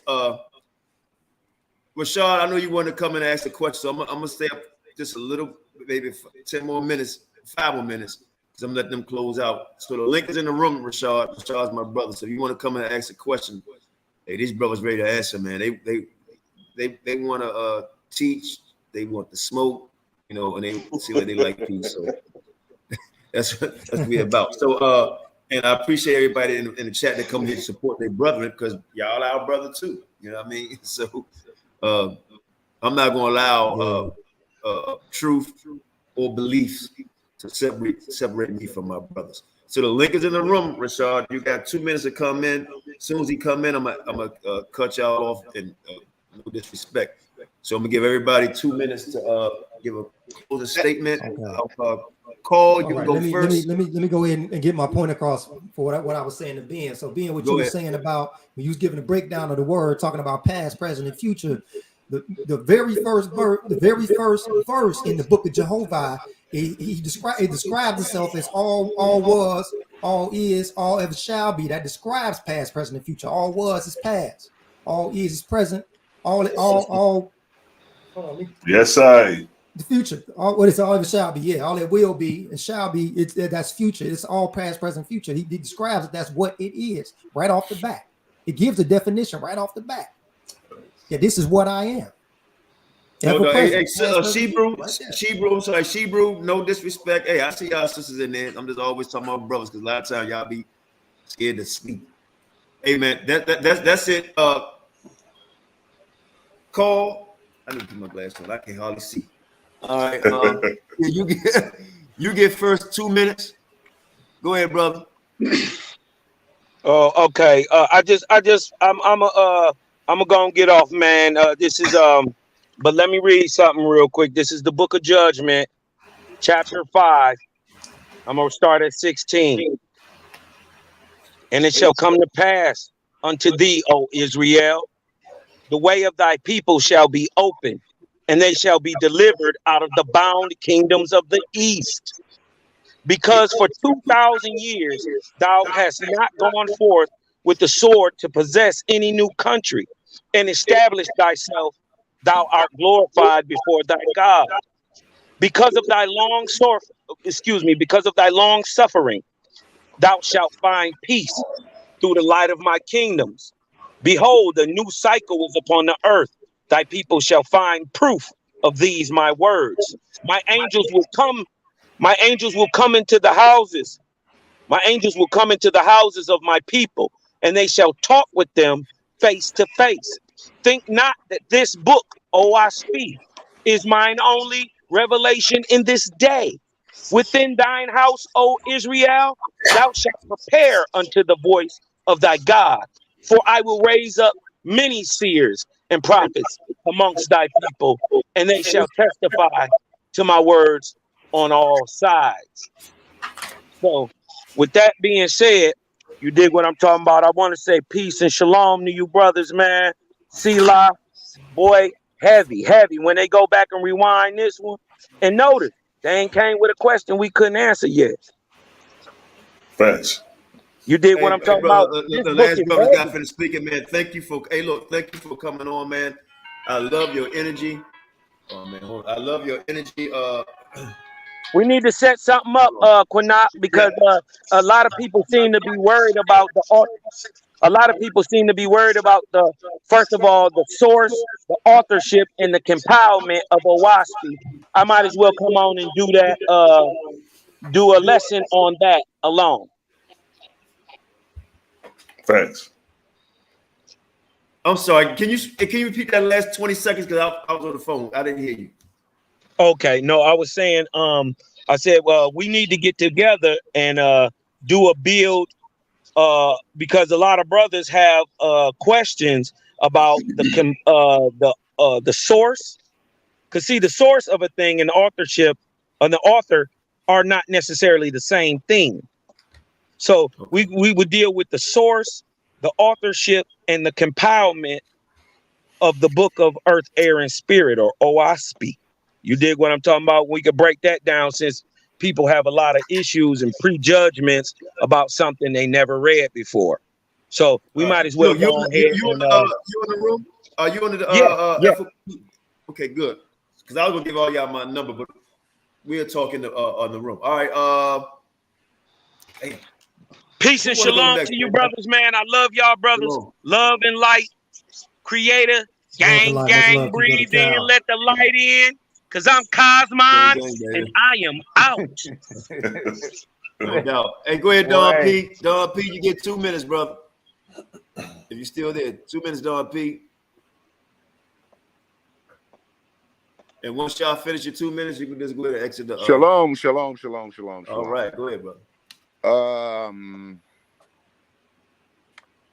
What I want to say is this. I asked some very direct questions, which I got no direct answers to. I'm about fact and proof, and that's what it's about. When I was talking about the right to rule, that's very real and is being played out in front of our eyes. And there is, if you want to check it out, there's a book. It's called The Missing Link. It's volume 1 and 2. And it talks about replacement theory of the nation of Yasharel by these Britons. You got to have the kingship and you got to have the priesthood. I mean, it's deep. It goes 12-level chess, because in that replacement, they had to make us do what the book said. This is what I love about the book. They had to do what the book said. Make us forget about our heritage and stuff like that. But the Most High said in the last days, which we're living in, we're living out what he wrote, which has references. Now, let me just hit something real quick on this, what y'all was trying to articulate on the as it is above, so it is below. They were going out of the Yahusha's model prayer. Okay, that was one thing they were going out of. And that was the most High's will. That wasn't actions on this earth. I'm gonna get to that in a second. The other point was in terms of as it is up there, he was talking about bounding and loosing. He was talking about forgiveness, which is his main thing. Forgiveness is the main thing. It ain't about your works. So we're talking about grace over works. So forget all that. The last point I wanted to make on that was talking about grace and works. Back to that above and below. Now, directly, almost verbatim, what you said about above and below. You ever heard of Aleister Crowley? He's a contemporary of that time of your writer. As it is above, so it is below. But he was talking about, and anybody knows who Aleister Crowley is. Man, y'all need to get up out of here with that. You can't give us nothing factual, because here's the deal. 99% leaven, well, 99% you got 20 truth, seconds out. 99% truth wrapped in 1% leaven is still leaven. And leaven's the whole bunch. Landing the plane. All right.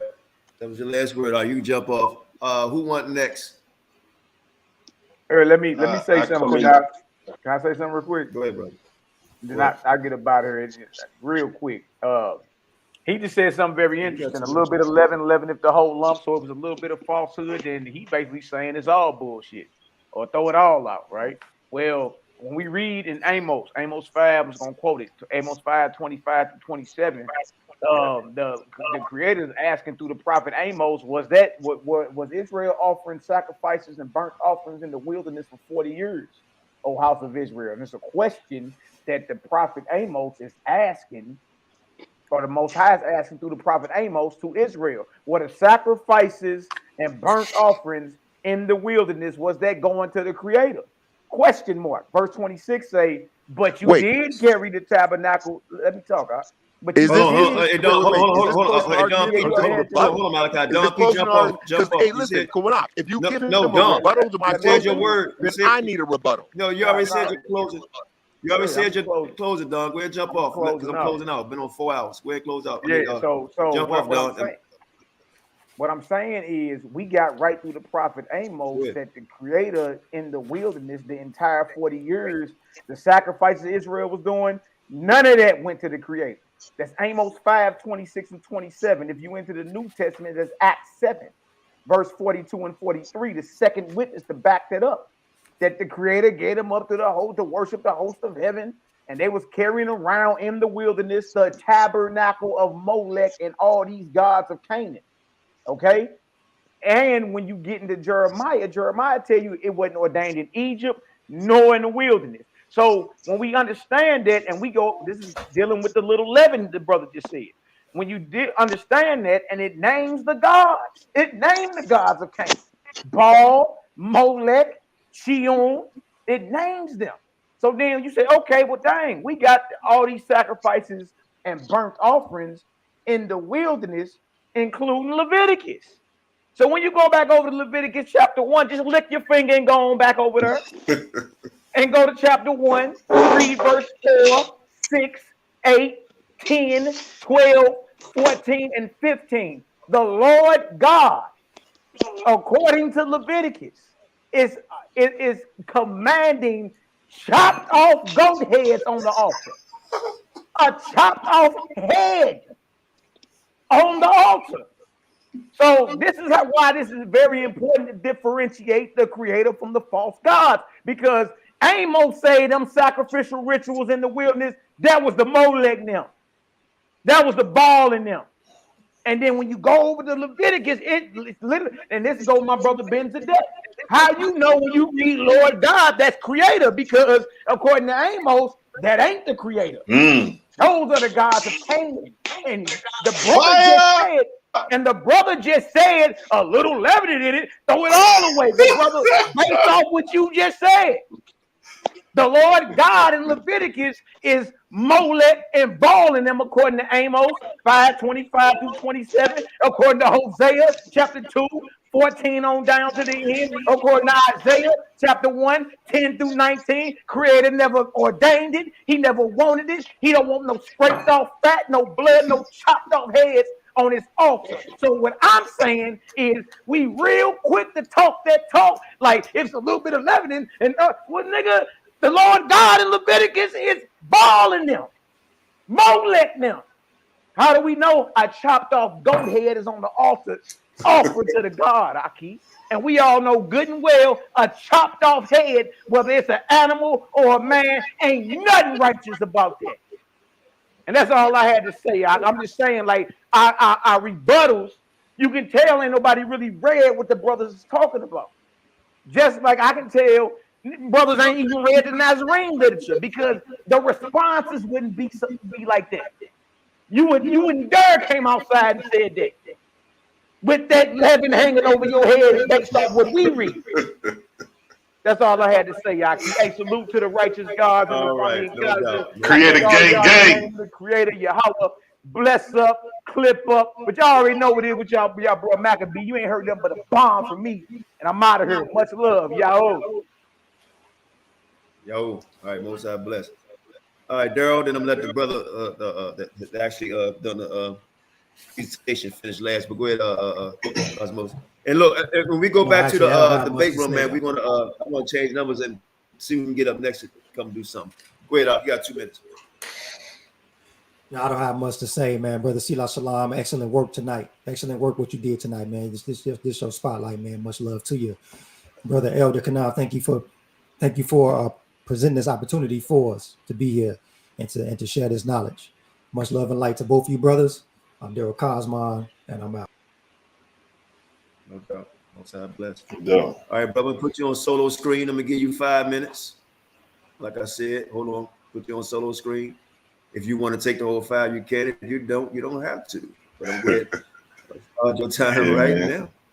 What to do? You know what it is, SeLah ShaLom, man. I appreciate the God. You know what I mean? First, I'd like to shout out Malachi Maccabee because he's the one who made this possible.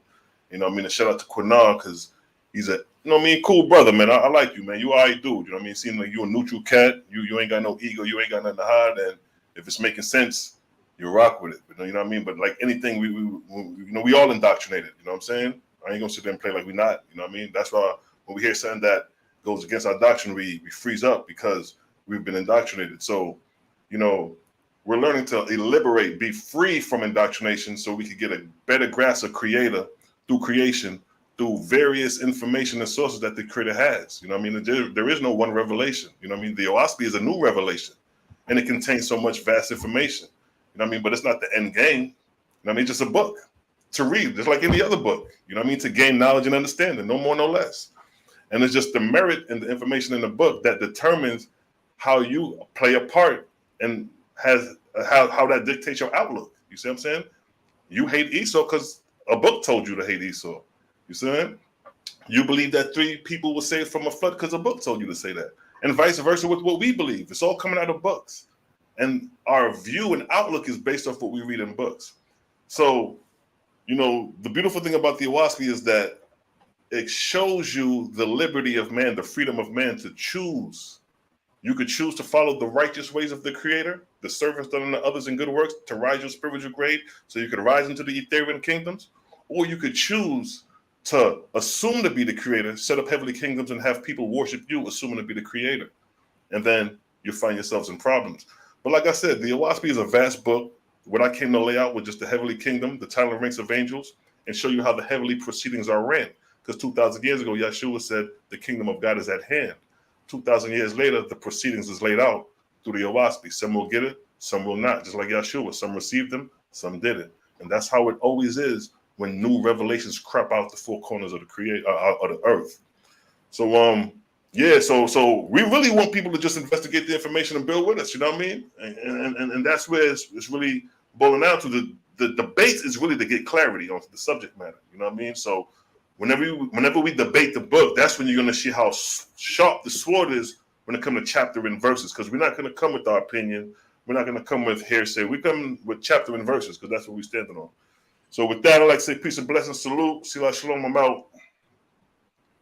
No, stay, hold tight. I didn't get a brother Ben a chance to get his statement. You get 2 minutes. Go ahead, you get your 2. Go ahead, Ben. It's my turn. Ben, you want to go? Yes, good. You get your 2 minutes. Yes, sir. You can hear me? Yes, I wanted to add.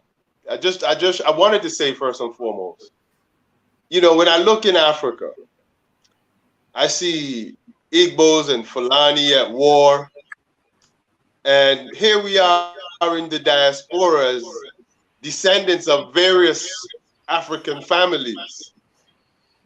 And when I look at some of the concepts in Igbo, cosmology, Fulani, they're very similar. Facts. But still they're at war. They're at war.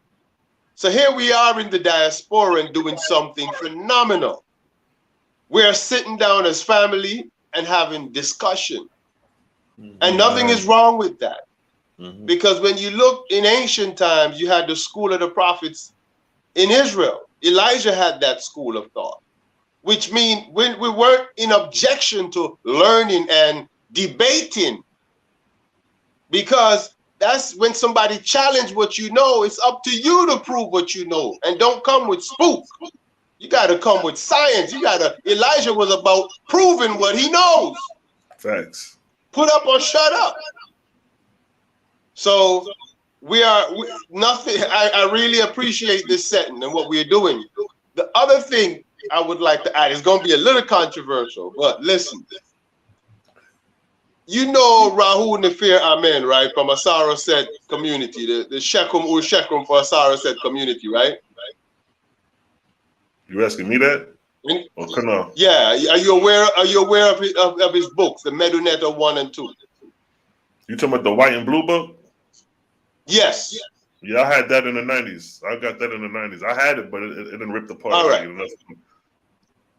And it has come to my understanding that he was also a part of the Rosicrucian order, right?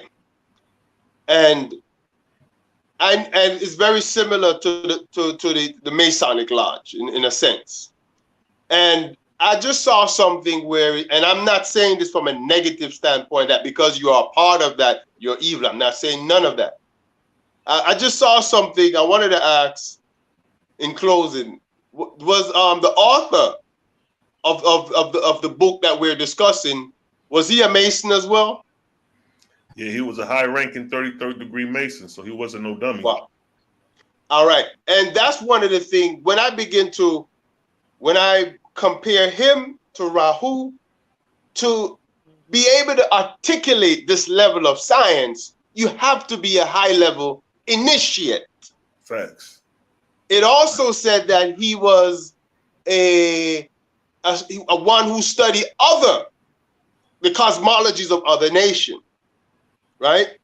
Again, and I'm not saying that to discredit him, but I'm saying he's highly learned, which means then he is learned in the abstract or the eternal essence of these teaching, rather than what the initiate have been given.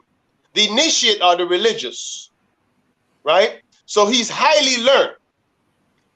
And that for me says a lot. Now, when he said he got direct download, I question it now because you're a high-level Mason.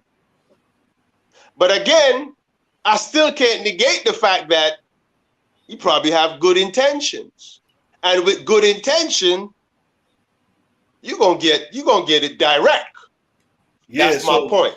So what I would suggest to you to get more clarity is he wrote the biography and he describes how the book came about. So if you read that, you could better shape your argument as far as the validity of the download per se. Because when if you're a genuine and truthful person, you should be able to read it when you see it.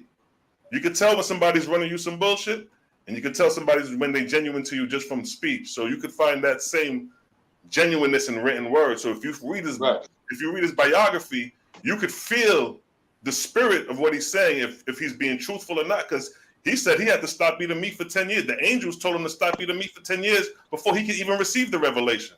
So that's one good thing. They told him to go on a pure diet. You know what I'm saying? So he did that for 10 years, and they came back, and then they told him, they instructed him what to do.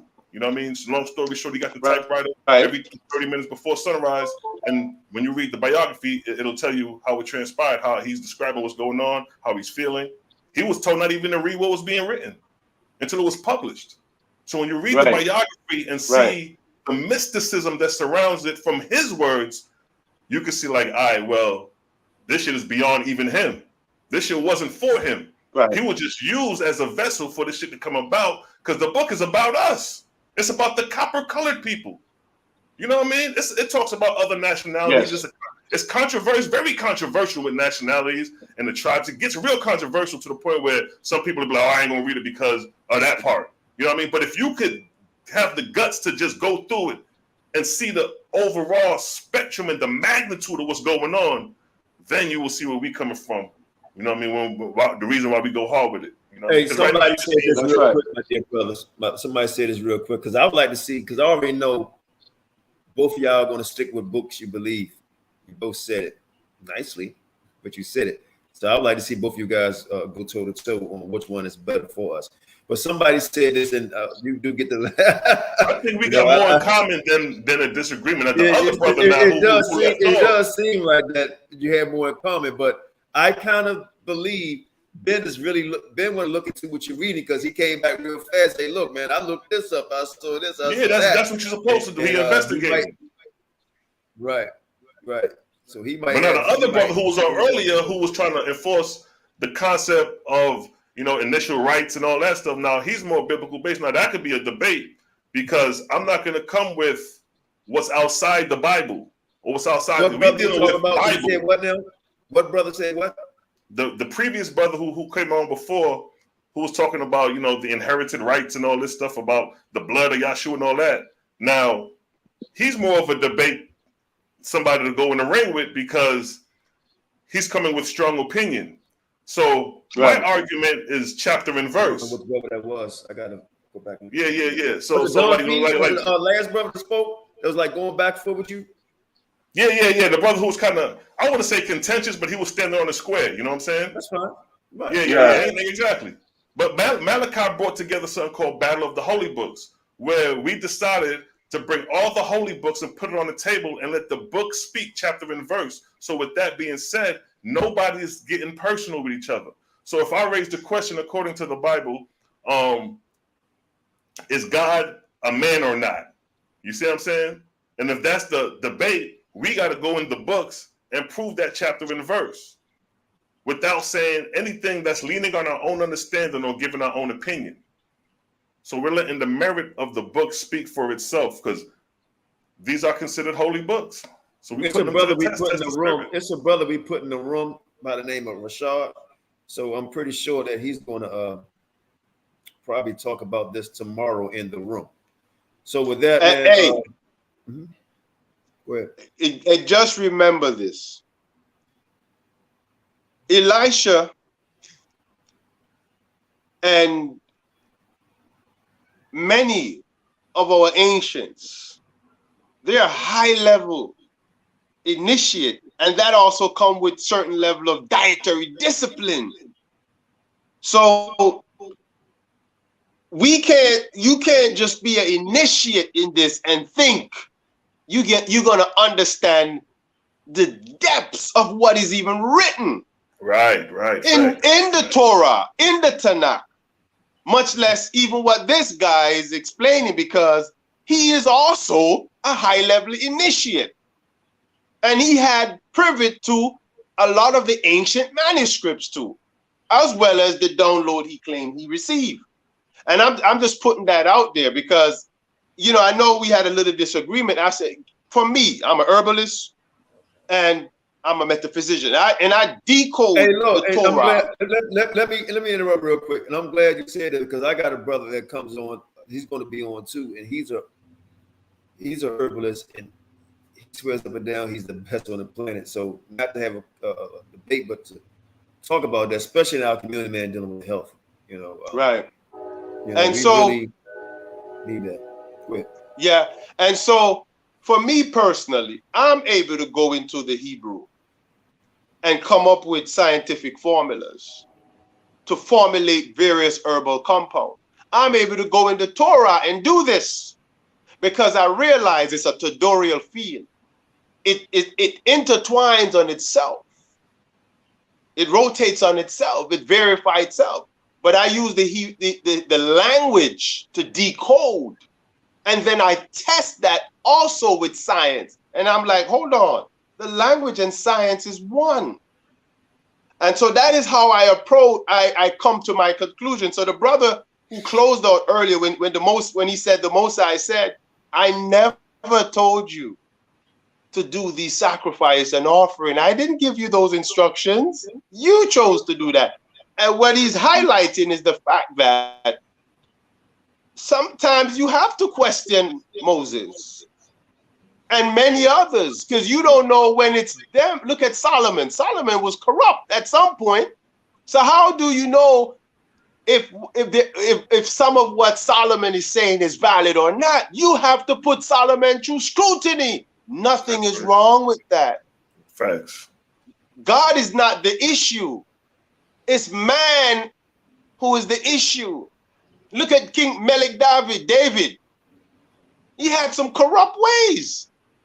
So you got to put them through scrutiny. We're not saying there's an issue with God, but you got to assess everything. Because it was the actions of our forebears why we're in this condition today. So everybody's up for question. Everybody's suspect. That's it, man. Yes, I. Bless up, my Lord. Oh, you know what? One more question I want to ask my brother, and I'm telling you, we got to be out here. Now, the question is this, because you came into this book last, obviously you didn't read the Bible before, like you said many times. And both of you, I'm sure. Now, this book you read, and we was talking about the creator and so on and so forth, where the book we read, it says, let us create man in our image. So that creator that you talking, that your brother speaking on, does it have a image? Now, I know you already answered that. You enlightened me on that. This is for the people in the room that's basically asking these questions. Does it have? In the OWASP, it talks about, you know what I mean, man was created, you know what I mean, from the earth, but it doesn't say like a man created it. You know what I mean? So it's just like when spring roll around and them apple trees grow and they produce fruit. You know what I mean? It's not like a man sat there and molded the fruit or anything like that. So the creator, in the process of creation, there's a section in the OWASP where it talks about the 4 ages, what I went down earlier: the time of creation, the time of inhabitation, the time of barrenness, and the time of dissipation. And those 4 seasons are in comparison to the spring, summer, fall, and winter. So man being created would fall in the time of creation, when the earth is being created, and then the vegetable kingdom, and then the animal kingdom, and then the mortal kingdom. So it falls in that systematic manner. So there is not necessarily no man creating. It's almost like a ecosystem and a function of its own that develops by the function of the creator, unseen immortals. But then there is a part in the OWASP where it talks about a false god who created a false narrative and a false 7-day creation story to imprison the minds of mortals. And the OWASP contains that story too. So OWASP gives you the leverage. It gives you what we would consider the authentic, and then it gives you somebody who imposed and created and took some truth and mixed it with falsehood, and that's what they gave us today. And the OWASP shows how these things came about. It shows how the 7-day creation story came about by a fallen angel or a false god. And then the influence on earth is the Amunah Elish in Babylon. That's where the 7 tablets of creation come from. It's not even Hebraic. That shit ain't even ours. That shit is written in cuneiform. You know what I mean? So these are the things we done covered this. I got over 200 videos dealing with this information. So although we just trying to suppress as much as we can in this small little interview tonight, but I have a vast body of work where I go into a lot of this stuff that you may have questions for. No doubt. You want to give your channel out? You want to tell everybody your channel? Oh yeah, it's right there on the screen. Just go to YouTube, type in SeLah Shalom TV. You could Google me and I'll pull up. All right, no doubt. All right, with that, hey man, thank y'all for coming on. I hope y'all enjoyed yourself over here. I hope I was being fair. Give everybody opportunity to speak. That's how we're gonna do on our academia debate league, and hopefully crown a champion in there. Because right now, as far as I'm concerned, Naphtali is the champion in both rooms. But we're gonna have to do an intellectual battle inside the academia debate league. So let me ask you this, Qanath. So if she the champion over here, and what's the other one who be over there on Sarnetta? What's the name again? The lady that be on Sarnetta. So who? So I heard she the champion over there. So who the champion between them two? Well, she's actually. I mean, they're gonna disagree with me. Here's the issue. Their champion was Polite. Okay. Well, Polite's still a champion. Excuse me? I said Polite's still a champion. Yeah, so their champion was Polite, right? And this dude, brother called himself Black Jesus Minister. He was supposed to debate Polite. Polite didn't do it. So Sarnetta gave the championship to the brother who called himself Black Jesus without even facing Polite. Okay? So what happened was Black Jesus, their conscious champion, right? So then Black Jesus had a fallout with Sarnetta, and Sarnetta gave it to Nepal without them two even down each other, right? So what we did is, if you look at our promo, Sarnetta said he believed Black Jesus is going to win. He's the former champ. Well, no, he's the champ. And Naphtali kicked his ass. Okay. What did they debate about? What was the topic?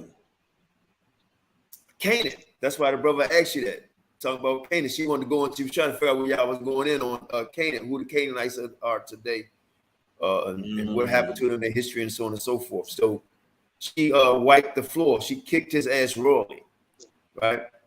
So everybody over there is championed by default. She really kicked somebody's ass, and a lot of brothers won't. They talk shit to her, right? But they won't step in the ring with her, right? Because she's a woman, right? But she's a very smart person, right? Whether she's a woman or a man, she know her shit, okay? That's why I said I show her respect. I saw you brothers hesitantly when I say the champions in the house give her a hand. I saw Malachi. I see you still in the room. Y'all really want to clap. Want to get your hands like, yeah. I saw all of you. I saw all of you. So, you know. No, that's respect, though. That's respect. I respect that. Yeah, but if y'all want that smoke with her, she got all of it for you. Trust me. So, look, man, I hope y'all feel good about coming on here. We're going to keep doing this, man. Most High bless. Hey, ShaLom, I hope you still on, man. Take us out. If not, I'm just going to close it out. But let me see if my brother's still on here so we can take us out with one of our new little songs. In fact, if you can, Shan, just play Family if possible, man. If you're still listening. If you're still listening. If not, I'm just going to close this thing out, man. I'm tired. Let me see. Brother still on. Y'all can say something real quick, man. I'm trying to get in touch with my brother.